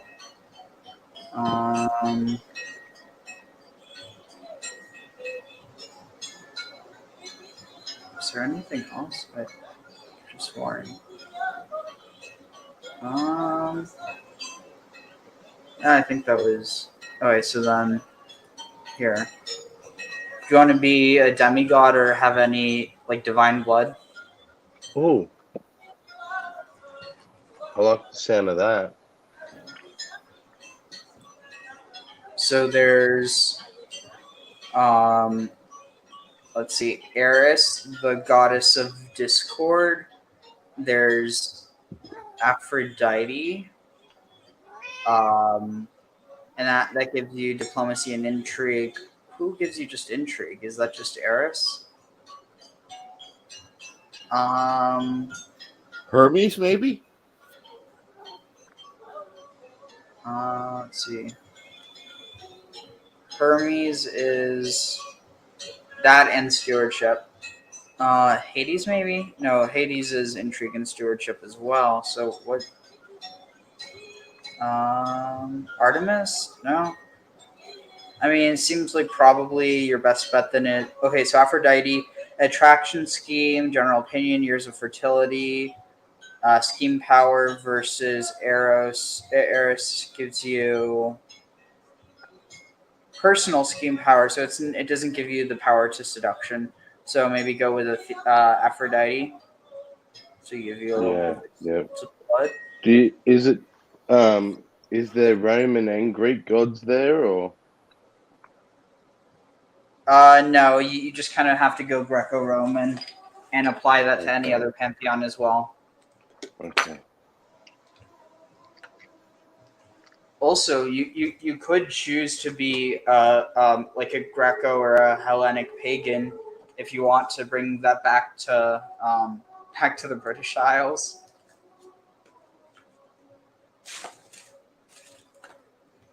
Actually, I think that would be better. Would make more sense. So Hellenic, Sol Invictus, or Romanism? Let's go Hellenic. So just to give you some context, so this gives you. Oh wait, so Romanism gives you Astrologia Romana, allows adherents to divine the stars and predict their future. Roman Syncretismus, wise men. Let's see, what is this? Miracle worker. And Romani Tolerantia, conversion speed. Okay, then Sol Invictus is Astrologia Romana. Oh, okay, it's the same thing. And Viam Solis, hosting feasts. Oh, this might be interesting. Hosting feasts in the summer months earns piety. Imprisoned criminals can be sentenced to a sun trial. Characters of this faith gain an additional bonus upon the successful completion of a pilgrimage. Makes honest a virtue, makes deceitful a sin. Yeah, that does sound interesting. And like Sol Invictus, it's Graham. I'm blanking on Sol Invictus. Sol Invictus was probably it ended up being converged with Mithraism right before Constantine kind of blended it all into Christianity. Was it a sex cult?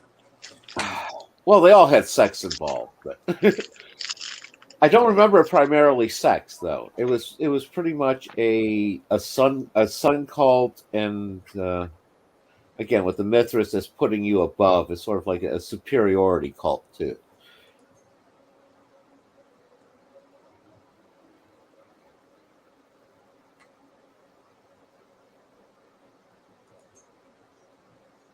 It was sort of kind of a syncretized, Apollo, all the sun gods, and blending it with the cult of the emperor, and most of the late emperors after Marcus Aurelius and stuff probably belonged to Sol Invictus. Oh, I have a good way of helping decide. Let's look up atomism.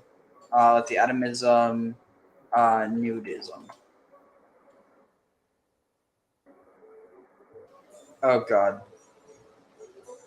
Let's see. Adamite Christi.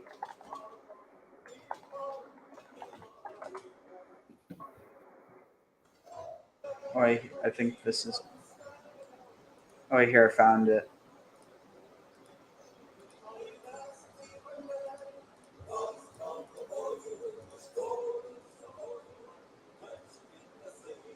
Here.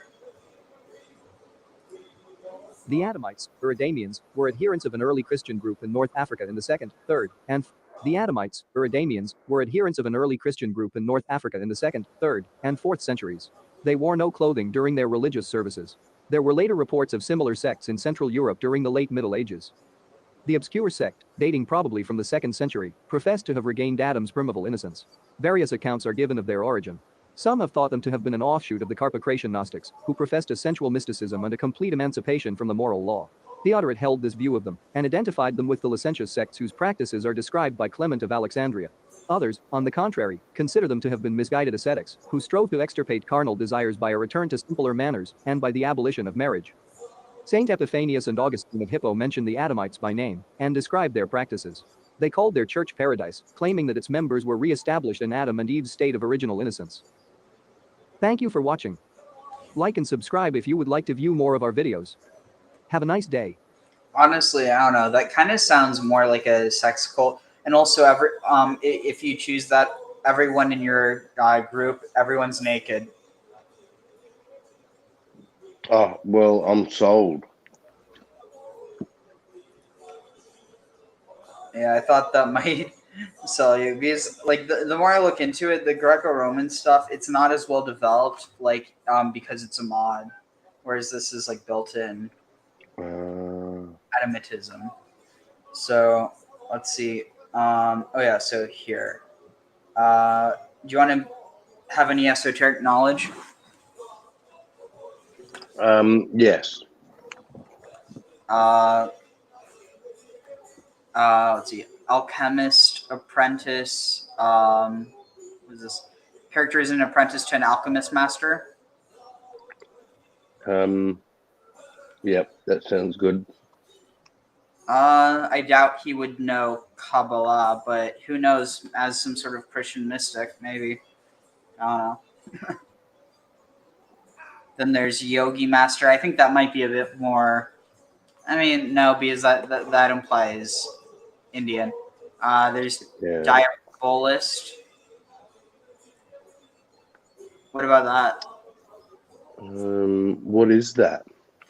I think it means like some like a maybe like a demon worshiper. I don't know, or a devil worshiper. Yeah, okay, let's do that. Oh yeah, it's perfect for you. You know, because of your icon. And then there's let's see, where is it?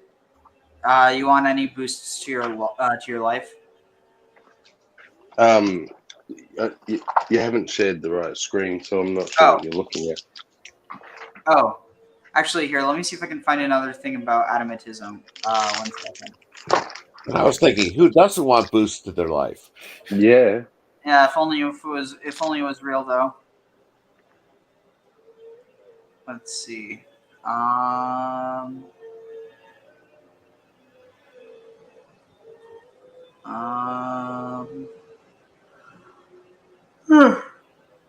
swear. You can't look for Adamite Christianity without finding all this stuff about pre-Adamite civilizations. Let's see. Adamite Christianity nudity.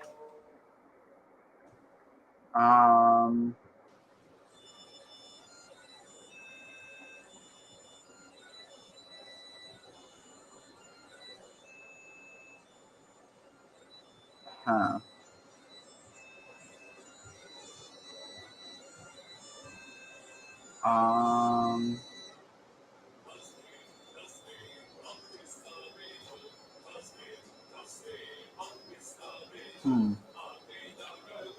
Where on earth is this?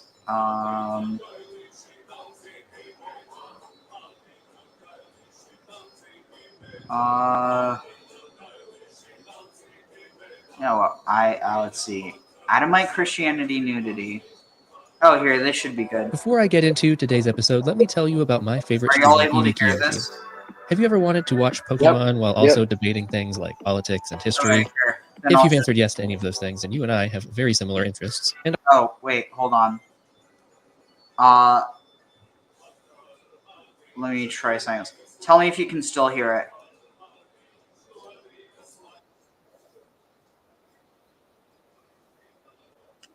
You hear it?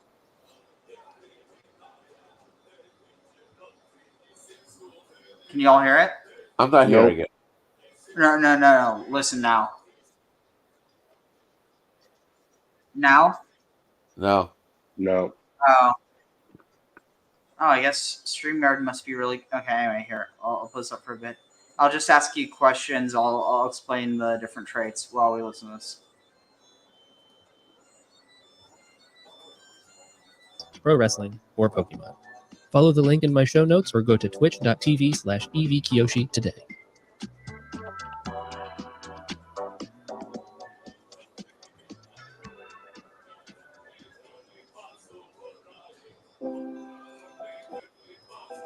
It's a little strange to think, isn't it? Did you know that 85% of the world believes in some sort of higher power? It's a little strange to think, isn't it? There are probably very few things that the people of the world agree on more. Don't get me wrong, people would disagree on exactly what that power is or how to express admiration for it, but the fact remains religion has always been a crucial facet of the human experience. Most of the time, religion is used for good, but when religion goes wrong, it goes really, really wrong. My name is Josh, and this is Obscure History.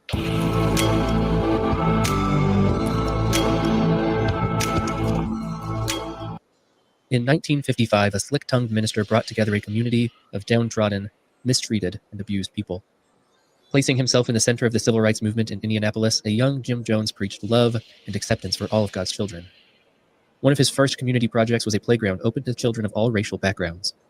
His words were just right to set a thirsty forest ablaze. People latched onto his teaching, and he quickly garnered a large following. His following was so large, in fact, that when paranoia began to grip his mind, he moved to California, and around 140 of his most devoted followers relocated their families to join him. They stayed there and continued their ministry until Jones's paranoia urged him to relocate again. This time to Guyana, and in Guyana things twisted into a dark caricature of what they had been. What started as a Christian ministry focusing on racial tolerance and integration in Indianapolis had become a shunned sect saturated in allegation and legal turmoil. The teachings, which had once centered on the Bible and traditional Christian theology, had morphed and shifted until it more closely resembled Jones himself. Jim Jones molded the cross into a dagger and jabbed it into the chest of his followers.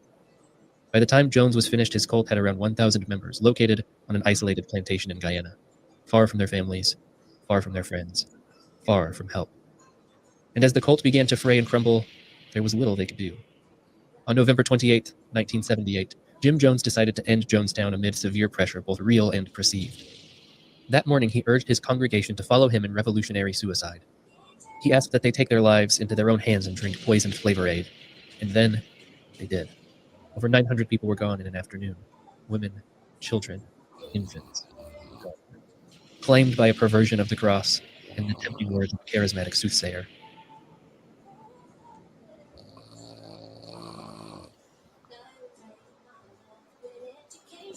When I say cult, your mind probably goes to Jonestown, or Waco, or Heaven's Gate, or Charles Manson. And that's just a couple of the most popular. I mean, there are plenty of other well-known cults out there. If you are a student of the macabre, you might recognize names like the Anthill Kids, Nixium, or the Children of God. But despite being very interesting stories in their own right, they present a couple of problems for us. First, despite being very well-known, they represent a very small selection of cult activity. And to be frank, the definition of cult in the first place is rather ambiguous. The technical definition is a small religious group that is not part of a larger or more accepted religion, and that has beliefs regarded by many as extreme or dangerous, or a situation in which people admire and care about something or someone very much, or too much. Or finally, it could also be defined as a small group of very devoted supporters or fans.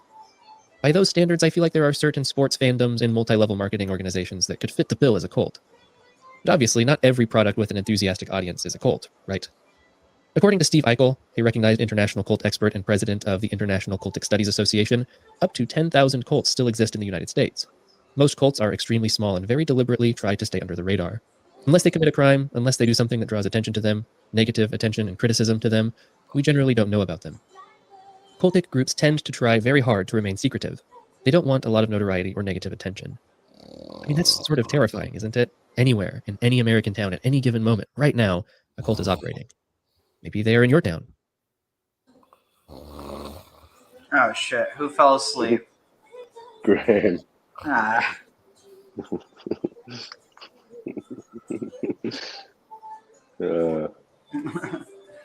It's adorable.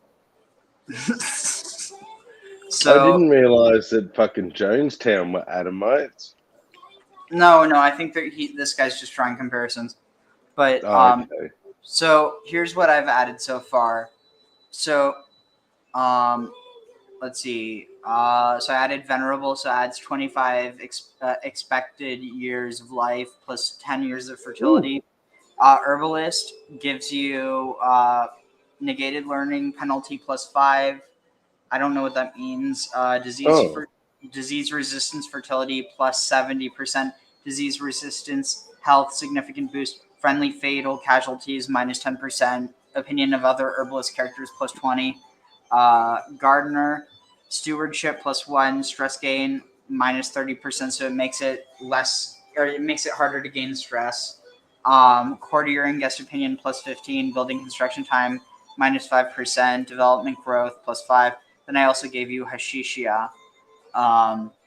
Stewardship minus 4, learning minus 4, but stress loss plus 30%, and opinion of Hashishia characters 20% plus 20.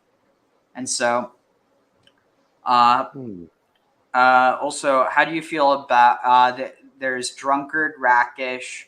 So rakish means this character spends so much time in the brothel that it has become their second home. Or that also could be the type of, I mean, like, it makes sense where if you already are addicted to hash, then that's one thing. But like, I guess you could already frequent the brothel at 16, which is the minimum age to start, like taking on an adult role within the game.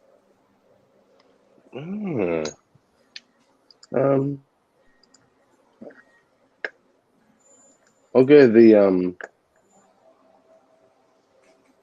the brothel one. The word that I can't say. Rakish. Rakish, is it? Yeah. Then there's flagellant. The catharsis of self-flagellation is the only thing that makes this character feel better.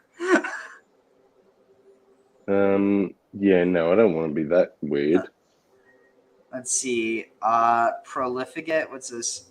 Do you frequently wasting money? Comfort eater. Inapathetic. Let's see. Do you want to be a journalist, or like write a lot, or tell people your thoughts? It's another way of getting rid of stress. Yeah. Righto. And then, do you want to be possessed? What does that mean? Health, moderate penalty, attraction, minus 10%. Monthly learning, lifestyle experience plus 10%. Opinion of possessed 15. The sudden changes in emotion, awareness, and ability this character experiences can only be explained by spirits inhabiting their body. And what's the other option? Not to have that. Oh. You could also be a lunatic. Yeah, nah. What do you think's better, to have it or not have it? Probably not. Yeah, okay. And then there's comely, handsome, and beautiful. 3 different tiers of the beauty trait, which is probably something you want if you want to be a seductor. Oh yeah. Max me out on that shit. All right. In the meantime, I'm going to take a quick dab, so let's continue with this. On your street, even. Maybe in your neighbor's shed, conducting their mysterious rites, their dastardly rituals. Maybe even plotting your sacrificial death. Though I could understand if your anxiety was carrying you in that direction, fear not, that scenario almost certainly will not happen to you. As Father Edward Beck explains, the dictionary definition of cult is 1, a particular system of religious worship, especially with reference to its rites and ceremonies, or 2, a group or sect bound together by veneration of the same thing, person, or ideal. Now, is that so bad? Under those circumstances, don't most of our religious traditions seem to qualify? The word comes from the Latin cultus, which is a form of the verb colere, meaning to worship or give reference to a deity. Most religions began as cult movements before expanding to the larger denominations that we know today. So I suppose we could define a cult as any sort of specific fraternity with strong adherence to an agreed-upon belief structure, likely with eccentric demonstrations of that belief. And certainly this opens things up when we're studying cults. In fact, I have discovered a very interesting and highly obscure 2nd century Christian cult. They were very enthusiastic and really believed in laying themselves bare before the Lord. But before I get into that, I need to pay the bill. So hang tight for about 90 seconds. You are not going to want to miss out on this episode. I'm going to expose the naked truth about this cult.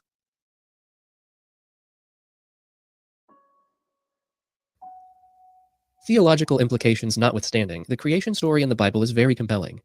In the beginning, God created the heavens and earth. The earth was without form and void, and darkness was over the face of the deep.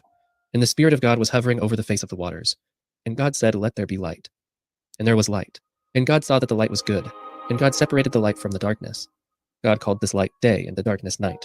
And there was evening, and there was morning on the first day. And then God said, "Let there be an expanse to separate the water." And it was so. And God called the expanse heaven. And there was evening, and there was morning the second day. And God said, "Let the waters under the heavens be gathered together into one place, and let the dry land appear." And it was so. And God called the dry land earth, and the waters that were gathered together he called seas. And God said that it was good.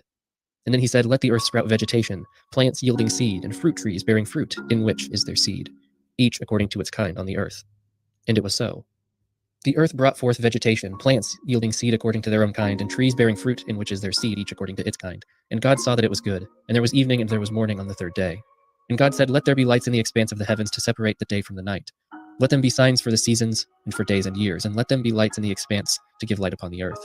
And it was so. And God made two great lights, the greater to rule the day, and the lesser to rule the night and the stars. And God set them in the expanse of the heavens to give light to the earth, to rule over day and night, and to separate light from dark. And God saw that it was good. And there was evening, and there was morning on the fourth day. And God said, "Let the waters swarm with living creatures. Let birds fly above the earth across the expanse of the heavens." So God created the great sea creatures and every living creature that moves, with which the waters swarm, according to their kinds, and every winged bird according to its kind. And God saw that it was good. And God blessed them, saying, "Be fruitful and multiply, fill the waters and the seas. Let the birds multiply on the earth." And there was evening and morning on the fifth day. And God said, "Let the earth bring forth living creatures according to their kinds, livestock and creeping things, and beasts of the earth according to their kind." And it was so. And God made the beasts of the earth according to their kind, and the livestock according to theirs, and everything that creeps on the ground. And God saw that it was good. Then God said, "Let us make man in our image, after our likeness, and let him have dominion over the fish of the sea, and over the birds of the heavens, and over the livestock, and over all the earth, and every creeping thing that creeps on the ground." So God created man in his image. Male and female he created them.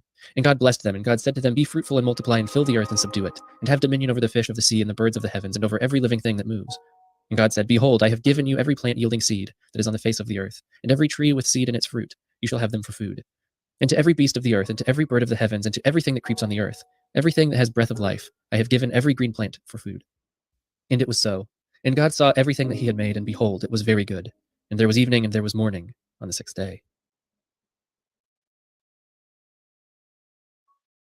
Perhaps you've heard that before. Many of us have. I won't read the rest of the story word for word, but in the Christian creation story, God made everything, and then he made people to share it with. In most Christian teachings, God created everything, and then he created humans to live in perfect community with him. In this time, there was no sin, no barrier between God and his creation. It was the way that it was supposed to be, the original intent. Man and God mingling in perfect harmony in a land of limitless provision. However, as you may recall from Sunday school, Adam and Eve broke God's trust by disobeying him, and they introduced sin into the world. And by introducing sin into the world, man and God were separated. God fluttered back to heaven, veiled from man, and Adam and Eve set off to toil and struggle against the land. But what if that didn't happen? What if man had never been separated from God in the garden? What if all was now as it was meant to be then? In the 2nd century in northern Africa, a very curious Christian cult emerged. They called themselves the Adamites, and they proclaimed that they had learned the secrets to living as if they had never left the Garden of Eden, as if they were living before sin had even entered the world. And this was most notable in the way that they dressed. Or didn't dress. As the chronicler Lawrence of Brazova noted, wandering through the forests and hills, some of them fell into such insanity that men and women threw off their clothes and went nude, saying that clothes had been adopted because of the sin of the first parents, but that they were in a state of innocence. From the same madness, they supposed that they were not sinning if one of their brethren had intercourse with one of their sisters, and if the woman conceived, she said that she had conceived of the Holy Spirit. Historian Norman Kahn elaborates further. In this sect, free love seems to have been the rule. The Adamites declared that the chaste were unworthy to enter the Messianic kingdom. The sect was much given to ritual naked dancing held around a fire. Indeed, these people seem to have spent much of their time naked, ignoring the heat and cold, and claiming to be in a state of innocence enjoyed by Adam and Eve before the fall. The sect was often criticized for never thinking of earning their own living by work of their hands as well. So they're an eccentric Christian cult that believes that they are completely free of all societal judgment and social shame. They also believe that their actions are completely amoral and without consequence. What's the worst that could happen? I mean, if we use the examples of Jonestown and Heaven's Gate, it might be reasonable to expect that they grew in power until they tried to overthrow their local government or something to that effect. However, just as we learned earlier, for every Manson family there's a dozen other cults that are never uncovered or perhaps don't even have anything to hide. The Adamites were largely peaceful, annoying, loud and naked, yes, malicious, not that I can see. However, their free love and clothing optional doctrine did catch on, and by the 15th century there were thousands of Adamites in Europe. At one point, a sect of Adamites, the Piccards of Bohemia, took possession of their own island on the river Nazarka and lived communally, practicing social and religious nudity, free love, and individual ownership of property. Unfortunately for the Piccards of Bohemia, this lifestyle placed them squarely in the middle of a religious war between a Czech pro-Protestant faction called the Hussites and a group of anti-Protestant sects called the Taborites. The Adamites found themselves naturally associated with the Taborites as the corporate Protestant church looked down on their constant nakedness and free love attitude. The religious war turned from feverish water cooler debate to bloody violence, and the Adamites were on the losing end, likely because they couldn't wear armor while adhering to their strict holy nudism. The battle nearly eliminated the Adamites. I'm sorry, They were that's killed in hilarious. mass, and those who survived Except slowly for that snaked their way part. through Europe, recruiting people to their cause along the way. Though they never rebuilt their numbers to what they had enjoyed before the slaughter of the Hussites in the Czech Republic, they did pop up again in the UK nearly 200 years later. We see accounts of people identifying themselves as Adamites and running through the streets screaming such things as, "Repent! Woe! Woe to those who don't repent! Remember Sodom!" They were such an entertaining curiosity that there are actually many fictionalized accounts of Adamites roaming through cities, screaming the gospel at people and trying to win them to their nudist cause. About 200 years after that, they pop up again in Venice, or at least allegedly so. It seems as if the Adamites emerge about every 200 years. And you know what? We're coming up on about 200 years since they were last in the media. And I'm not saying that they will appear in 2022, but don't be surprised if you see a naked man yelling at you to repent while you're walking to your car after work. In fact, I'm pretty confident that I stumbled upon an Adamite commune once, but for that story, you'll need to be a subscriber. For those of you who are not subscribed, this is where I will leave you. Thank you so much for listening, everybody. I sincerely appreciate it. I hope that you had a very nice week while I was not producing this show, and I hope that you really enjoyed the Abridged Presidential Histories podcast. I think it's one of the best independently produced history podcasts out there, so if you went over and subscribed to that, thank you. The independent history podcast community definitely tries to show notes because they have done so much to help me over the last couple years. It's really honestbepod.threadless.com. Wow. So, what are your thoughts on that? You think that's the right one?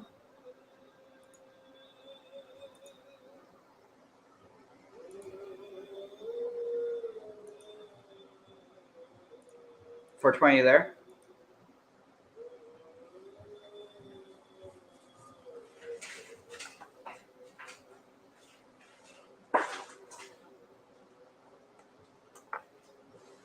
$420.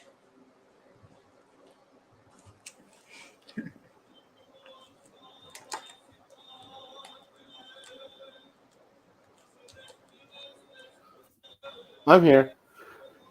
Oh, hey Graham. Did you fall asleep before? No, I was just letting you run a little bit. Oh, we heard snoring. Oh, yeah, maybe I dozed off a little bit. Wonder where 421. Oh, he said be right back 4 minutes. So, did you hear that bit about the Adamites? Yeah, no, that's interesting. That's I wonder how much that would be related to like the Sethians as well. Almost seems like a step earlier, if you know what I mean. Oh, haha. Almost like it was a parent of it. Exactly.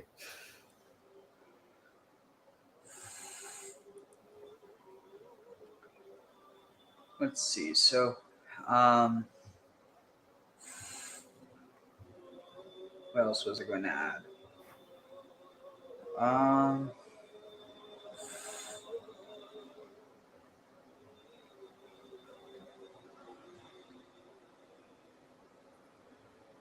Oof, look at this. Oh, wait, I'm not sharing it yet. One sec. Am I? Oh, yeah, I am.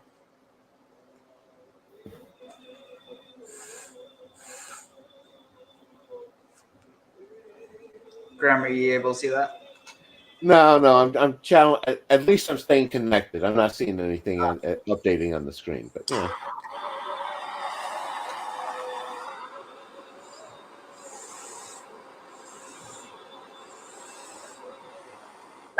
Oh, sorry about that.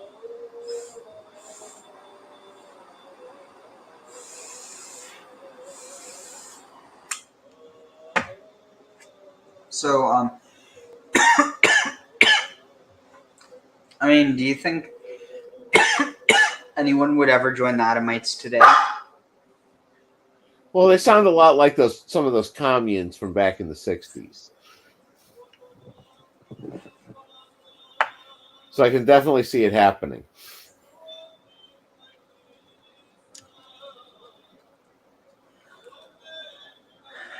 Imagine, like, Imagine if like one of those like mega preachers all of a sudden became an Adamite, and then they try to use it to justify being naked and around and in the presence of naked followers.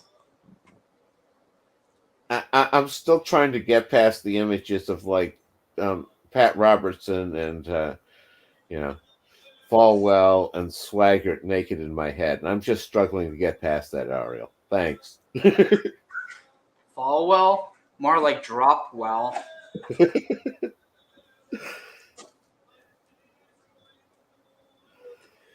Let's see. So, Or who was the one that was caught with the prostitute in the car? What?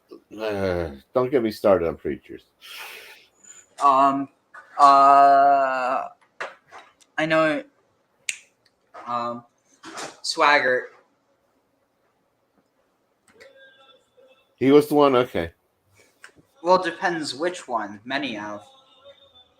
Oh, Jim Baker with Tammy Faye. He had, what was it, some gay stuff going on? And... No. He was a rapist.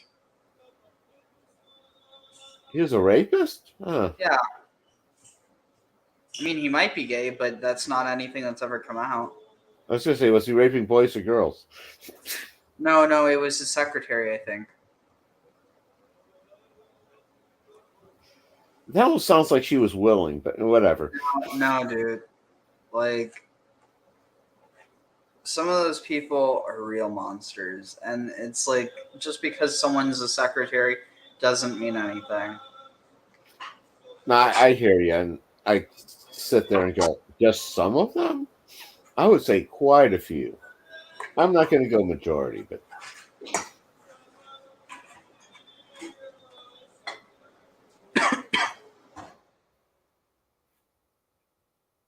William, why don't you join us?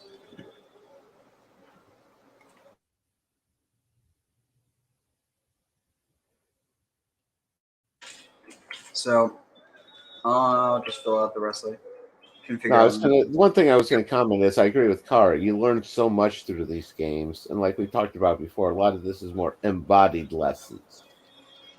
You're learning it at a different level than just the intellectual one. Ooh, this would be interesting. I wonder if he would want to be a vampire. Or let's see, what's a hybrid? Or a lycanthrope. Don't they have those? Oh, yeah.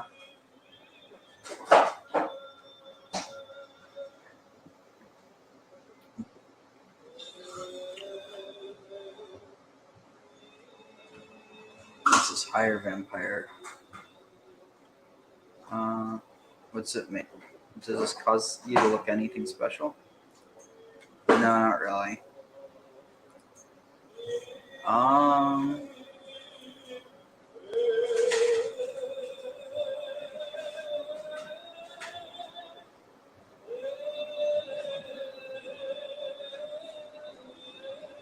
So is that the game music in the background? Yeah, but it might be one second.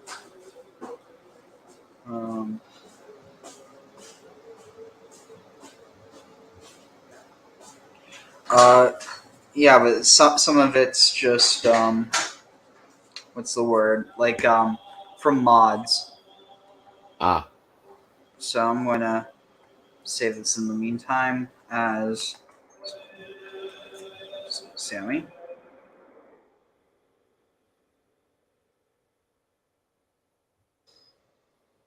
Let's see. So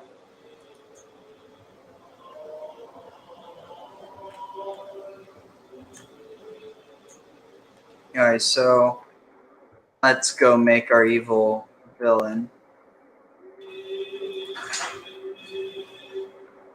That's the sex cult on Crete. Oh. I mean, oh, good point. I was thinking that, let's see. Well, we could have two potentially. So we could have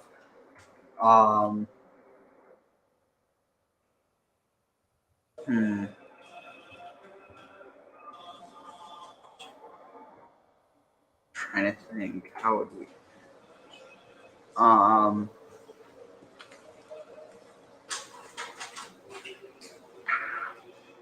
Let's see what there is over here in Westerland.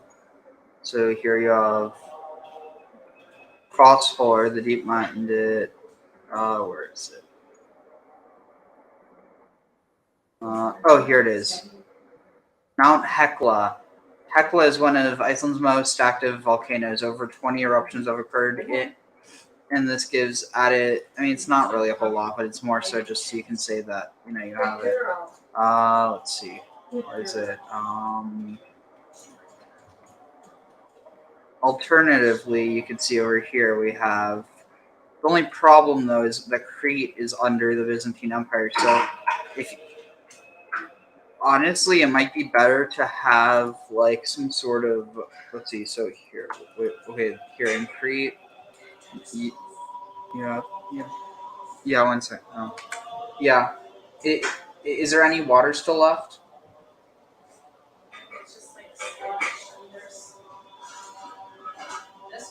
No, in the one that was in the short one. Okay, turn it off. Yeah. Yeah. Okay. It's just really what? Okay. Yeah. Okay. Let's see. So this is Knossos Palace. It gives you development growth. So yeah, we could. The only thing here is that if we set them up here, it immediately means that they'll be taken out by the Christians. Oh. So that means that if we want to do that, we have to have them take it over during a chaotic time. So that means that probably set them up over here, set the Canaanites up over here, and maybe put over here on Socotra. We could put we could put okay, that'll work. So switch character here. Create your own character. So should we do the human sacrifice cult or the sex cult first? Probably the sex cult first, because you got to have sex before you have the human sacrifices. I guess there's a logic to that. I didn't say it was good logic, but let's see. So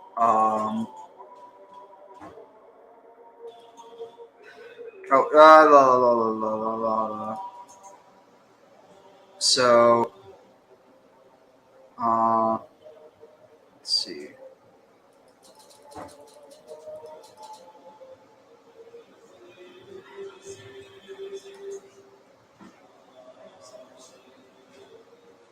Semitic.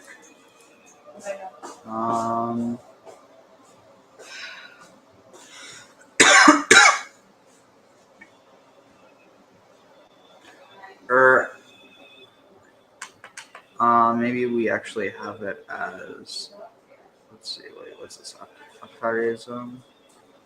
No. Honestly, maybe we just go with Zoroastrian and then we make them Phoenician Zoroastrians. Works for me. And then we work them both into one.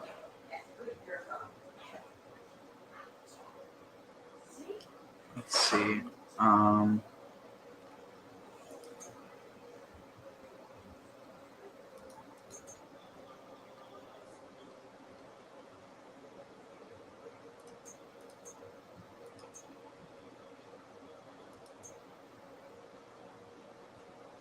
Oh, we should probably make them Phoenician, not Punic.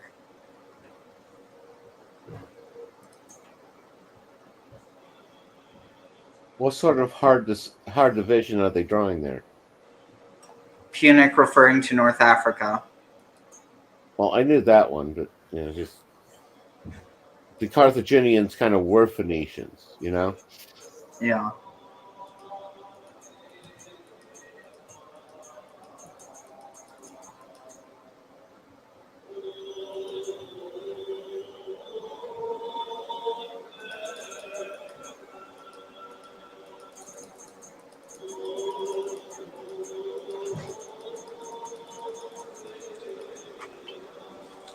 What should should we make it like a priestess or what? If we're going sex cult, definitely priestess. Yeah, that'll work. Got to go with the goddess there.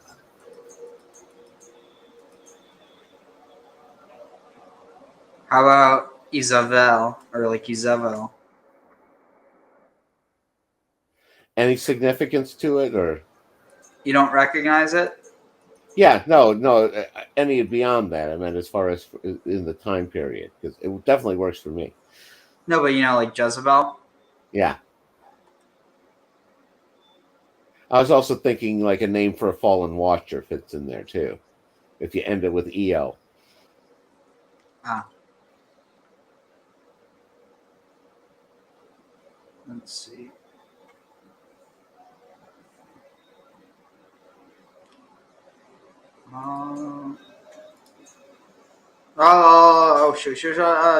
Duh.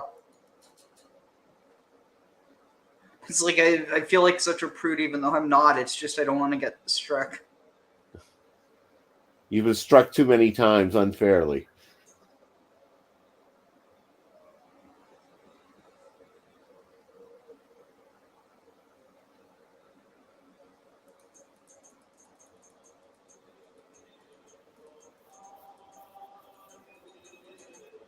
What's like the symbol of Phoenicia?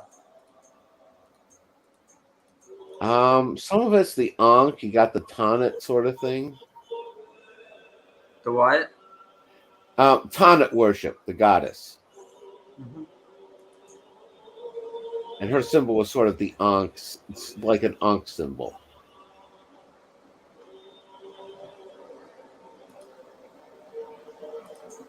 How's this? And I can look for the Ankh. Nice.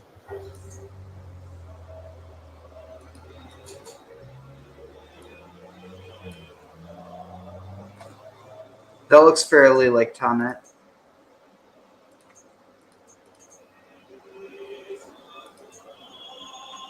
Let's see.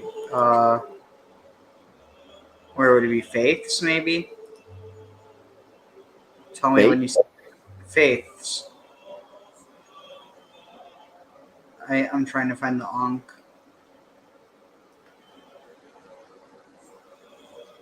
You'd think it would be here, unless I'm missing it. No, it's not there. Maybe, figures? Man-made? Patterns? No. Tribal seals, maybe?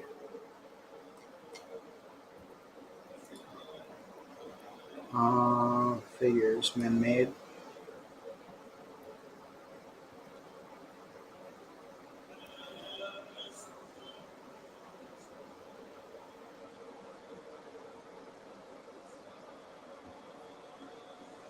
Maybe, what's the word? Animals. And maybe like some sort of dragon. Oh dear Lord. Why is there a Nazi eagle in there? Do you really, really want an answer to that question, Ariel? You're right. Oh, okay, this is cool. Here, check this out. I gotta, let's see. What am I going to do with this? Circles and spirals, maybe?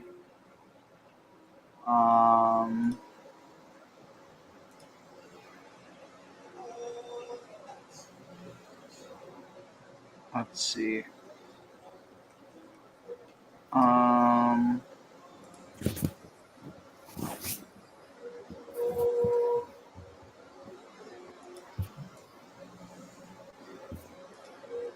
Maybe crosses and knots.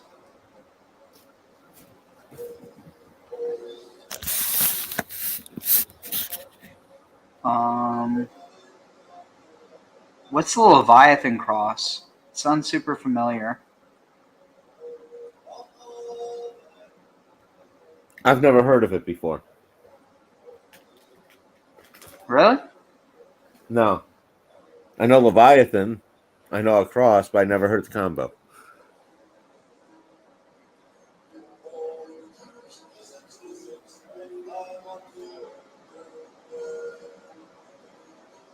Satan's Cross. That kind of fits an evil cult.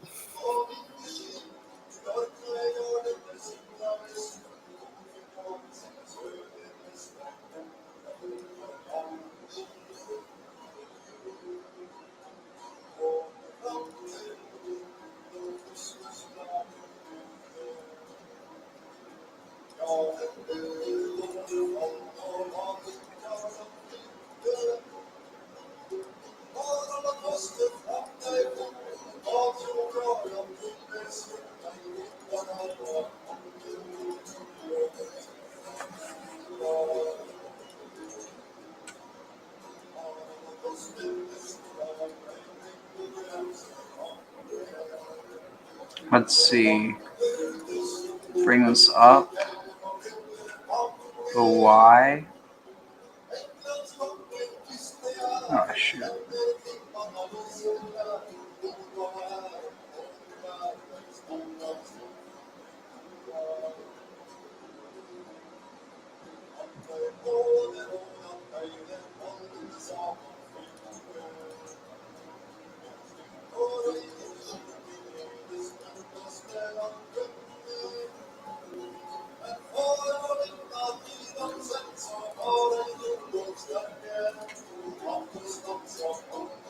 Let's see why. Okay, now to maybe make it black.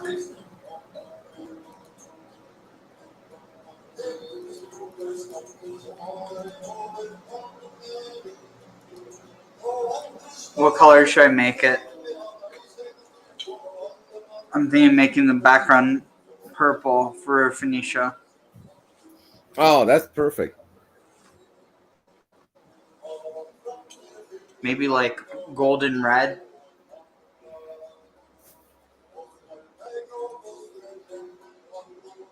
No, that could definitely work.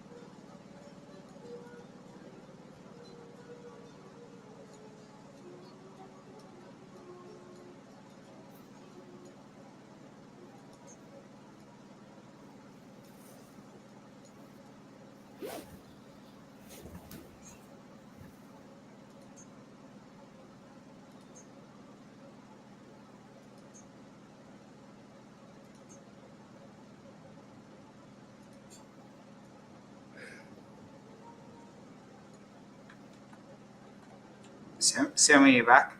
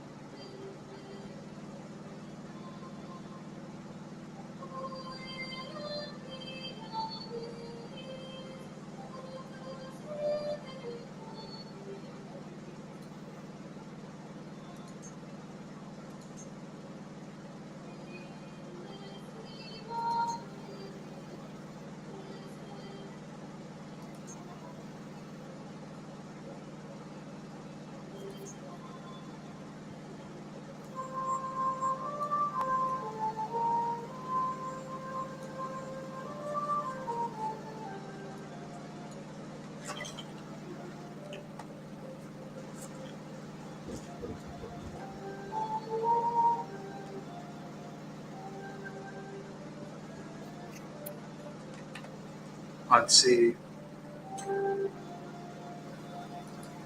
That's pretty good.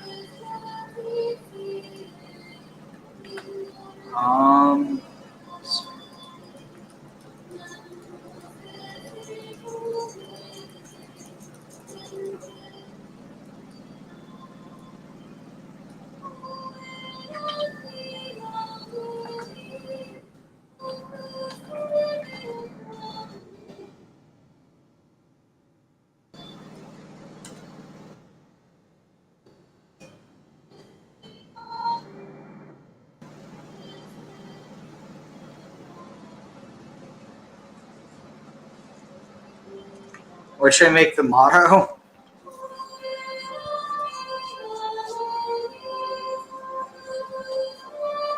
Grim? I was gonna say us over all, you know.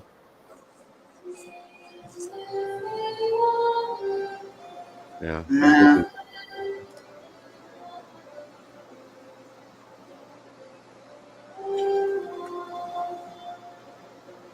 By any means possible. Yeah.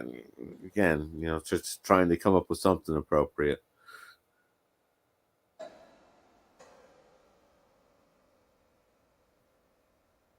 By hook or by crook.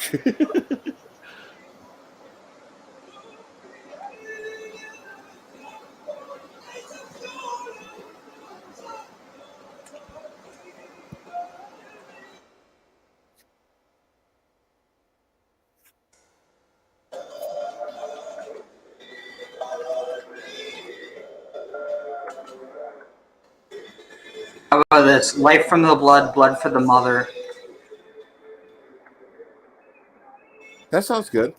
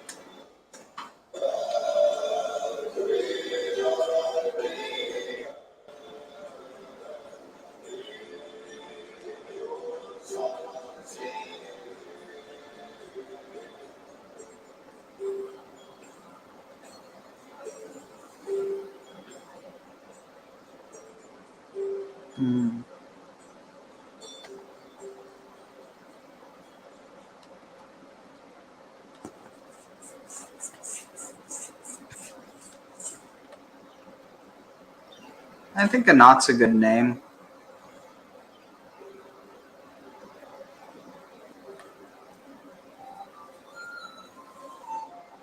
Yeah, either a knot or tannet. They're probably similar cognates.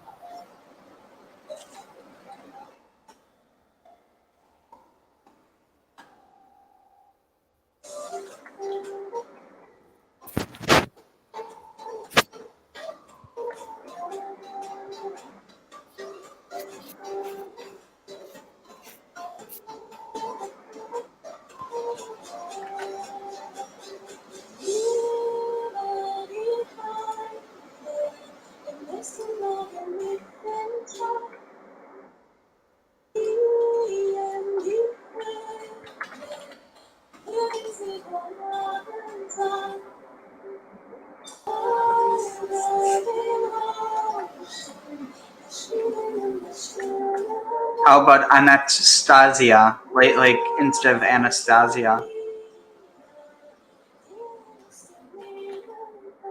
No, that sounds good.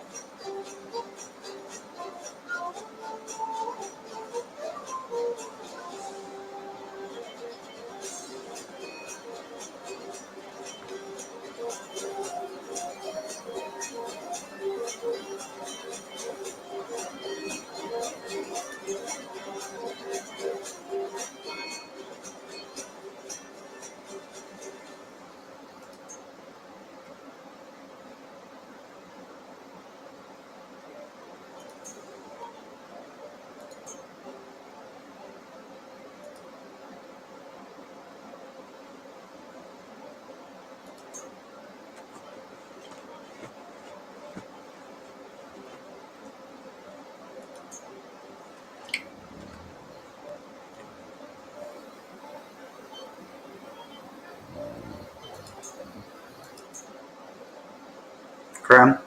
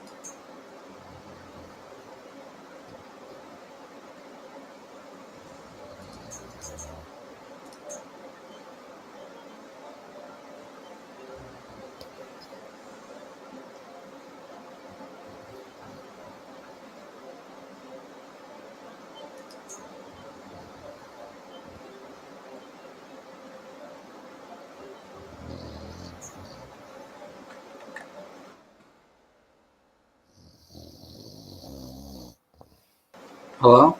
Graham?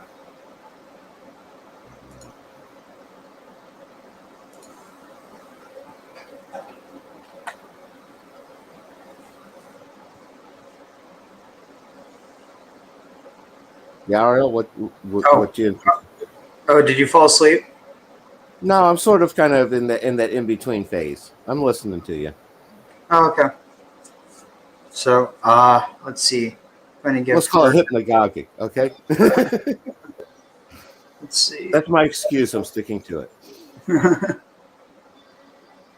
Let's see, where was it? I just saw it before.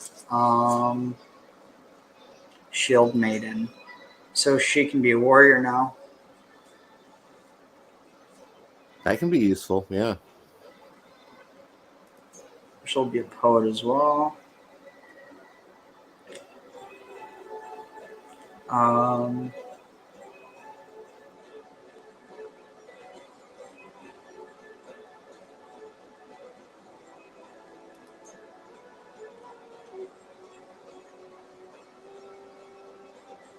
Should I make her a vampire as well? I don't see any reason not to. Maybe a hybrid. Yeah.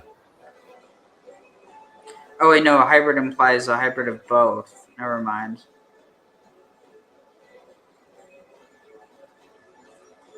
Oh, vampire and werewolf? Yeah. No. Like, what was that movie? Otherworld or whatever?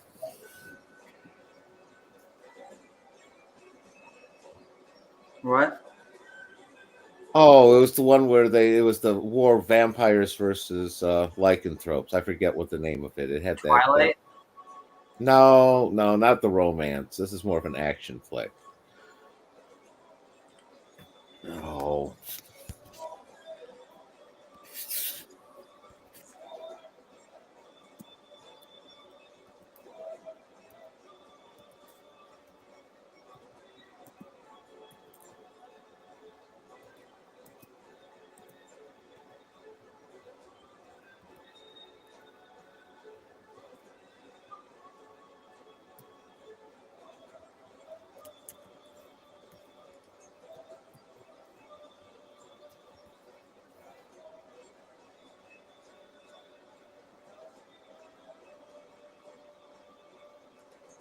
Underworld. Ah.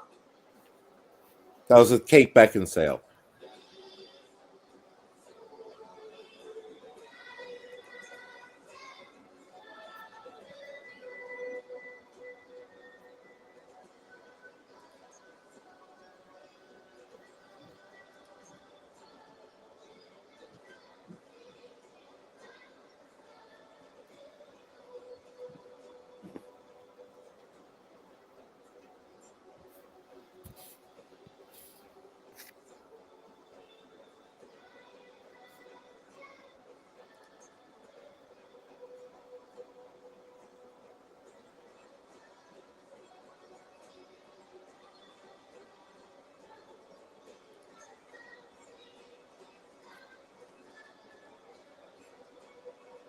Okay, let's see. I think it is more or less.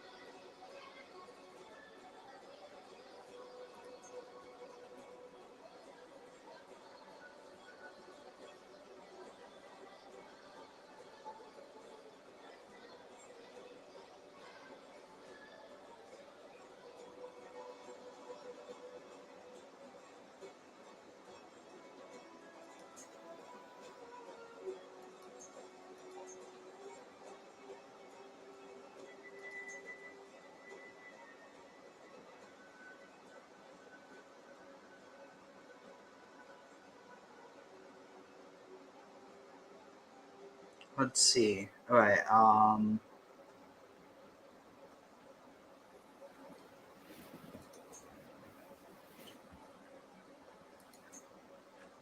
Should I make her albino? I mean, not because there's anything wrong with it, just because the vampire shit doesn't make you look like anything. No, that definitely worked. But let's see. The only thing is, then she just looks Nordic.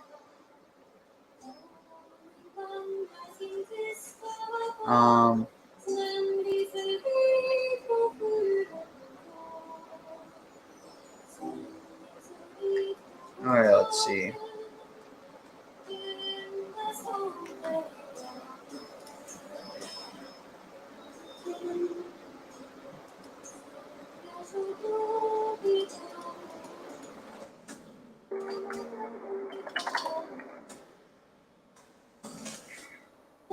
So let's see.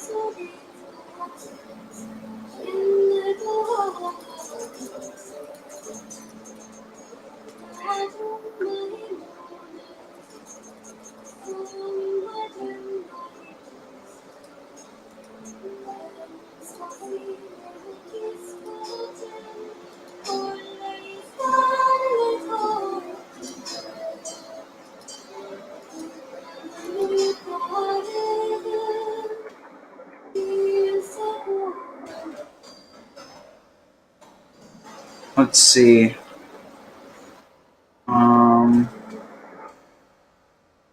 Here, I'm probably going to head off in a bit, so let's just see what we can do as her for a bit. I'm just going to pop you down in here.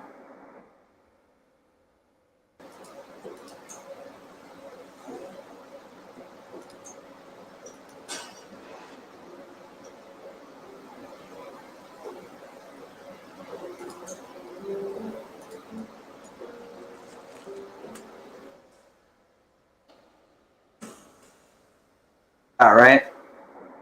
OCALLA.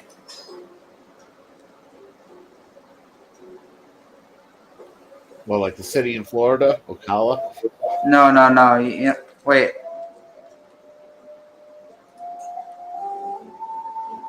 Well, that's how it was spelled before.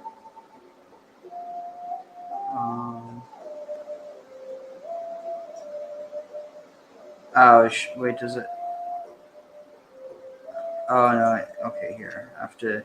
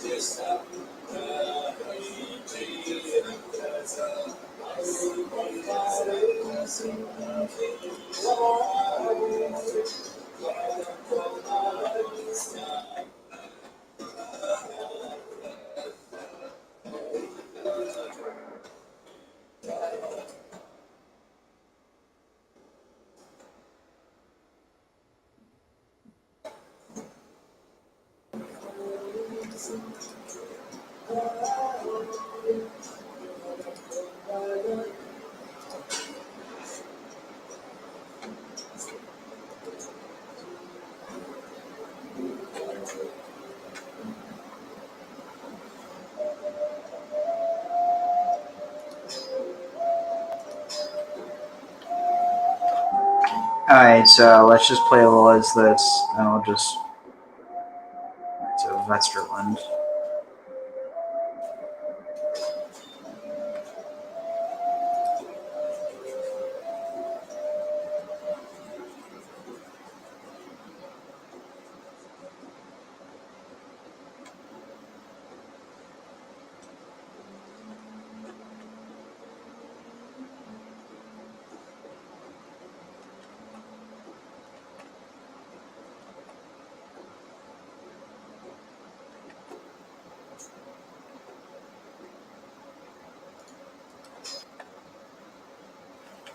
You there?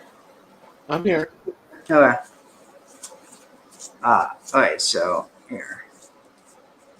Here, let me get something to eat real quick while it's loading.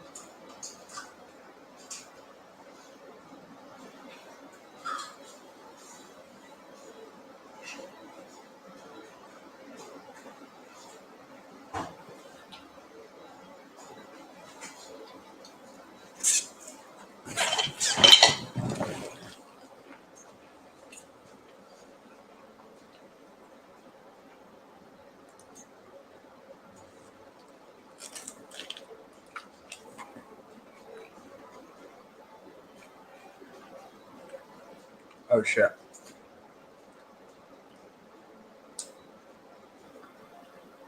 Please tell me you just crushed it. Okay.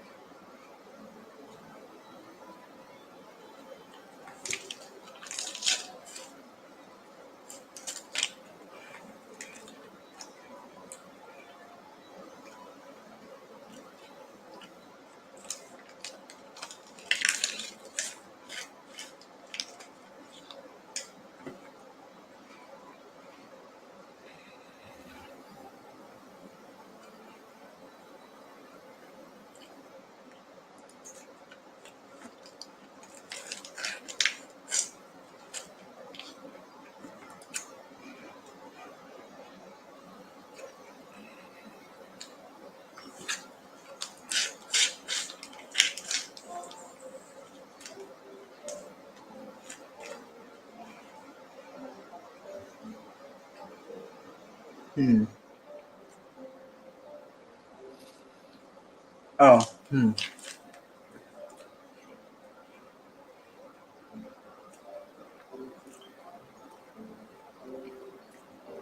What am I invite.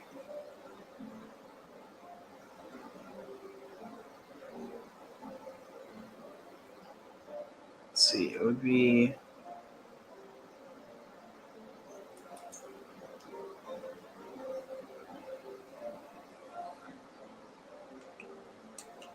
Oh, invite a. Yeah, that's what I'm looking for.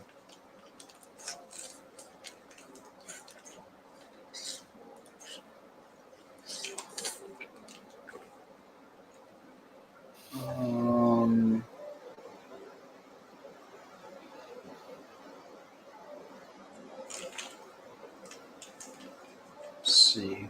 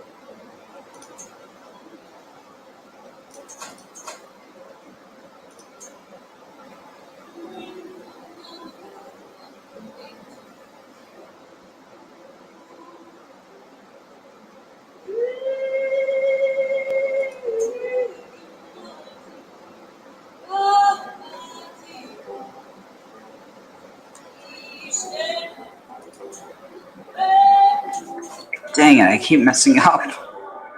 Choosing the wrong option. Ugh. This assigner should probably get off soon.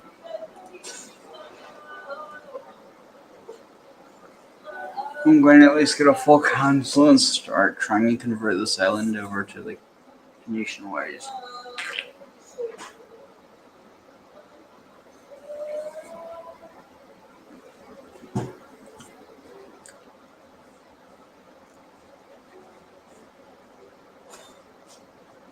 Alright, so invite a man of talent. We're going to make him a soldier.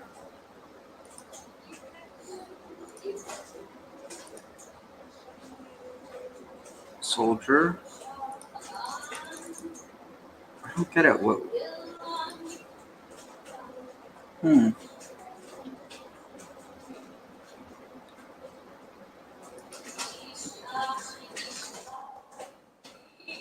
Alright, I'm just going to try the other one first.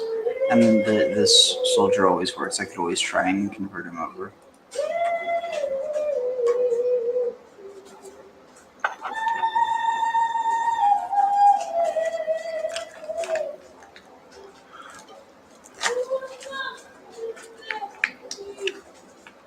I swear this will be so much more fun when I'm actually like awake.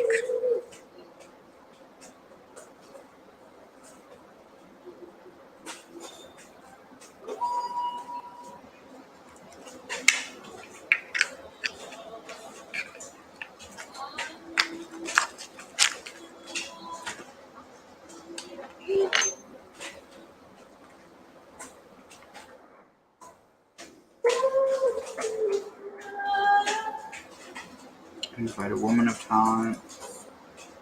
Spy. Ari shot. Perfect.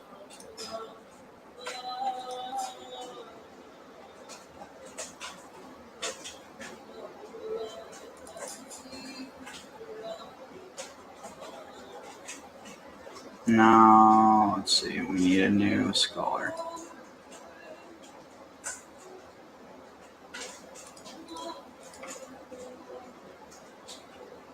I'm going to save this.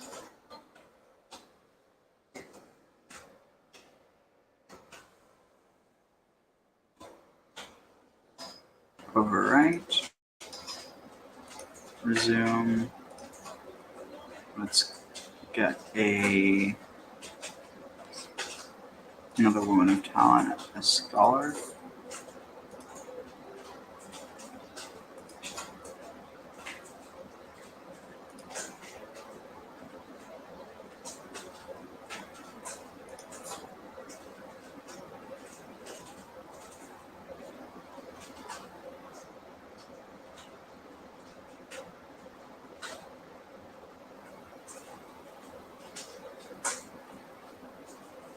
Oh, I need a better one.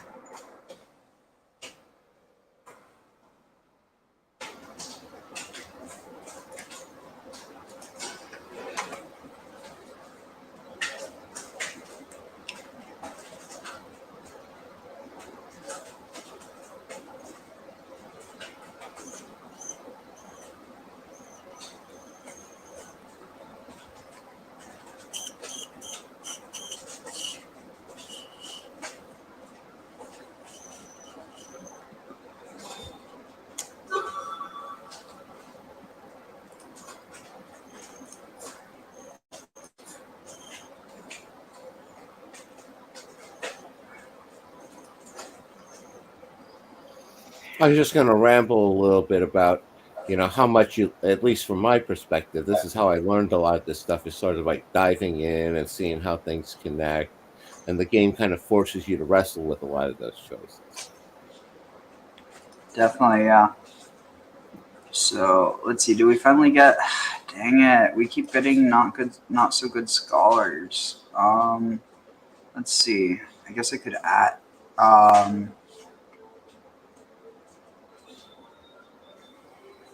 What do you mean, not so good scholars?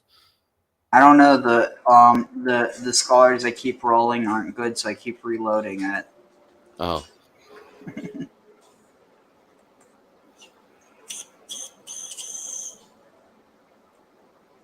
But yeah, so managed to get a really good spy mistress.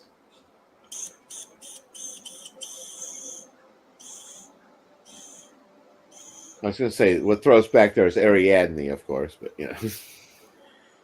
Well, this one's named Arishat, but close enough. Yep.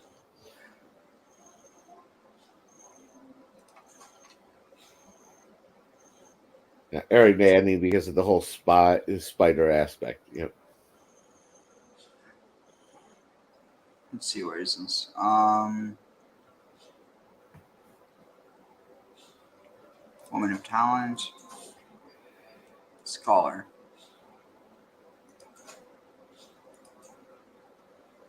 What? Okay, I keep rolling Yappa, it seems. What's this N? Yappa can be renamed. Well, it's not her name that I care about. I guess in that case, I'll just... Honestly, if the other ones have good stats, I don't even need to have an all Phoenician council.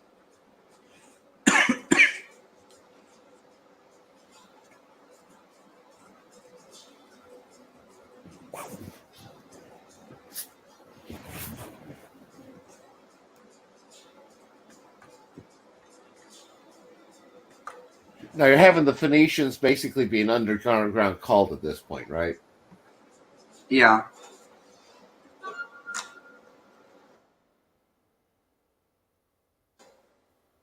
Let's see, so the council is 13, 18, 23. Okay, so we need a better scholar.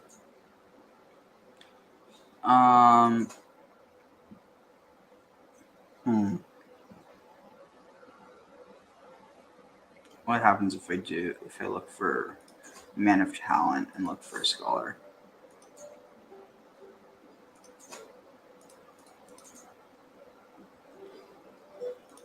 Well, the man's a dumbass too, so the game isn't sexist.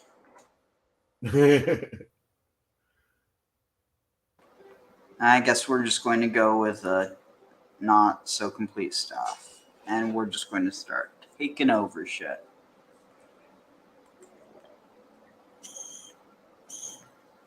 But yeah, so it kind of brings up the question: do you think the whole story of the like Minoans or the Cretans and the the people from the other lands that's a reference to human sacrifice, like with the Minotaur?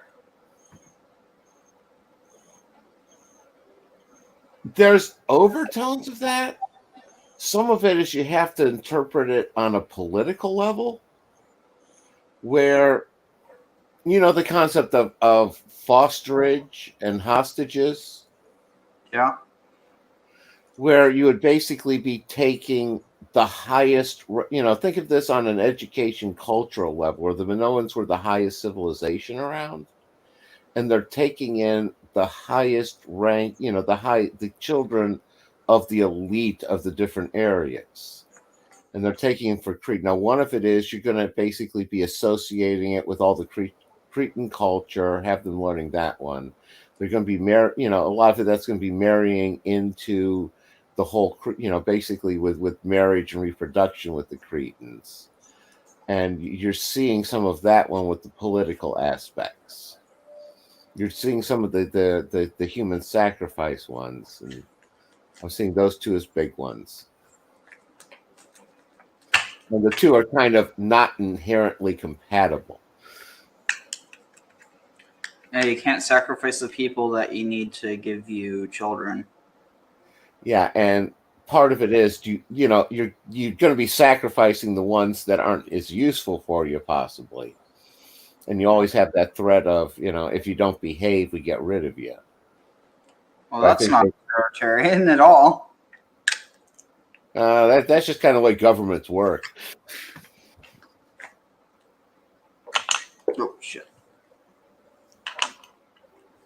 So yeah, looks like that's where the sense of the Minotaur in the labyrinth. You can look at that as the Cretan has their bull worship. The labyrinth is basically the palace, and you go there and you need to have to find your way through the political, upheaval, all that one, and defeat the Minotaur, who's the king of Crete, and that sort of concept. Let's see. So, how are we? Okay, so we're going to set the focus to intrigue, to temptation. Okay. Let's see what else we have to do. Choose your character's height. Let's make her, yeah. Freakishly tall.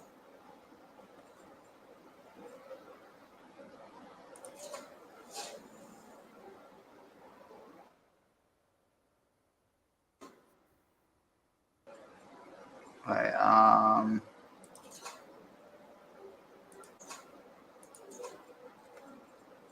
let's see, search for physician.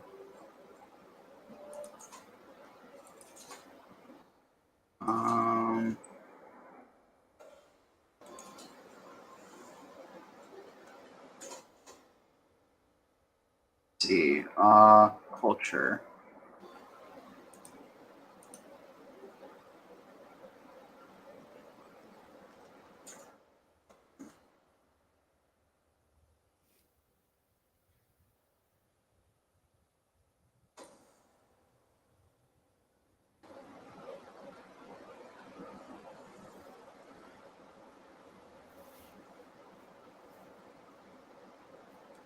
Oh.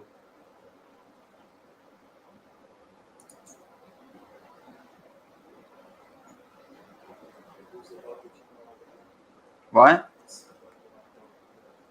I didn't say anything. Oh, it's the game.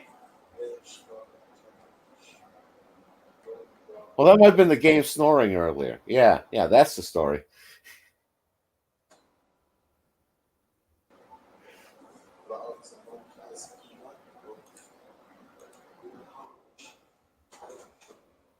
Let's see, so how am I going to use this? Maybe we need to take over the Canary Islands.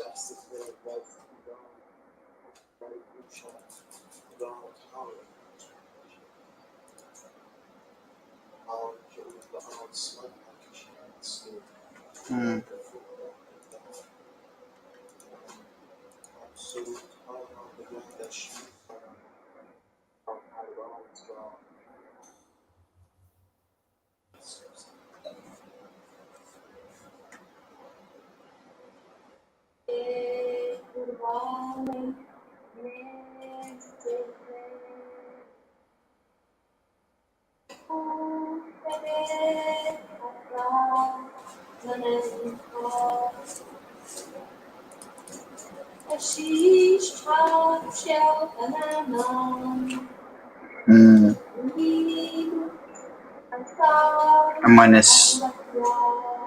seduce the schmuck. Why won't it work?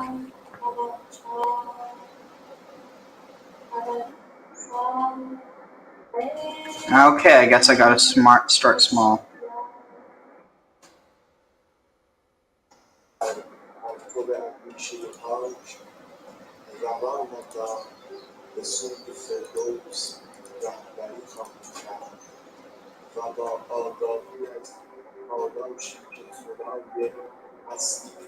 And silency. Remove trait. GVN.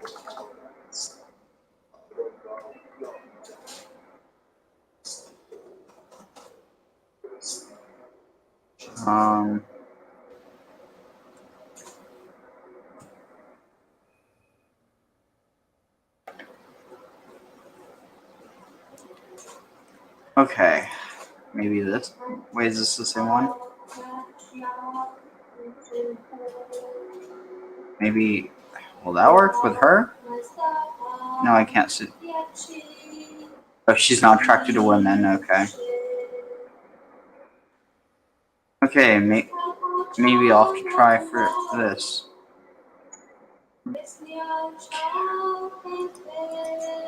Seduce. It's not going to work on him.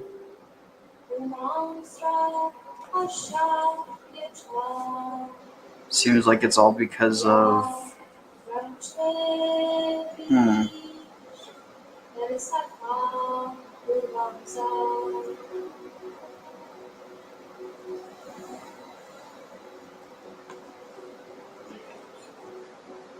I just don't get it. What about her? No? What about his son?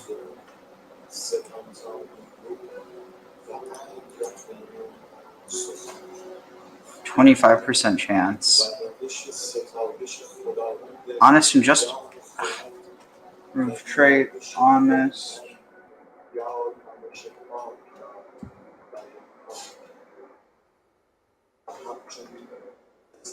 Just.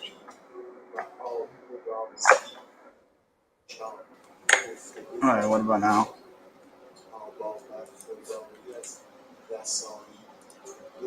Seduce.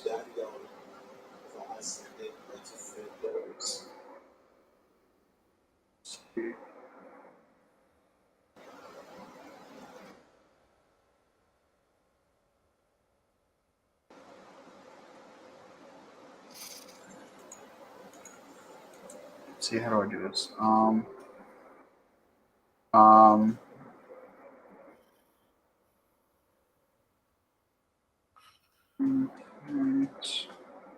From 3 to 5, 4, 2. There.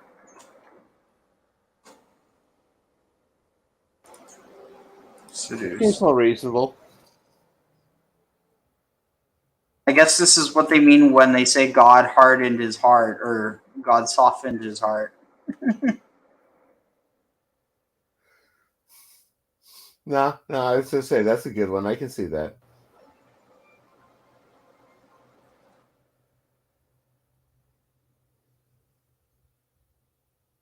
So I might marry him and then take it over and use that as a launching off point. That's usually what happens when you have, like, unattached women.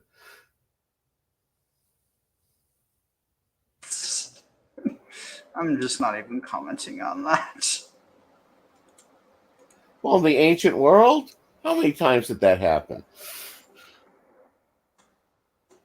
Marry the widow, take her stuff. All right, so okay, we're going for that. Then we need to set up the, let's see, increase development in county, or no, promote culture. In 15 months, I guess might as well start with our capital. And then we can, let's see, what's this? Convert faith in county. I guess we should stick with the same one. Or it might do it for the whole county, it seems like. And then organize army or train commanders. Train commanders. And let's have find secrets on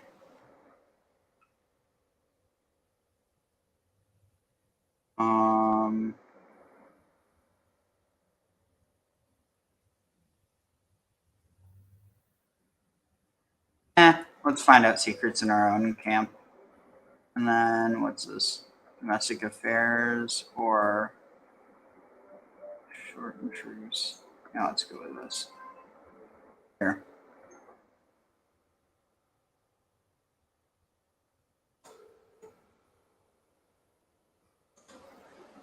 Ooh, it says sacrifice to the darkness. That doesn't sound dark at all. No. Who would possibly think that? Oh, I don't know. That's just ridiculous. Like, that's only what happens to prisoners. Don't be ridiculous. I'm joking. God, I know. I know you are. You're making sure that the people out there realize that. Because too many people say that shit and aren't joking. Let's see. So, call hunt. A hunt of what people? Like the Wild Hunt. Yeah, that's my bet. Let's see. Adopt a child. The search for an orphan child will commence. I'm sorry, but that sounds really dark considering this character.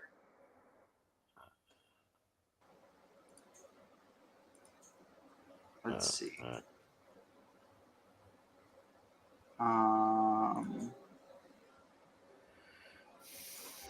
Okay.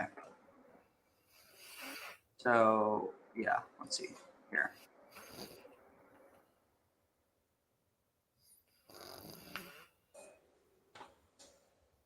Oh, what's this? The world is full of dangers, even to a chiefess and her court. As per the request, my servants have inquired after.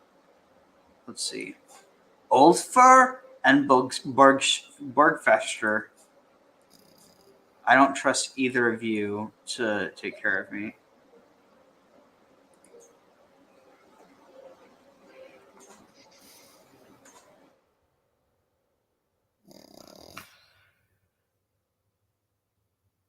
Jaina. Oh God! Wait, what? Who is she? Oh, she's a courtier, or she's a, commander. Okay, cool. I'm done with that.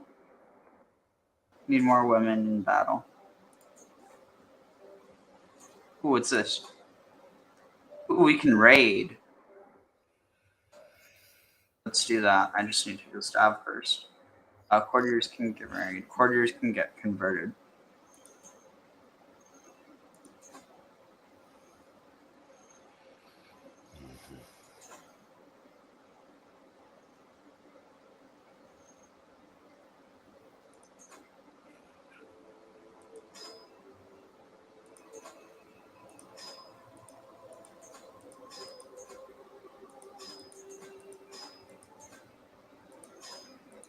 You must all convert.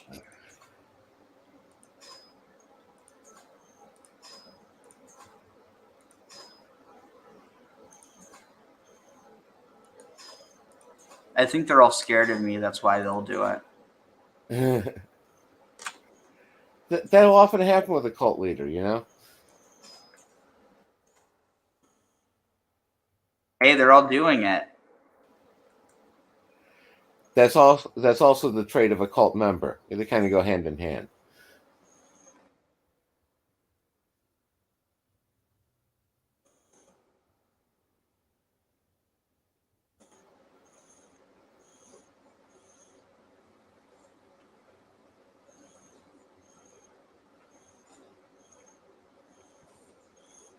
Ooh, what's this? A troubadour will soon be performing at the court of Pirth Tehran. It would be a simple request to have him change the performance to be a dedication more like the target of my affection. Let's see.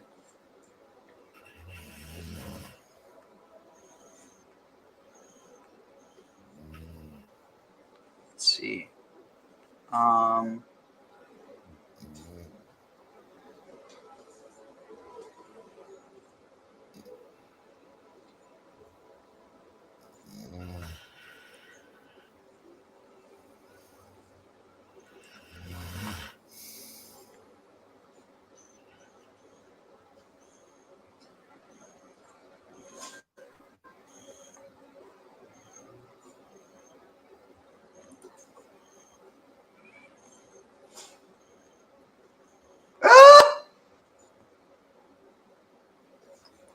What, Ariel? I don't think he liked it.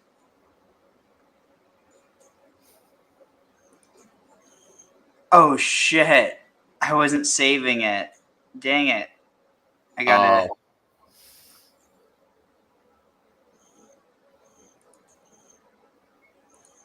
It's supposed to save every month. Damn it. Whatever. If he doesn't like it, we'll kidnap him and sacrifice him to the Dark Lord. Well, that's do unto others before others do unto you. Right. He might still bite. And again, joking. Oh, I thought you were being serious with them being a vampire. What? Well, vampires bite. Wait, well, what about? I was trying to make a joke. No, I was talking about sacrificing to the Dark Lord. Oh, okay.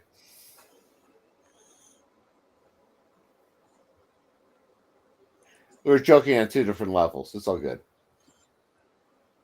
Okay, let's see. 20th of April did. Okay, so how much time left?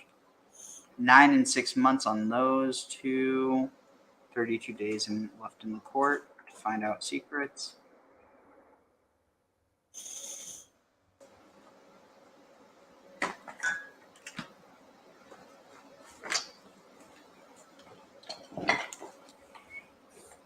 Okay.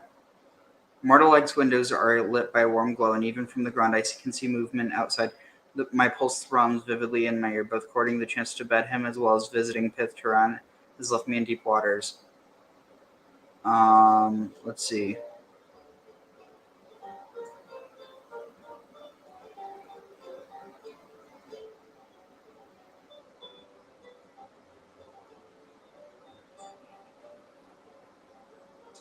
I'm going to go up. This can't possibly go wrong. How could it? And again, there's always the option to sacrifice him.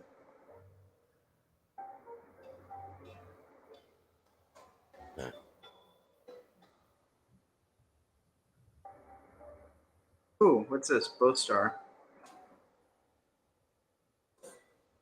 Okay.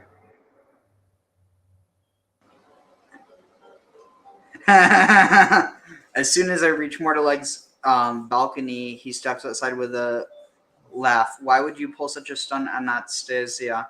Just use the door like a normal woman. You act as if you have intentions you want to keep secret. The playful joy in his eyes makes it all worth it.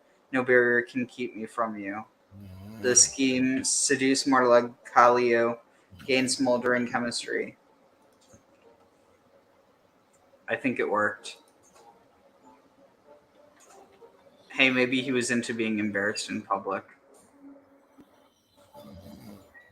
The sun is high above. It's noontime, isn't it? And it is rather hot outside. I've been out for a bit too long doing whatever business I was doing. I'm starting to feel a bit lightheaded. Let's see. Let's see. 25% chance of...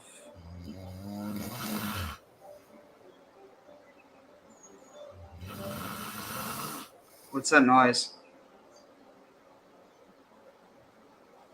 Just I was turning around wrestling stuff. No problem. Sorry.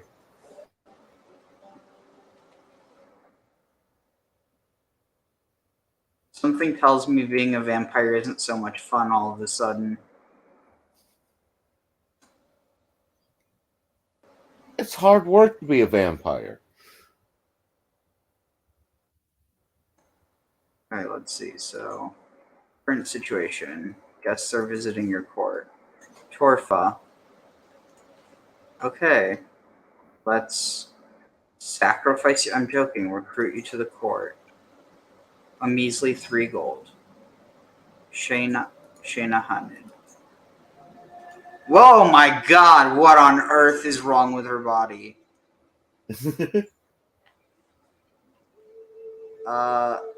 And she's not even undressed. What happens if I... Okay, apparently when I undress her, it makes her normal. Go Okay, figure. Get you into the court. And Bustar Mashid. Recruit to court. 10. Alright, airport physician. Gisla.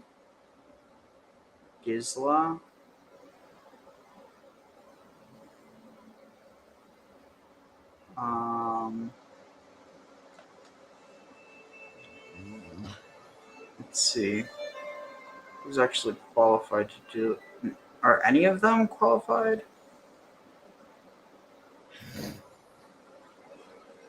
No, I need someone who's actually a surgeon.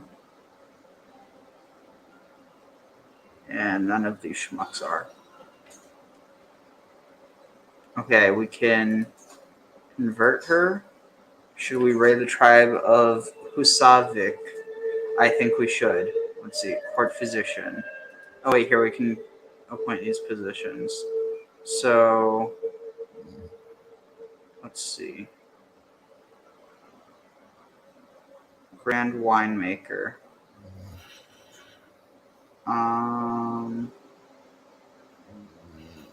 Master of sacrifices. Huh.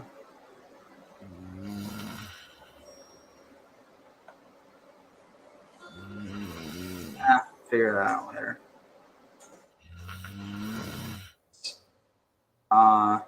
Raid them.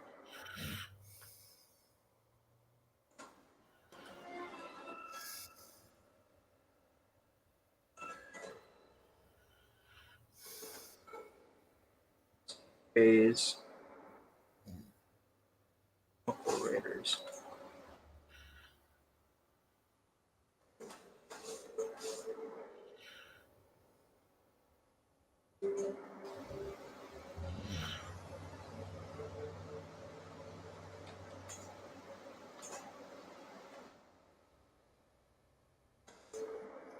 Let's see. We are going to raid Husavik.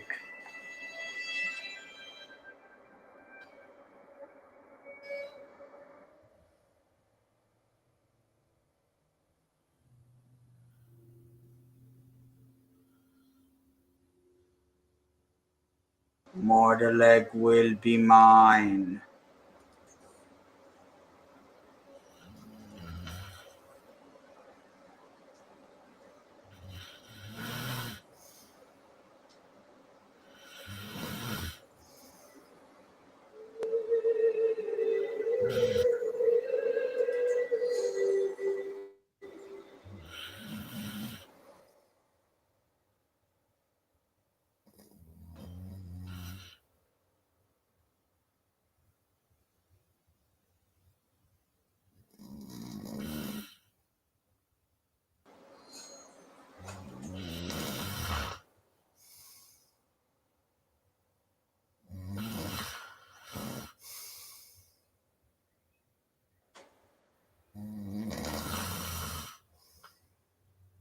Are you still moving stuff? A little bit, not too much. Oh shit. Let's see. What? 10 days left, and they go out to sea in 28 days. So we can. All right. So we just converted the Faith in Vesterland. Now it's time to convert Faith in. Wait.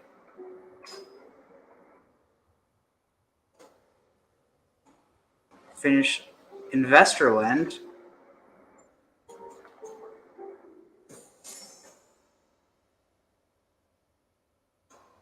But it should have. What the heck? We just did that. That's some bullshit. Okay. Well, let's take it out on you guys.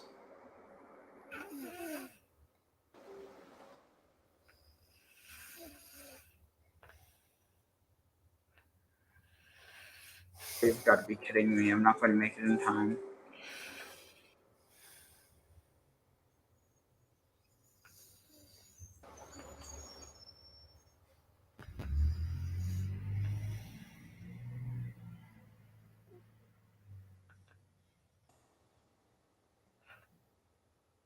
Go back for 2 months.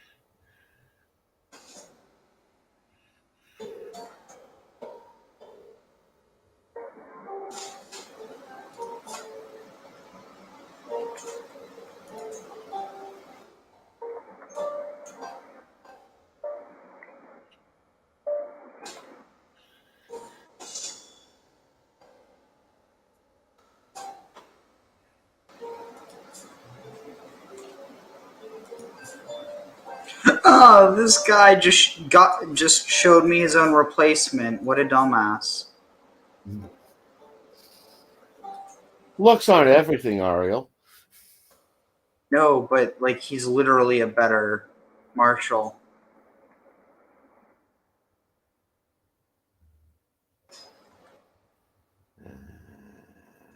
This guy's also a bit more impressive though.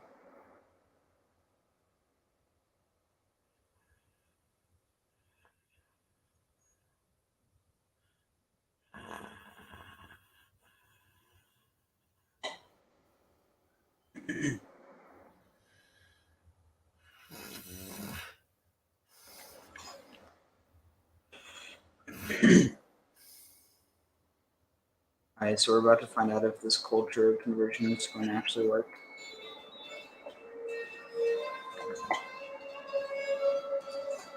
It didn't work. Fuck. I don't know why. Oh.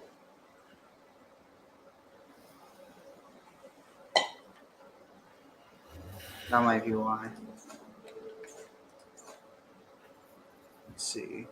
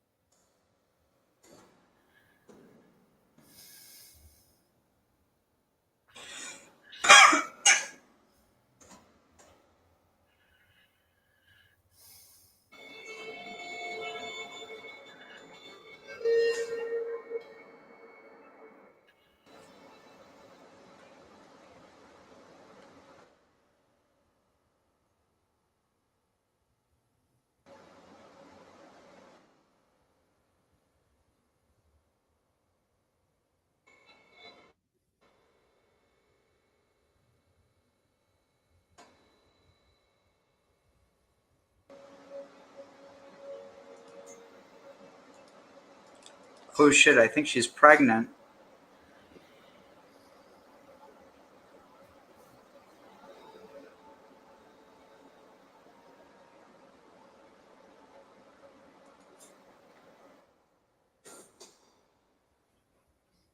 Yeah, it's a question: is that a good or a bad thing?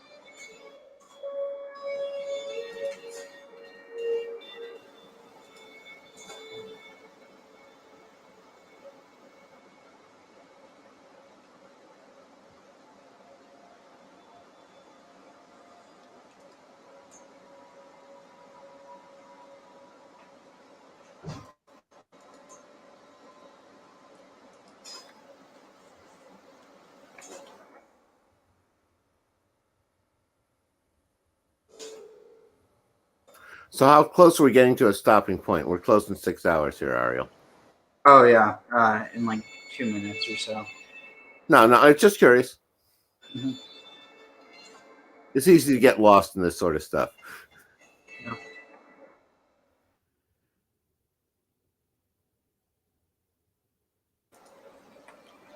Let's see.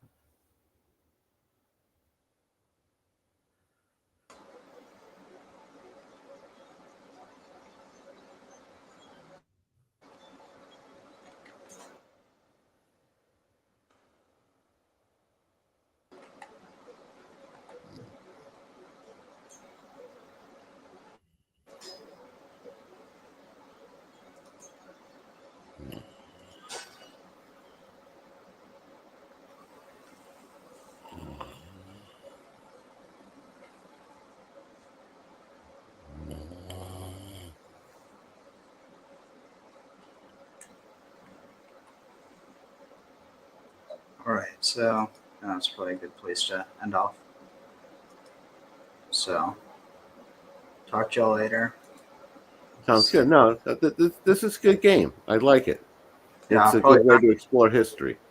Yeah, probably better when we're all awake. Anyway, take care. Want to tell the Rebbe the words of the new song that we're singing with Mashiach, right? So I'm just going to read him. Am Yisrael, have no fear. Mashiach will be here this year. We want Mashiach now.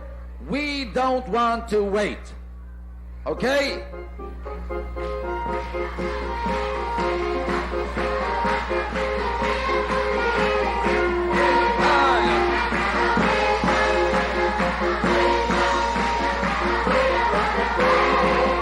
want Mashiach now.